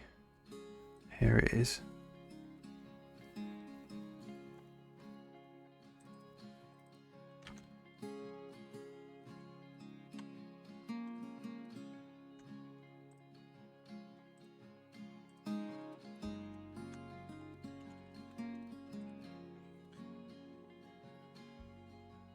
So we need the actual focused instance. So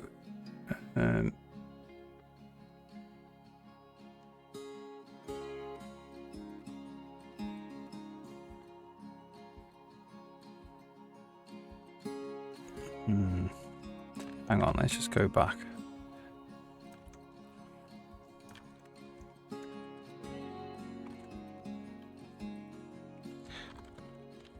Not trigger, let's look on the collider.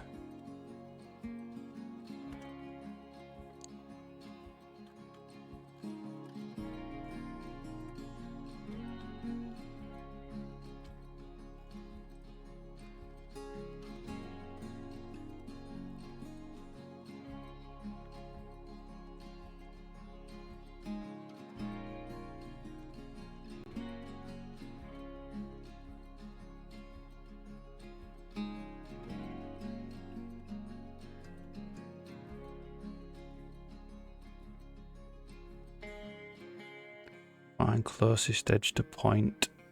So it's this really. So I don't lose my place. Just gonna make a new window.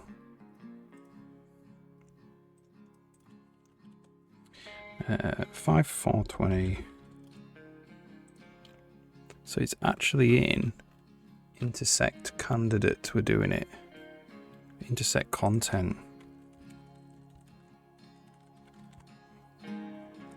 Fart pond.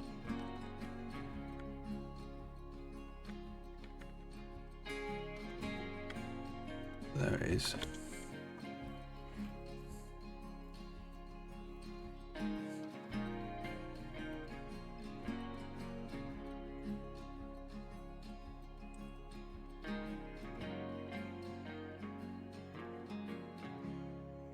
So this is where we're going through the input boxes.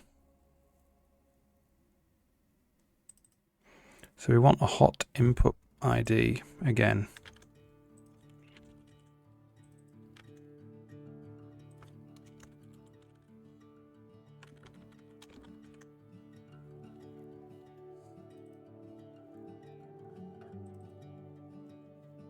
So it's straight up actually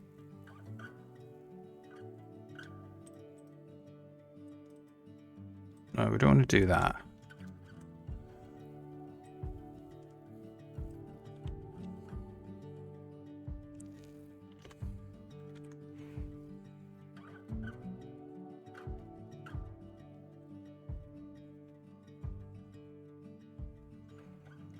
Hot input ID.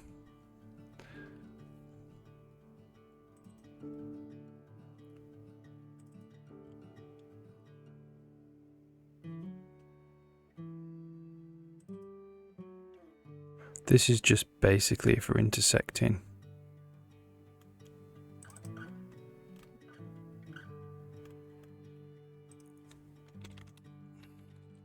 So if result get count is not equal to 0,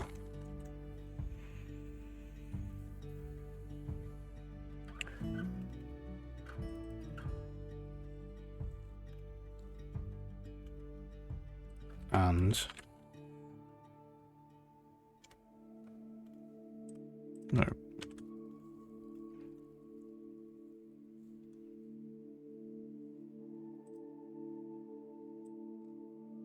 Oh no, this is if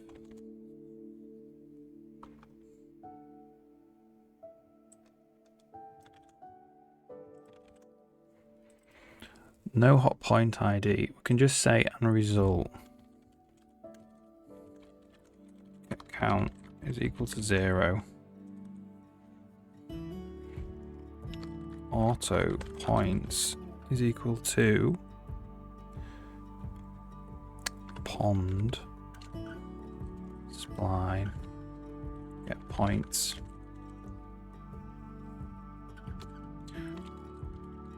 edge geometry, find closest edge to point, points begin, point end, SP, edge, we just draw it.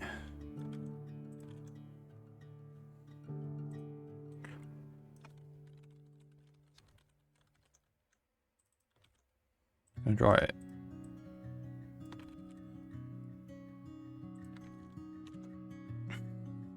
Let's see if that works.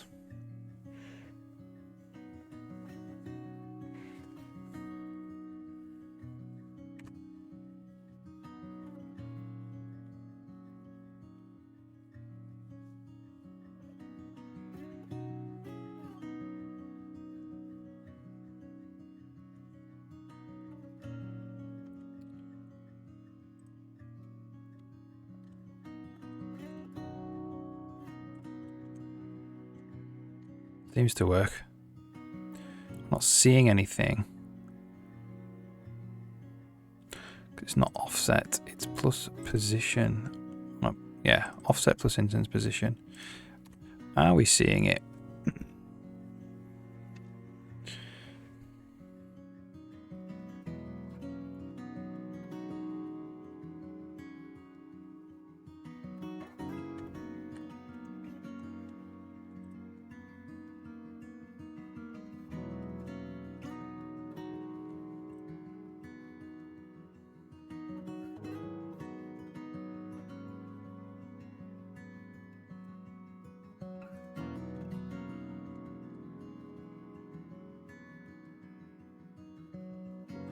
Oh, because it's probably a tiny little...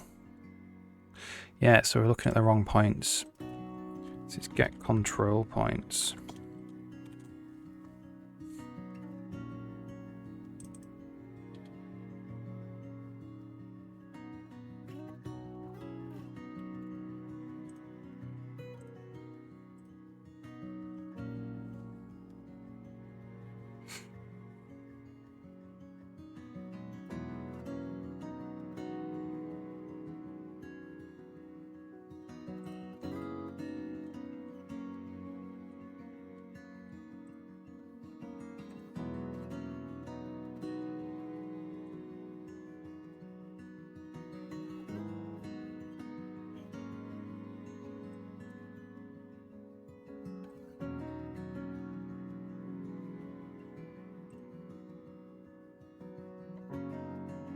Telesense is really bad.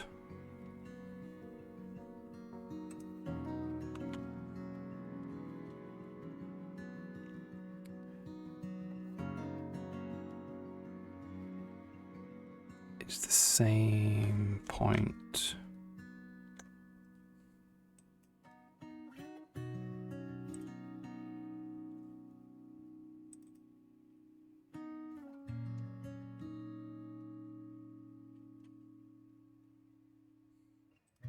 I wish I had IntelliSense. I'm going to have to restart Visual Studio.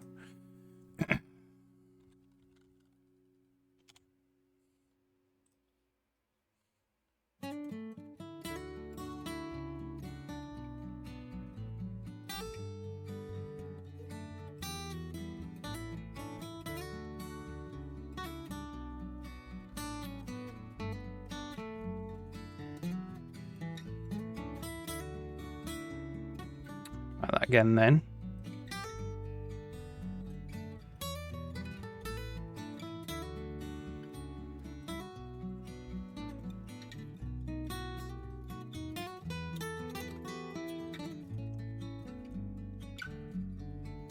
Edge, there we go. So it returned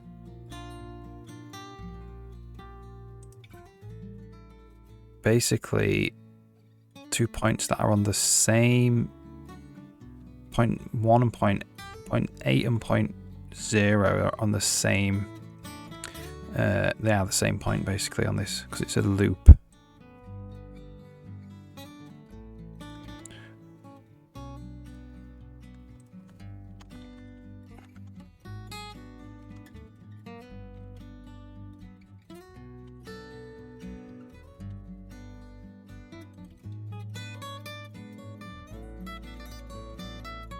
So let's just look at test P, edge P0, edge P1.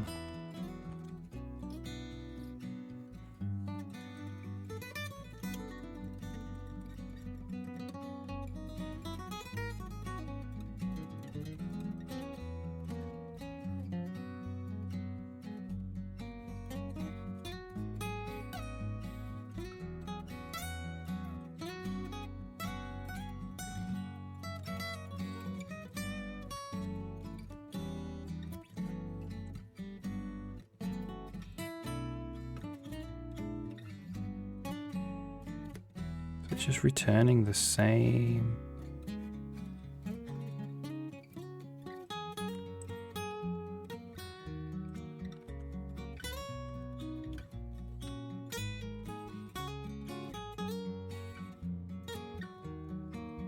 Obviously it doesn't work if the points are overlapping.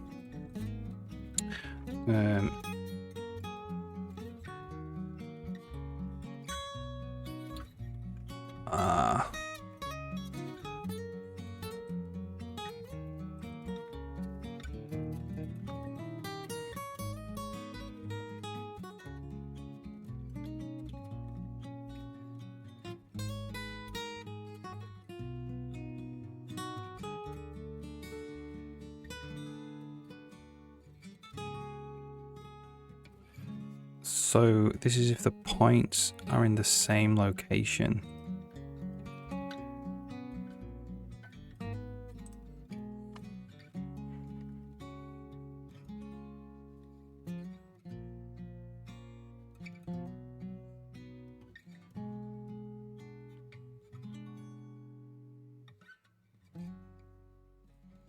Right.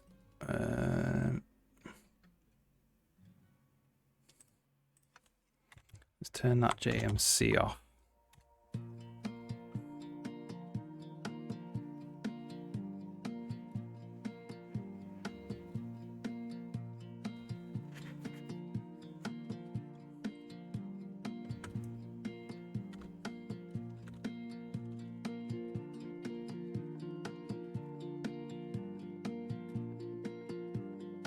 So this is the result.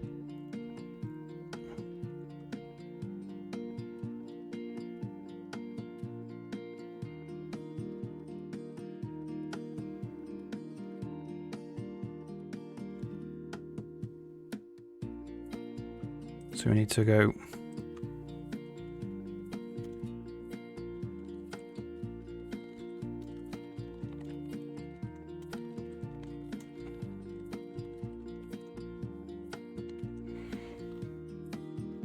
it's not a line segment. We'll return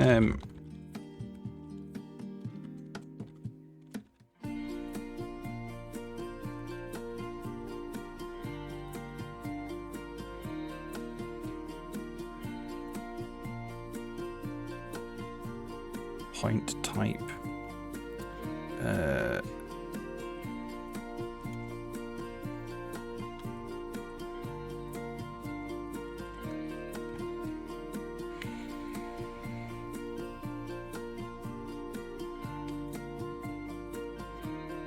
It's not a line segment. If you don't pass a line segment in, it's undefined, isn't it?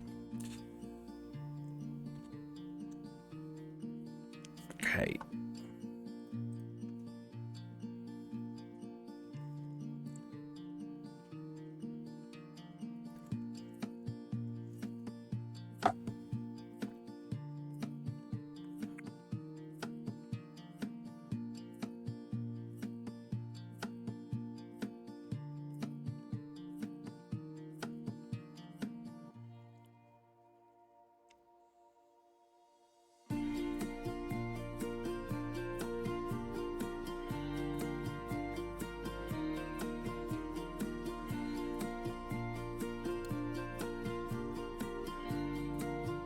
There we go.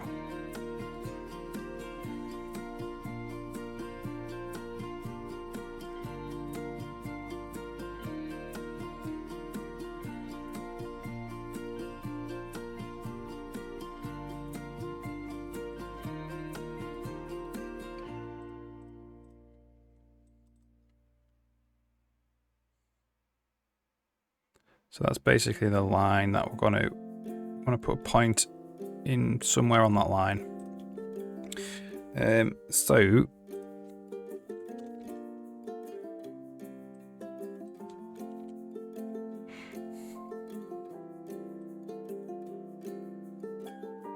we'll just copy this.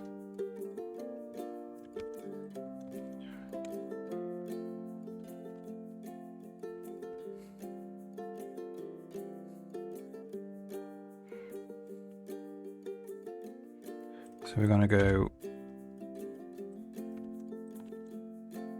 push and undo redo, and then we want to add a new point.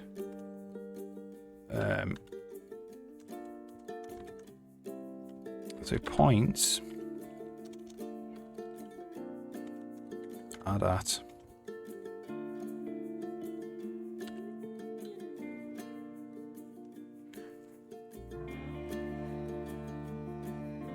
It's P.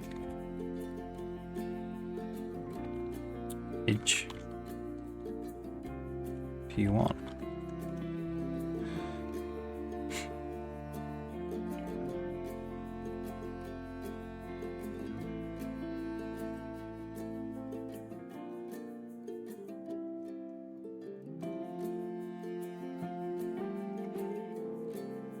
And then we want to go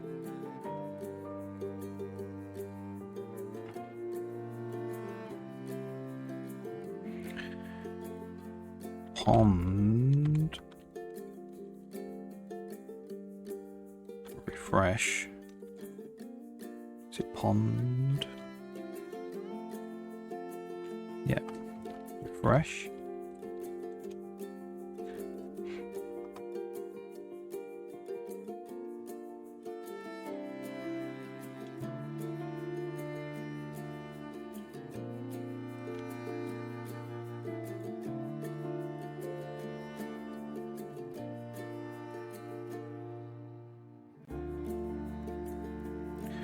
And then we want to go auto bounds canvas add world input box.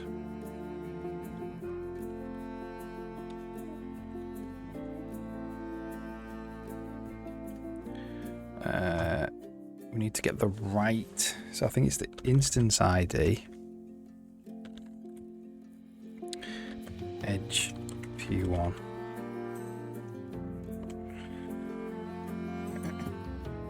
Auto box ID.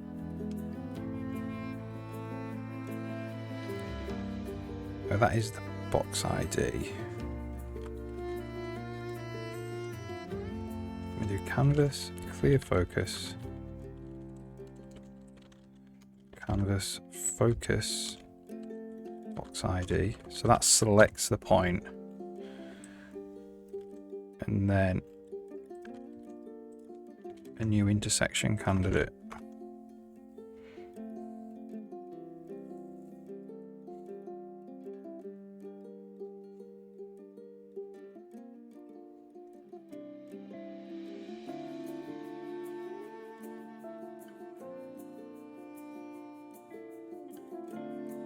We technically actually don't need to refresh there.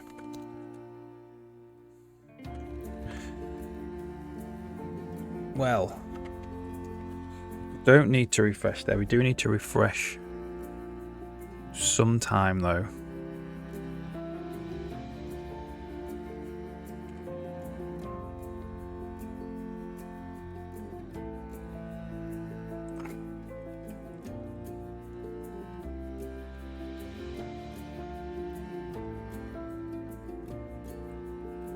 There we go. And we crashed.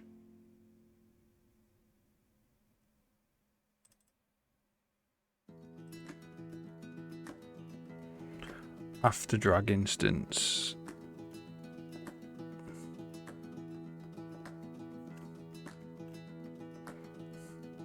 So we didn't add enough information. We can't just add to point. I think we need to add a weight as well. So this would be pond spline. Completely wrong.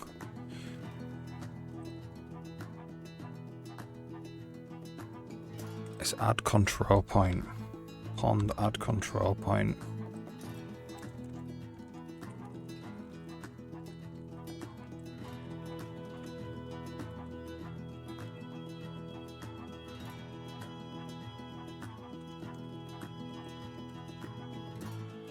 The way around though.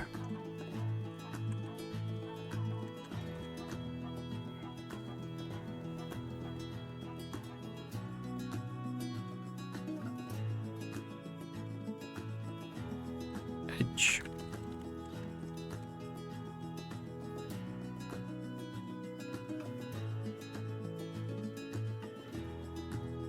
All right, cool.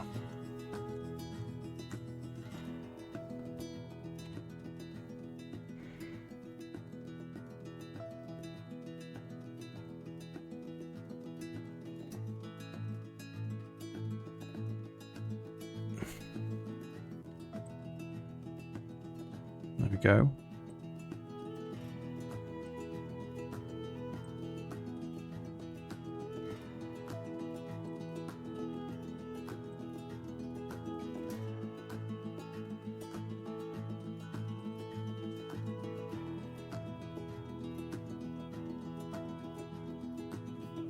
All right.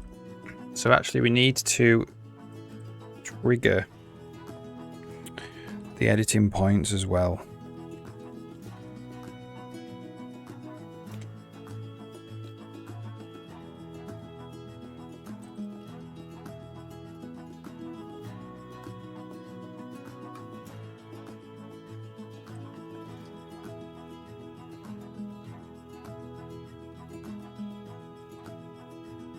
So this is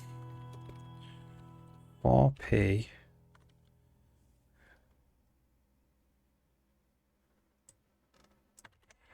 So I'll do this. CPS input ID equals canvas gen ID. And it would be instance ID P if canvas is focused input ID editing points is true.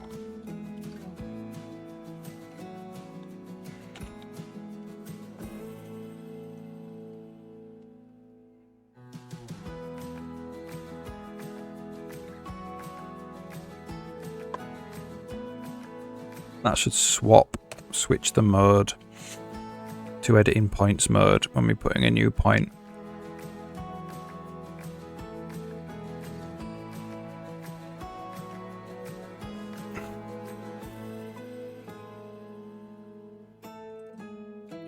That's a bug there. That's because we didn't save it. Interesting.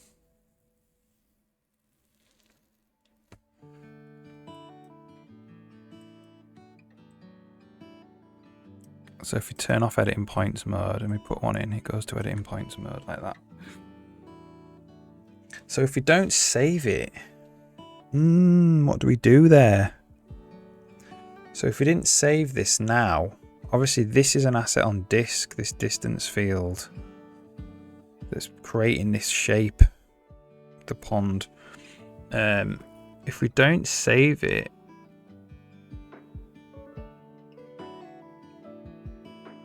so refresh.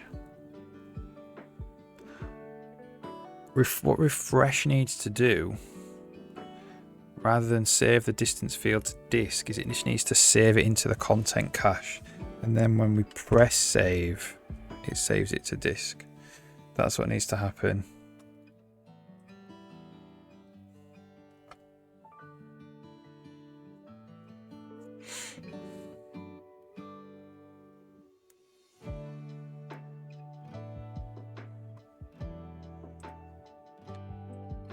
There we go, we can add points.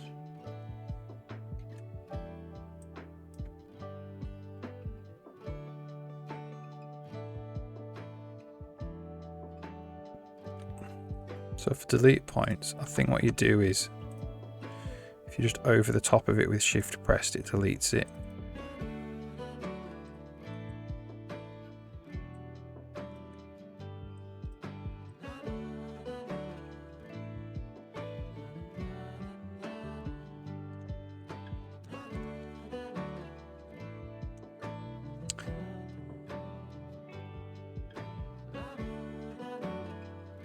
So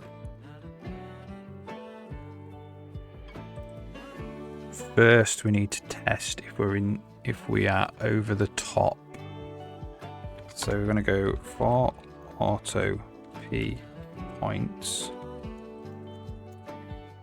Let me do it this way around. For p and points.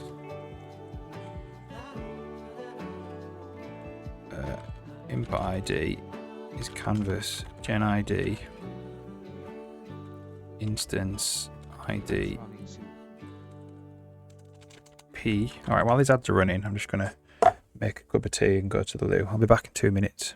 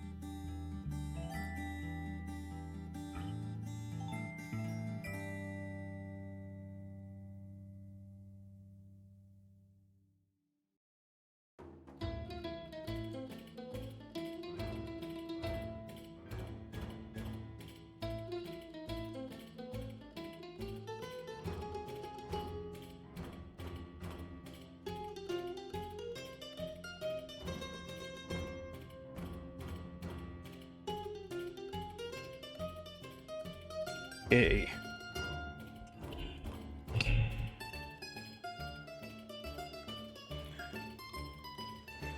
So now we just have to ask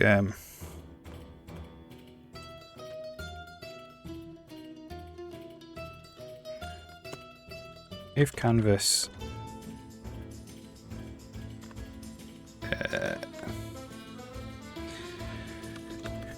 is focused input ID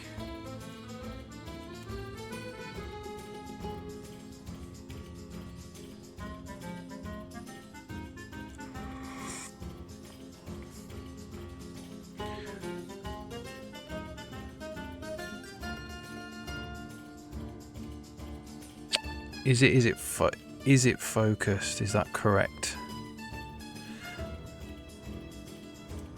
We would just do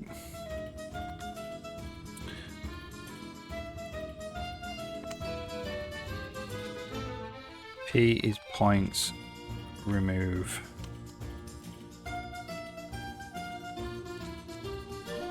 P like that. Maybe have to clear focus as well. Don't know if it is focused, because the thing is we are focusing this one and it might come straight back round and delete it again.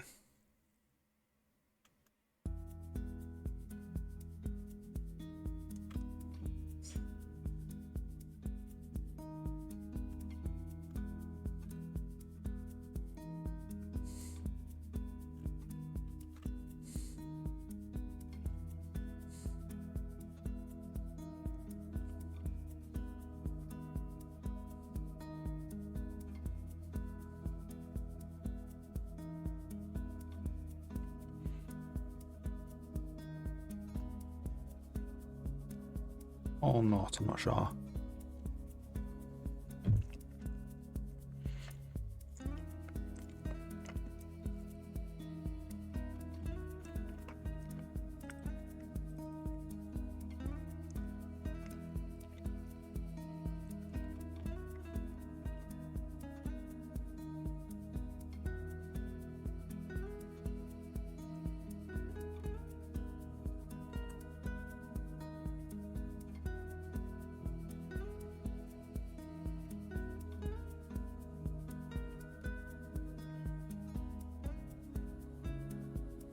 That's really probably a return there.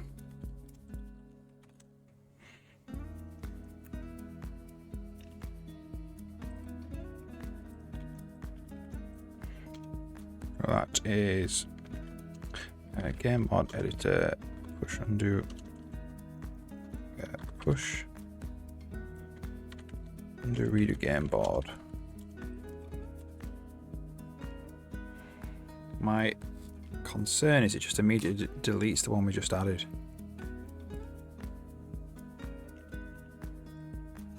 We'll see.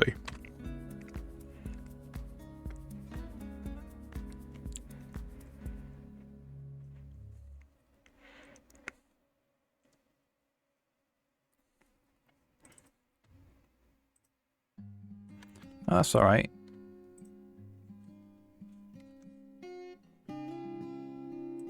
Oh, it does delete the one we just added. Do that. It's just focused.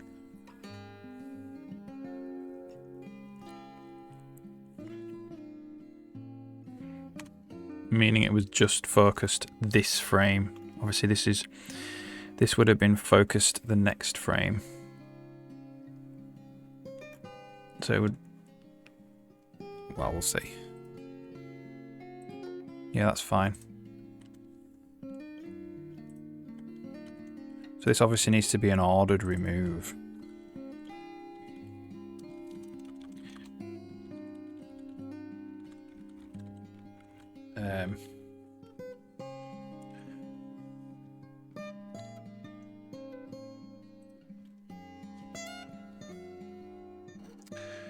This should probably actually return index again, shouldn't it?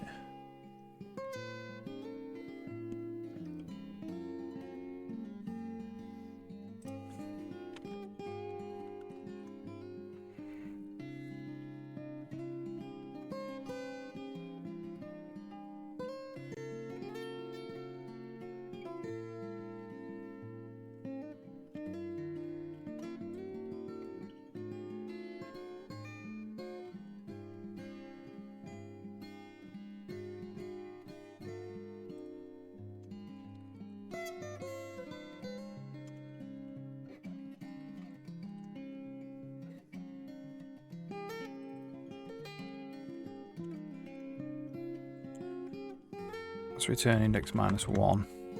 Let's return 0. I think.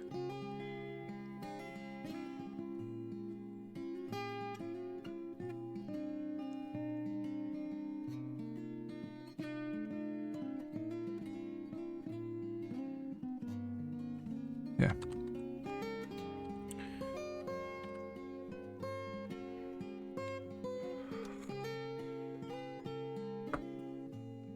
There we go.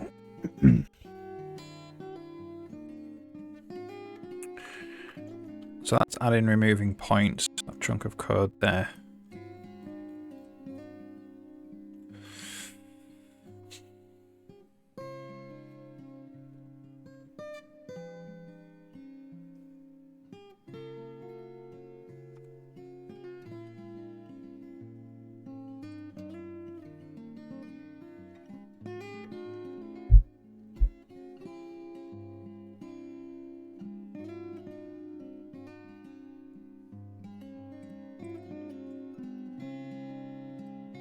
There we go. So I can just do this, remove some points, put points back in.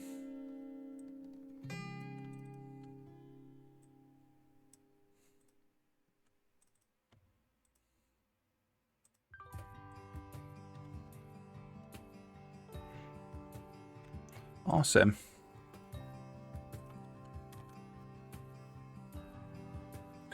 So the next thing really is we need to make sure that when we're doing refresh, we're not saving to disk, because that's obviously means that if we don't save,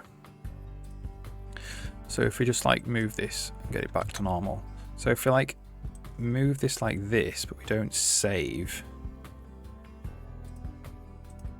when we come back in, the points will be in the right place, but the distance field will be wrong. So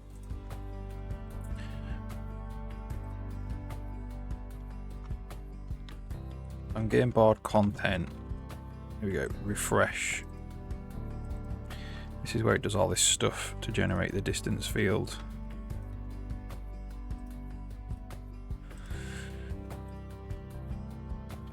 That can go away because we don't need that at the moment. It's this write to file. What we need is we want to do content cache.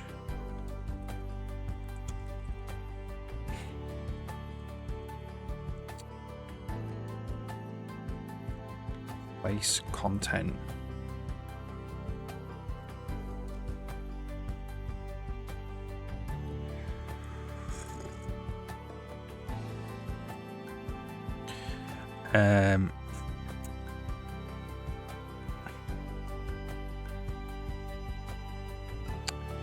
So the content is IM2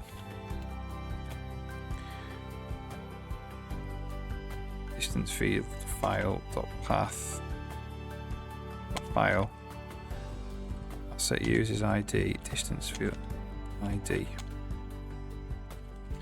Now just place content.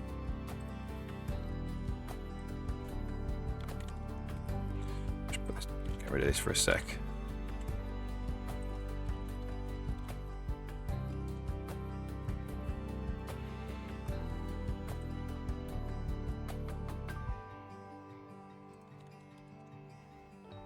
Asset path options.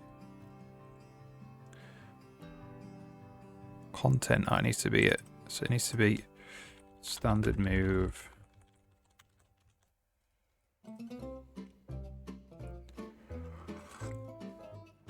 Does place content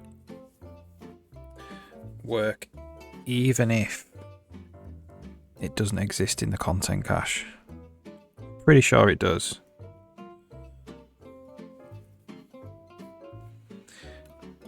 Alright, so if we do this now,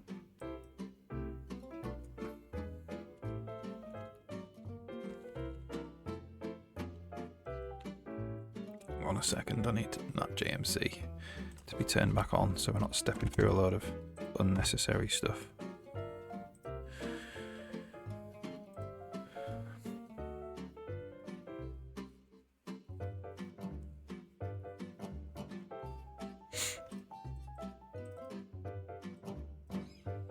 Alright, place content.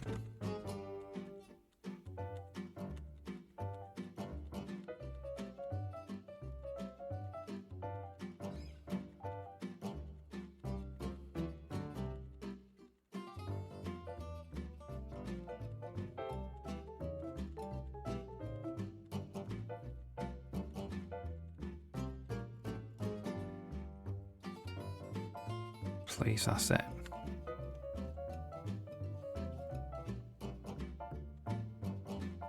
So it has it.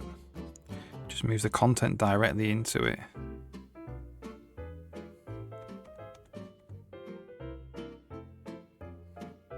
And I have to say it never grows old because it might not be saved yet. Alright. So what does place asset do if it can't find the content? It makes a new one. Ooh, and it crashes.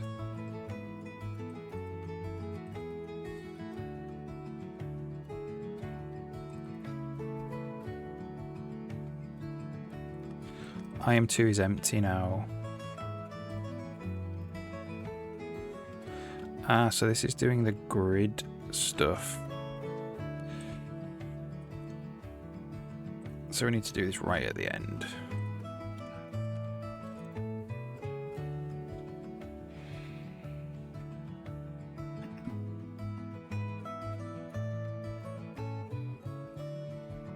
We can actually get rid of this.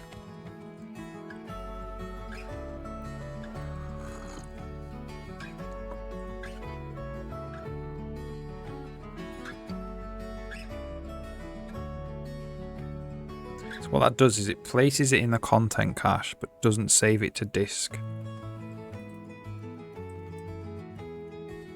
So if we save this, so if we do this now, well, let's just do something that doesn't look similar to the before, like this, and then we don't save. If we come back,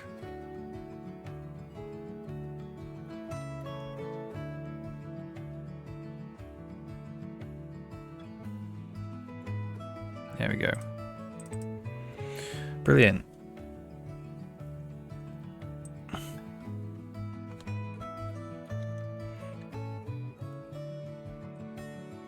So what I also need to do is we need to limit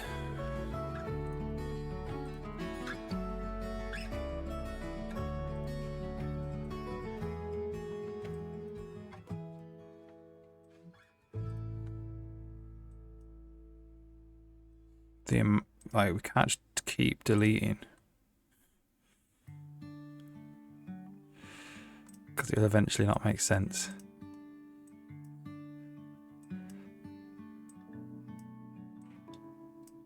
So there needs to be at least 4 points.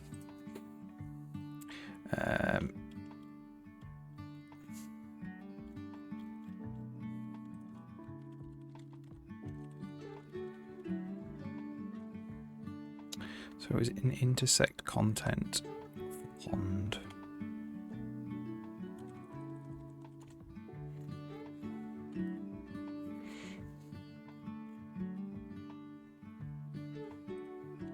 Say if points get count is greater than 4, you can do it. It needs to be at least 4 points.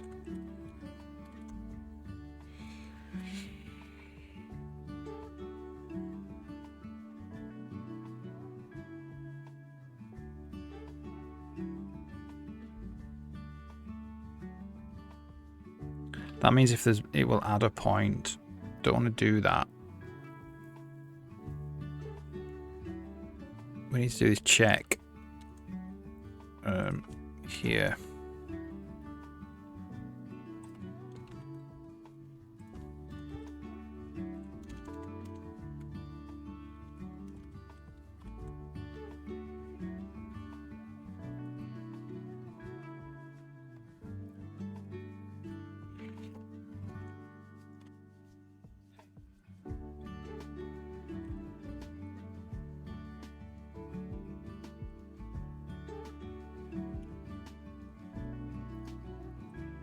We just can't basically keep deleting points over and over again.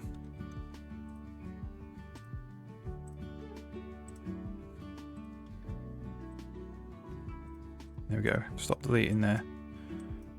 Alright, cool. So also when we delete a point, we need to do a refresh. And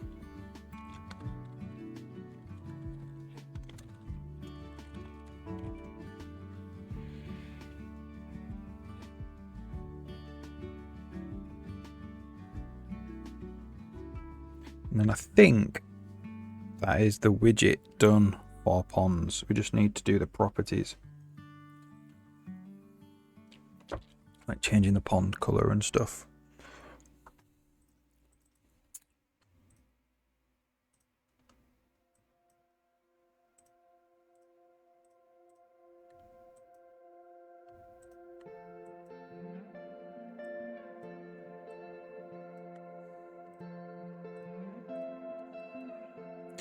So we need to do a refresh actually. We do need to do a refresh when we add a new one in.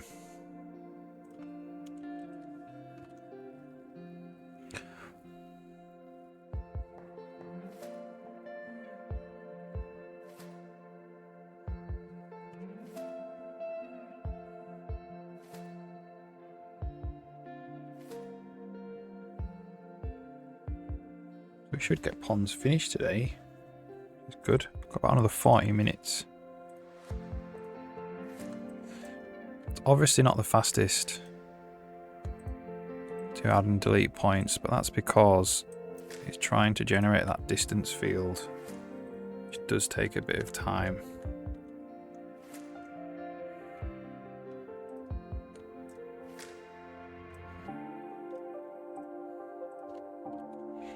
Right, cool. Alright, we'll do properties. Like if we are really bothered about the speed, we could just generate the distance field on a background thread. Because it should just be fairly straightforward. But it's okay at the moment. Okay, so properties. So we're going to do tick left panel.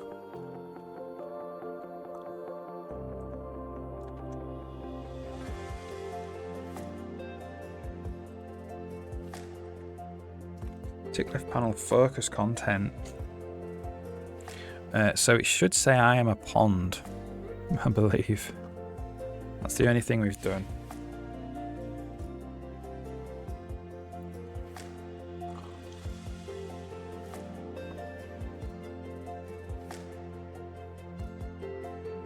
It says I am a pond, that's it.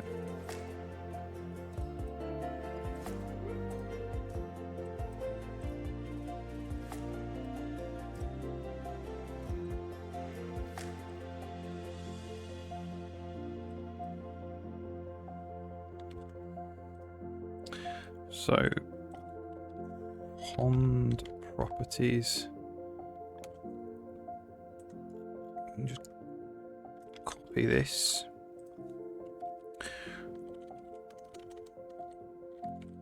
Drawbrush instance properties for pond. It's just this. We do need to get the properties.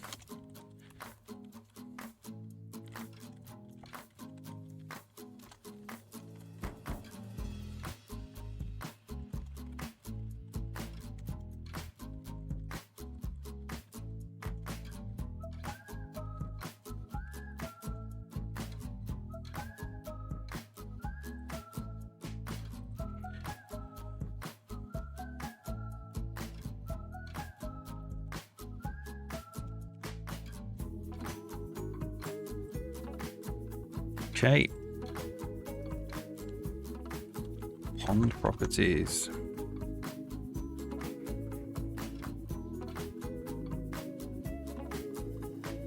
And then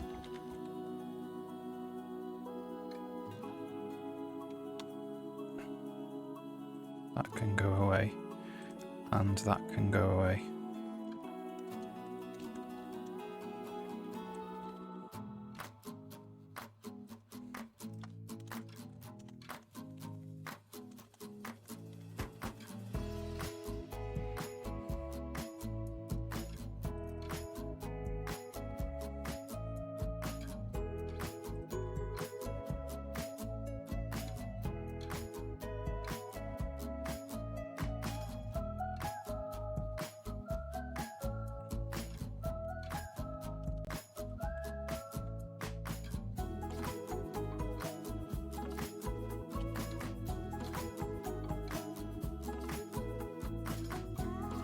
Let's just see if this works.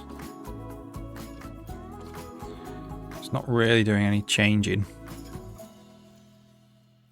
So it should just work straight away, hopefully. Although, you never know.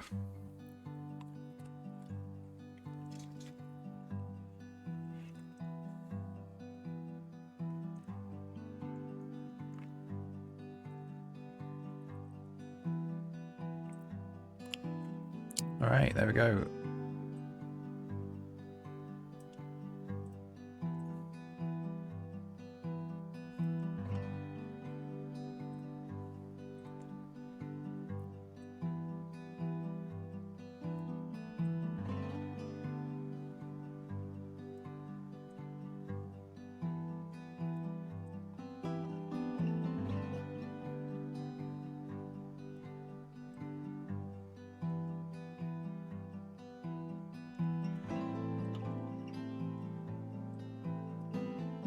Had to see without reflections what's going on.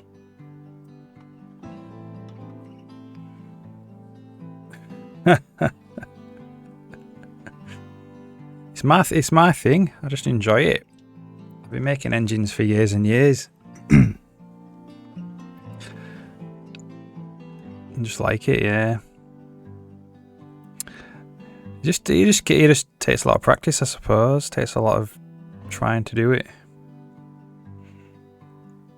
And eventually you can get there, I suppose.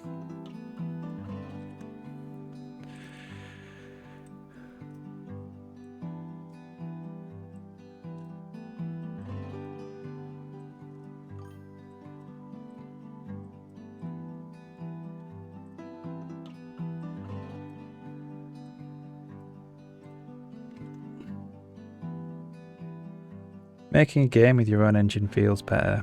Well, yeah, I mean, having said that, I just enjoy doing the engine as well as a creative endeavor, you know. Gameplay, you know, game coding, I'm not very experienced in. Oh, I'm going to give it a go. I'm going to try and make a game with this engine.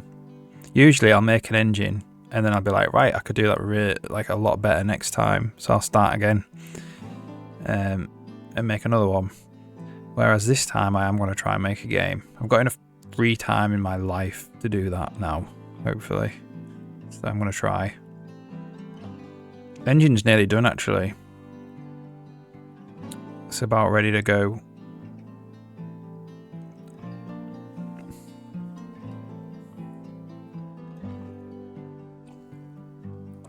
It's a very different kind of challenge, making a game and making a game engine.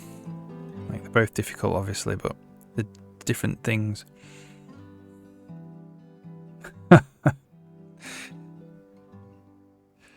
cheers, yeah. Mind blown. Yeah, I mean, it's really rewarding, you know. One of the things I like about it as well is it's kind of endless in a way. You can just keep adding stuff all the time and changing it and refactoring it and making it better and better and better. So that's kind of why I like to do it. It's a big enough problem that it has that property.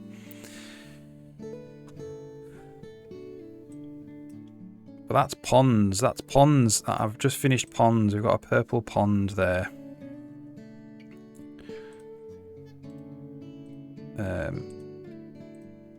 Put some more grass.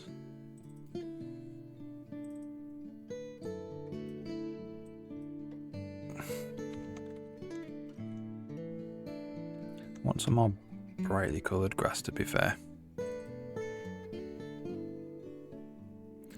Common tall.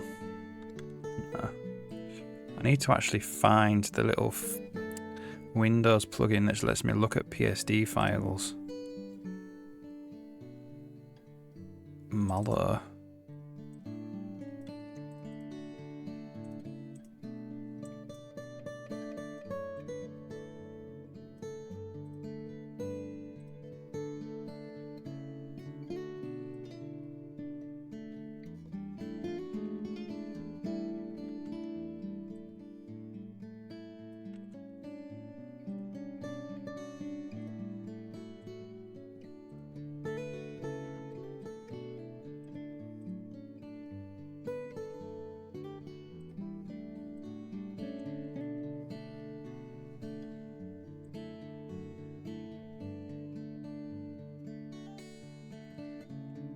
Kind of looks a bit rubbish, that grass, to be fair.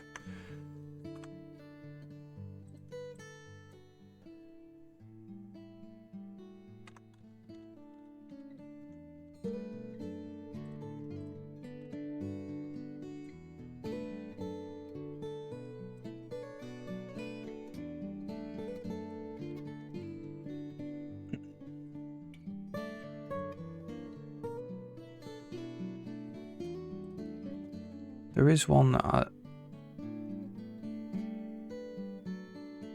plum butter, common tall.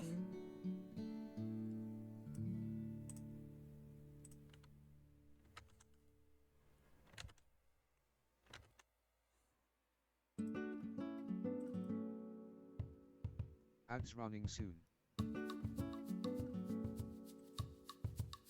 Long tail. Yeah, this one looks decent.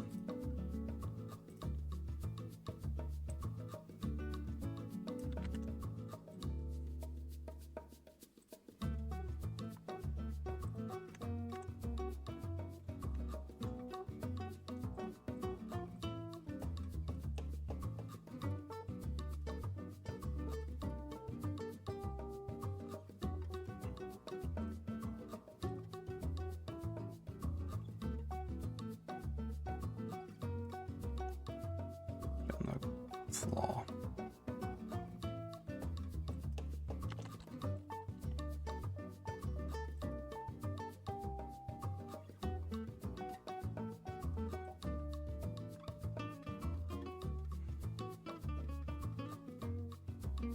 So how do I delete grass? From what I remember, I think I hold down shift.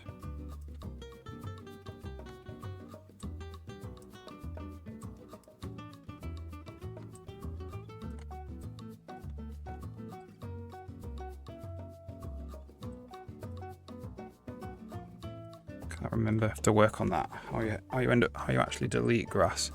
I did put it in. It's not working.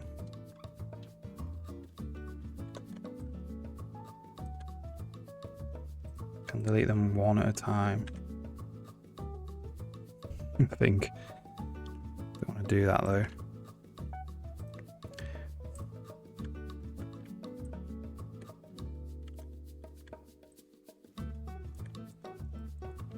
Yeah, we'll work on that. How to delete grass.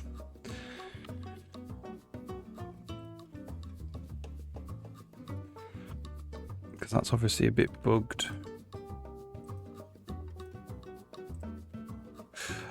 So, grass, content painter, grass.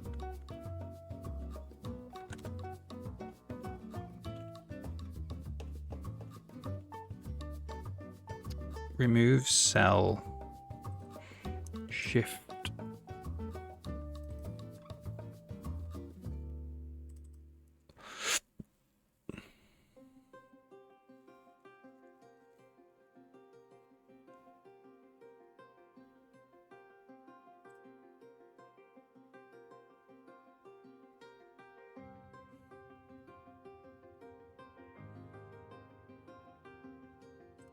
It's obviously different cells.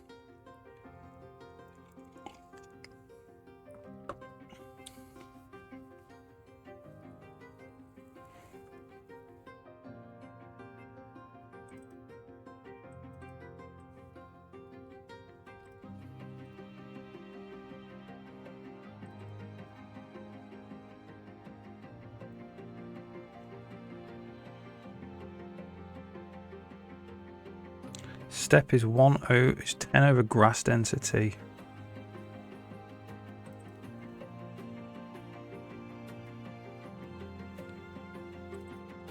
So this is kind of a bit wrong, I think.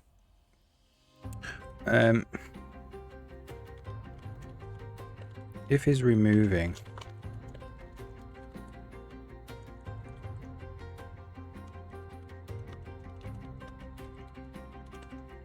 what does remove cell do?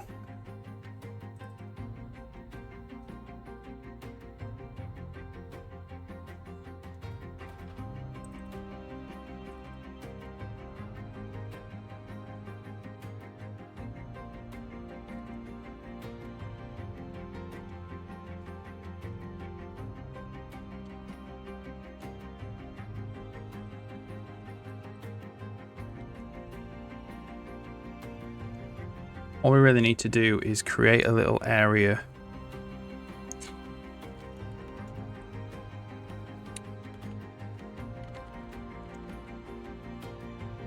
position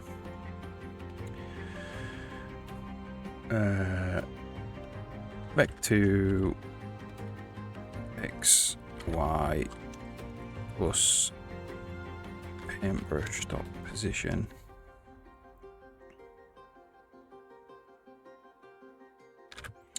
We've got the cell as well.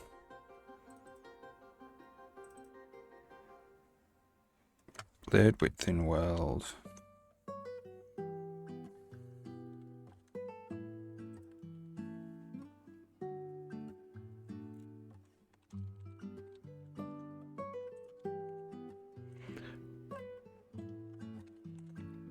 Remove.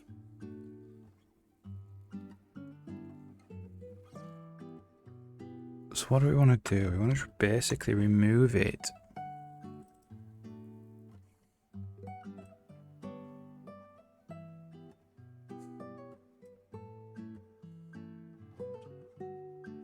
I think we want to go through all the grass blades and just remove it if it's inside the area, really. That's what we want to do, isn't it?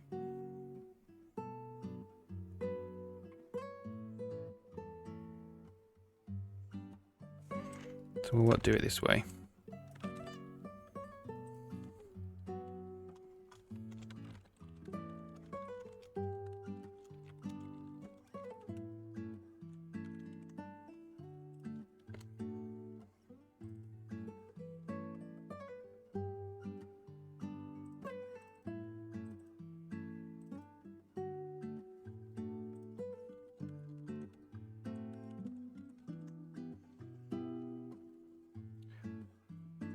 Kind of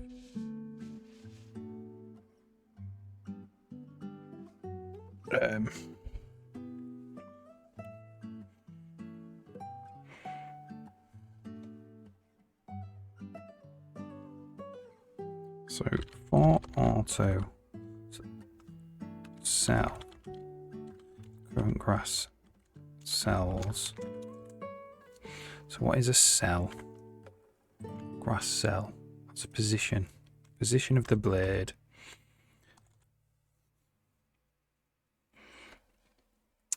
So the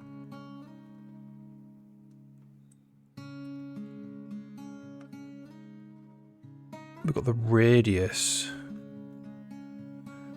and the paintbrush position. If geometry intersect point with circle, the point is the cell position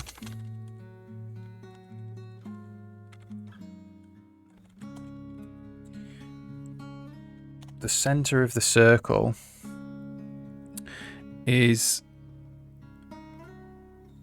the paintbrush position minus the instance position, I think.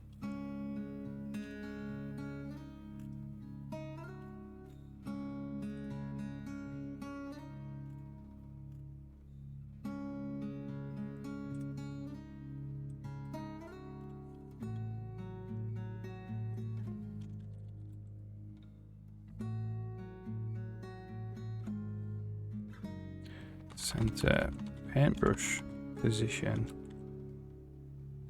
minus instance position.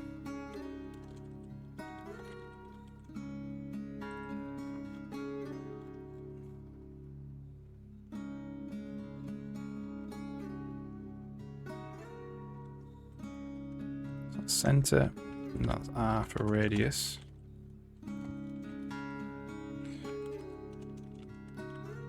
We need to remove the cell. So for C in grass, current grass cells.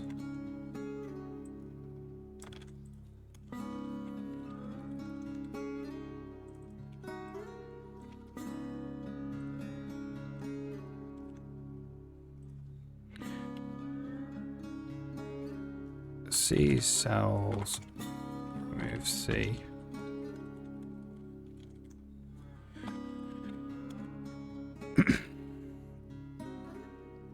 If cells get count is equal to 0, we've basically got nothing left.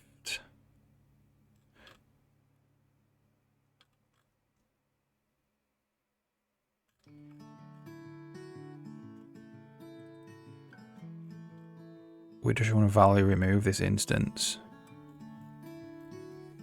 I think. Instances, value remove instance, return.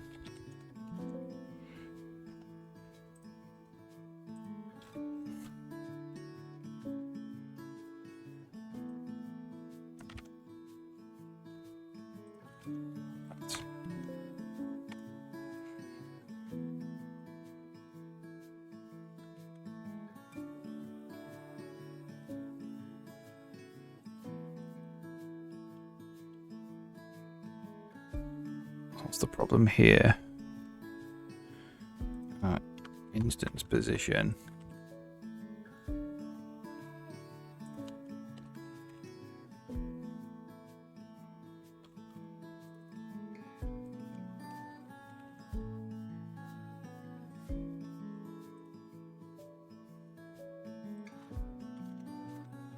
My arrows and my dots the wrong way around.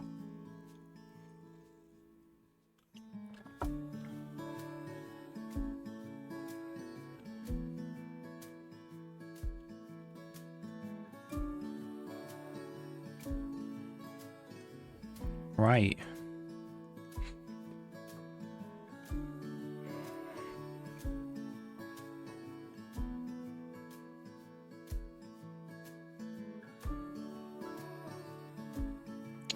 So let's try and remove some grass.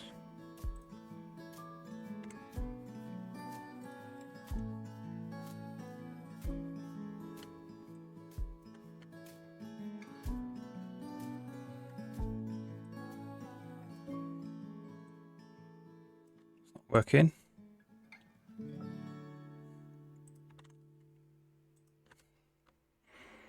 Depends what coordinate space these cells are in. It should be local.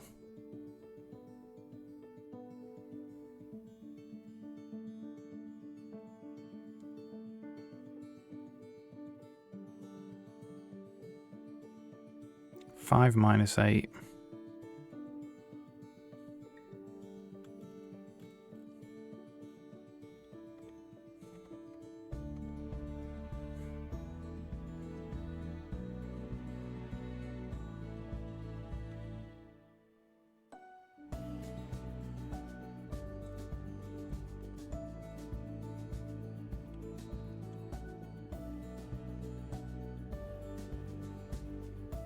I'm not convinced that that's correct.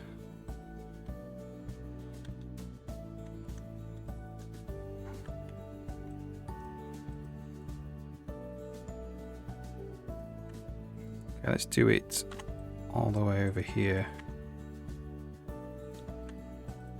Put some in. And then we'll remove it.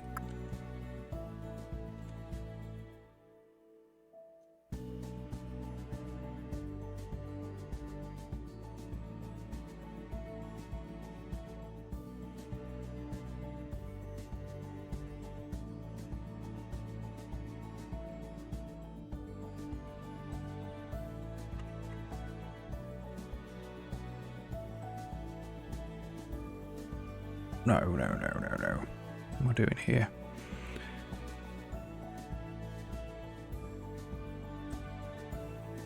I'm going too long. My brain's fuzzy now.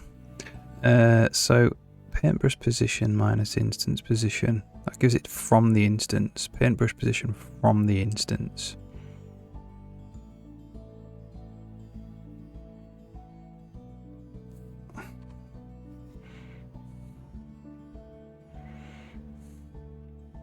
Let's do it in a different prefab with no grass in it. And that's going to be easier. if there are such ones. Now it looks like it's got grass in it, but they're actually instanced prefabs, they're not grasses. So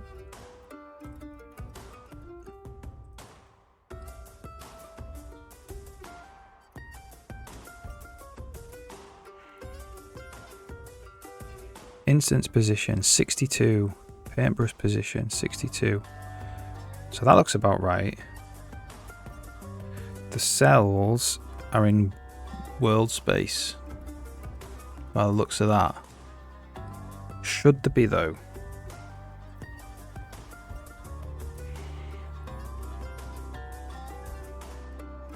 Or should they be relative to the actual content brush instance?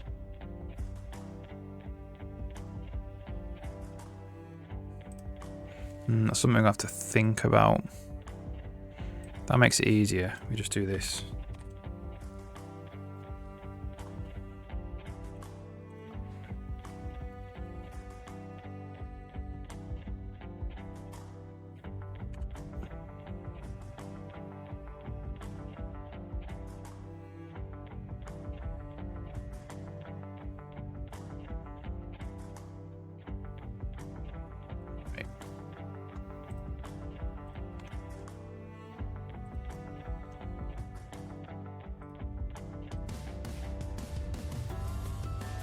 Why can't we still delete it? Why still can't we delete it?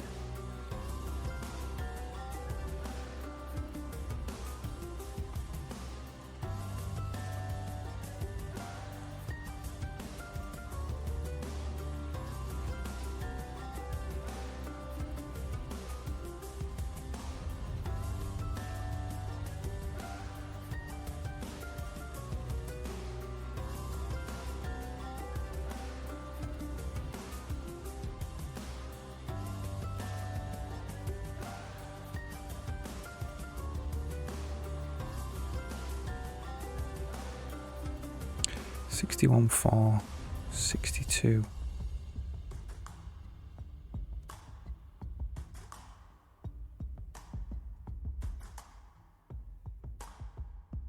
$62.8. It's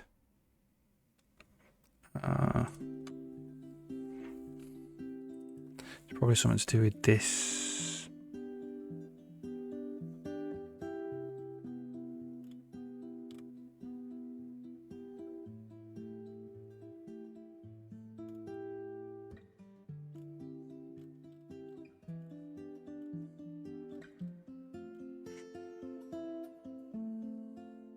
Where are the positions?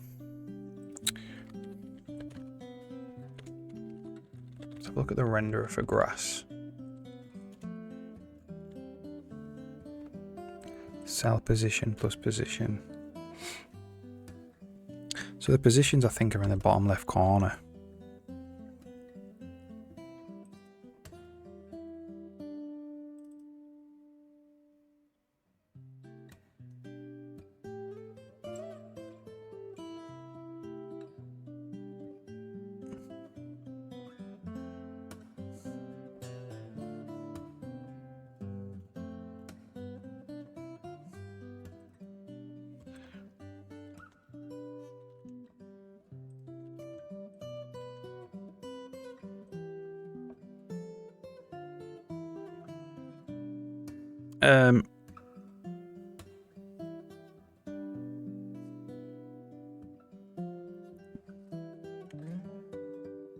So I just think the center has to be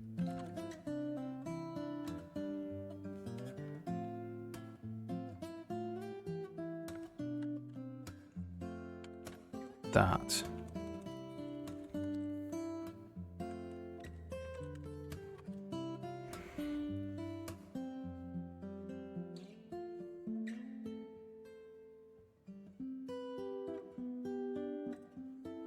Maybe.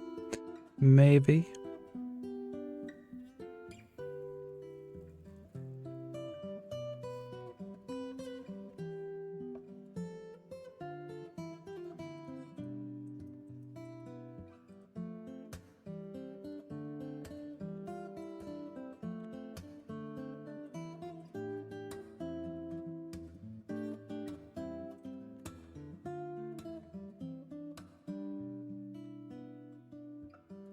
So 58.5 is the center.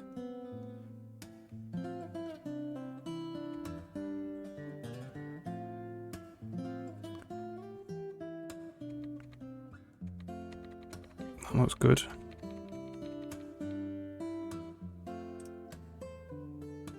Left one.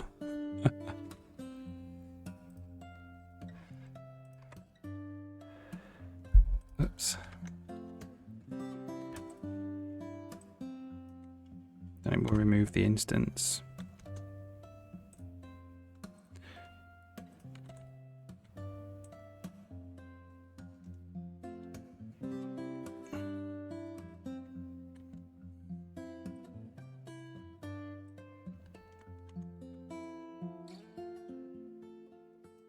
That's weird how it's not working on there. Ooh.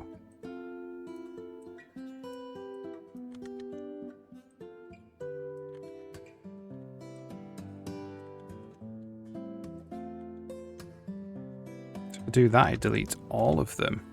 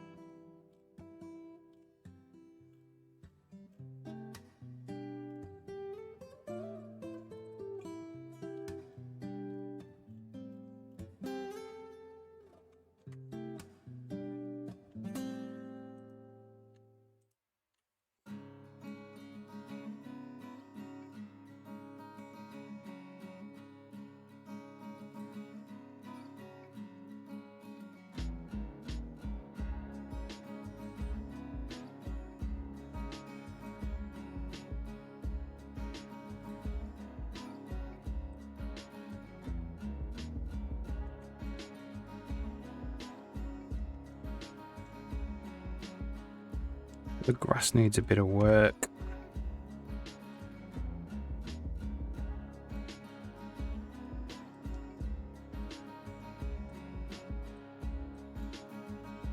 It's deleting some. It's because there's more than one.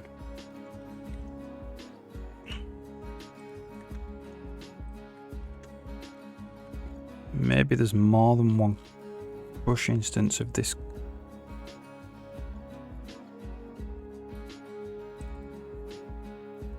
Grass type.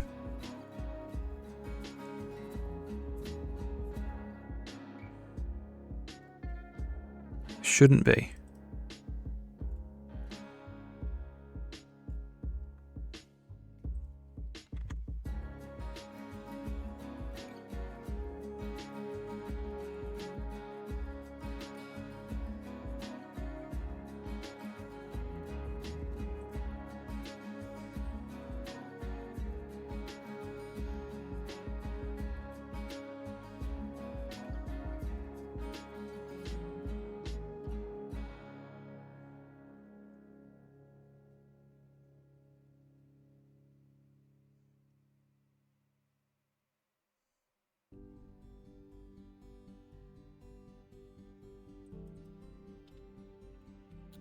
Go in there.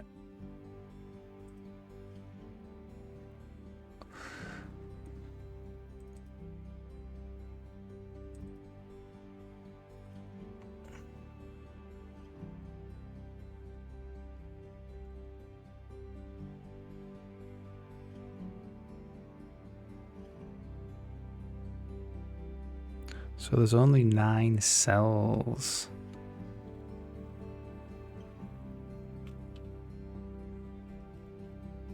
Which seems incorrect.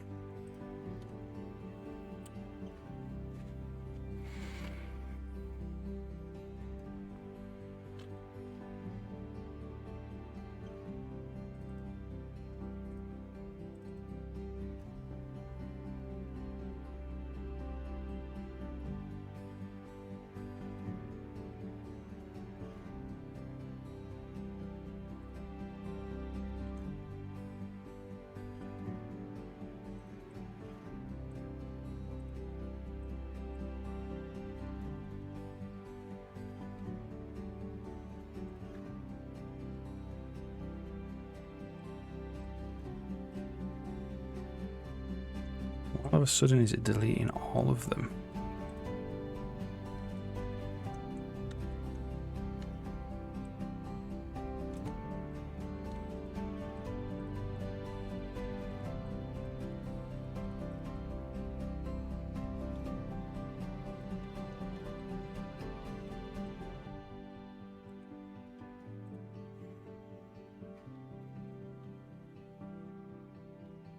Alright, let's see what happens. Oh, loading. No, stop. Why are you doing that?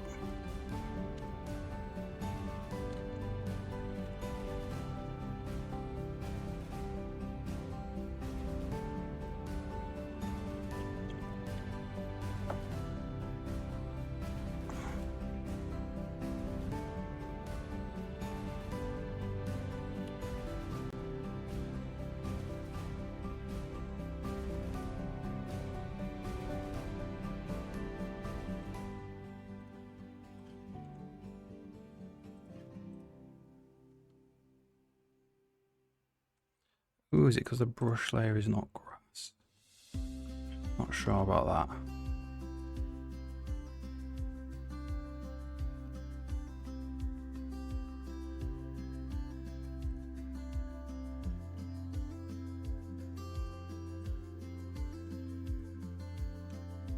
So one of the things is there are two different grasses for this brush, which is correct. Yeah, it is correct.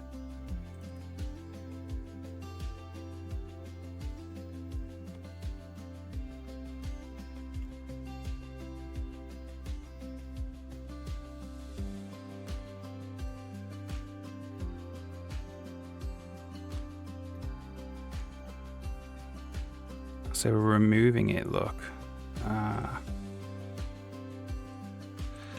Right.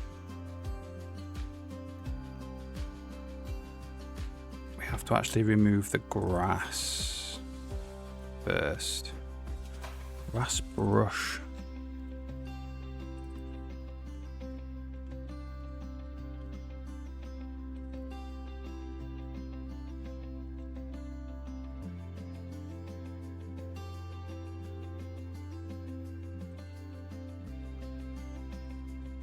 We might not want to remove that instance because the instance might have more grasses in it.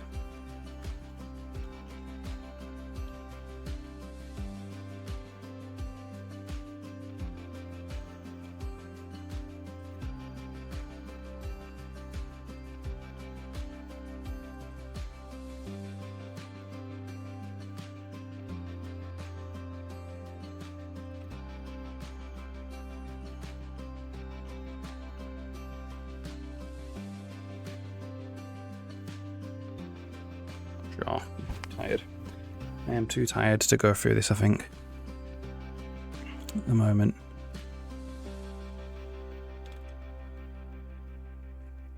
Let's go to this one.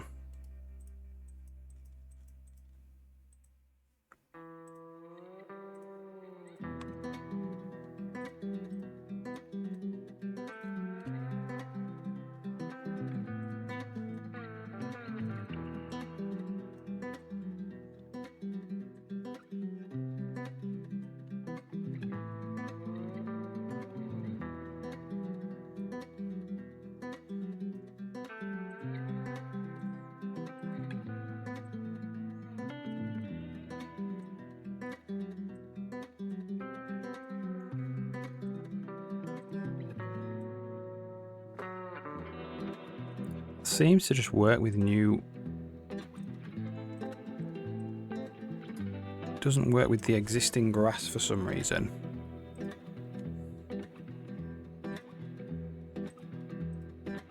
But it does work with all the new grass that we painted in.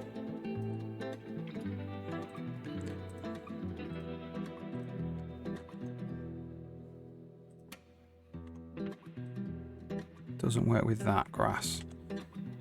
If we paint it back in,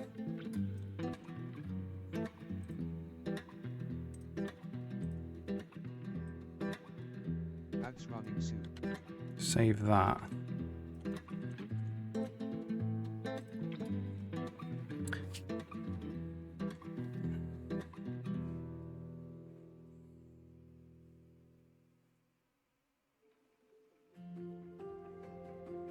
See if we can now, on a new run of the engine,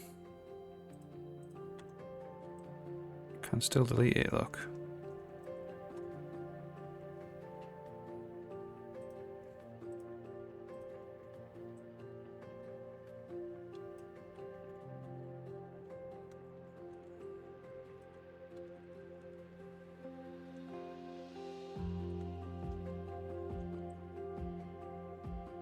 Maybe it does work.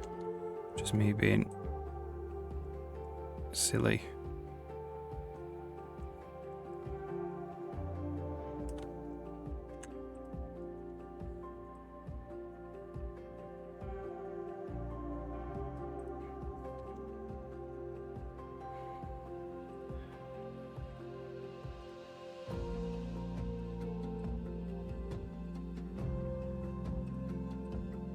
I think it works.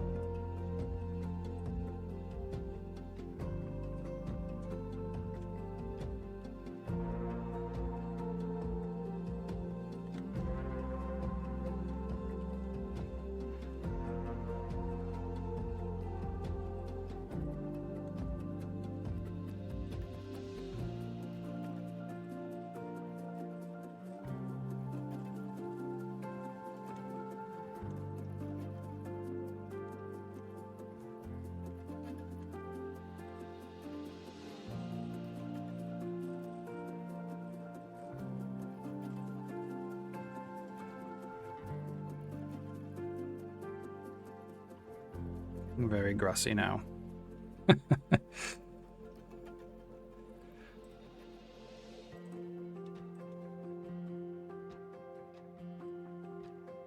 All right.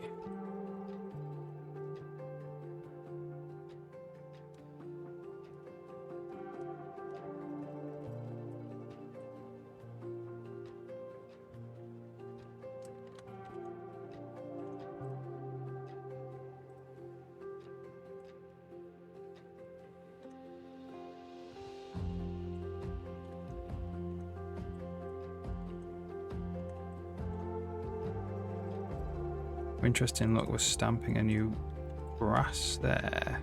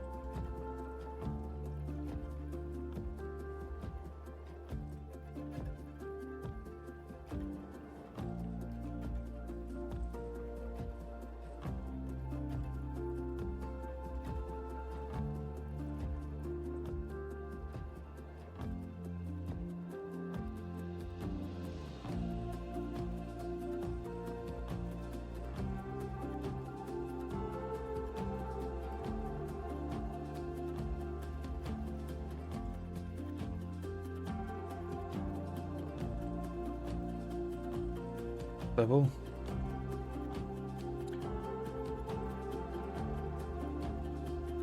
So there's a little bug there with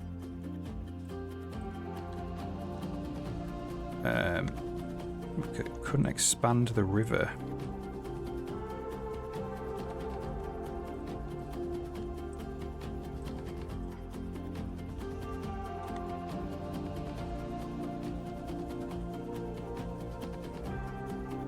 And we need to make sure that when we select it, we go onto the right mode there.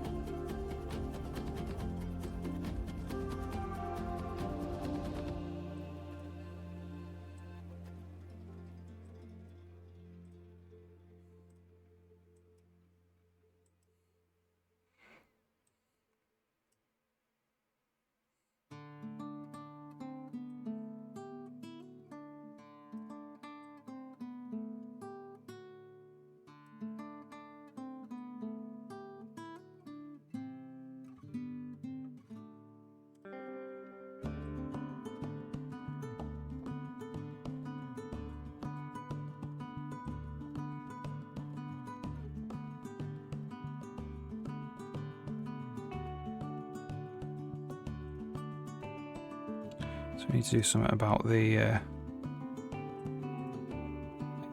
edge of the pond as well. Can of course just disguise it a bit.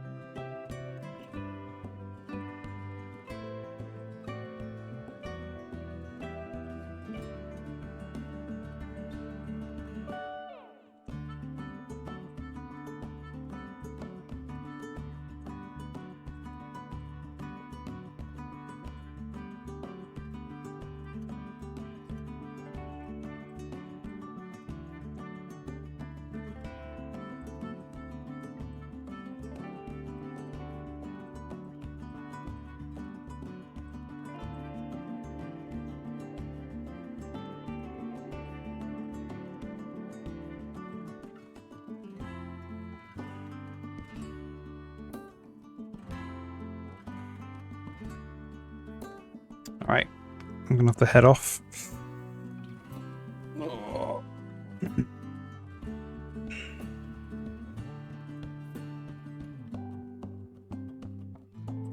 Back in on Thursday.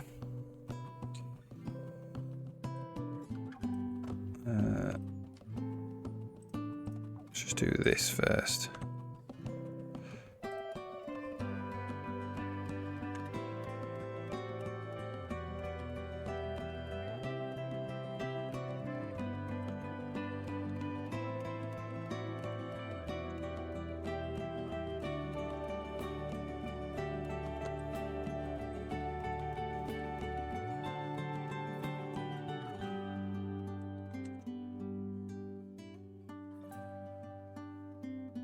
Not bad.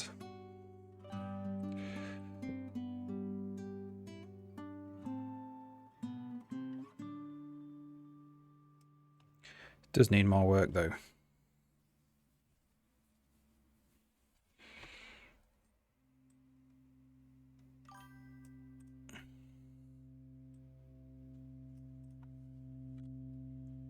Hard to kind of see a bunch of stuff when it's so dense.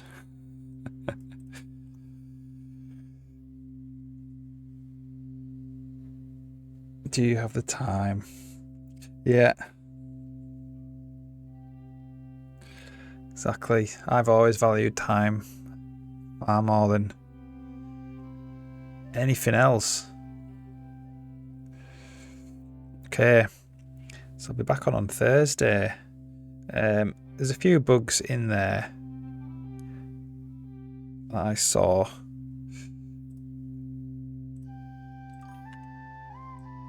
Like placing this grass here doesn't seem to be. Could be a Z bias thing. It's not wanting to place grass in that area for some reason.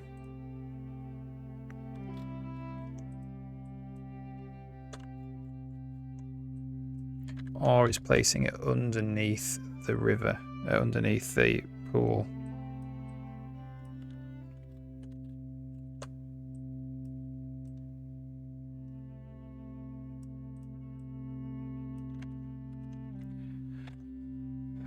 Take care. Yeah, see you on Thursday, hopefully. See you later.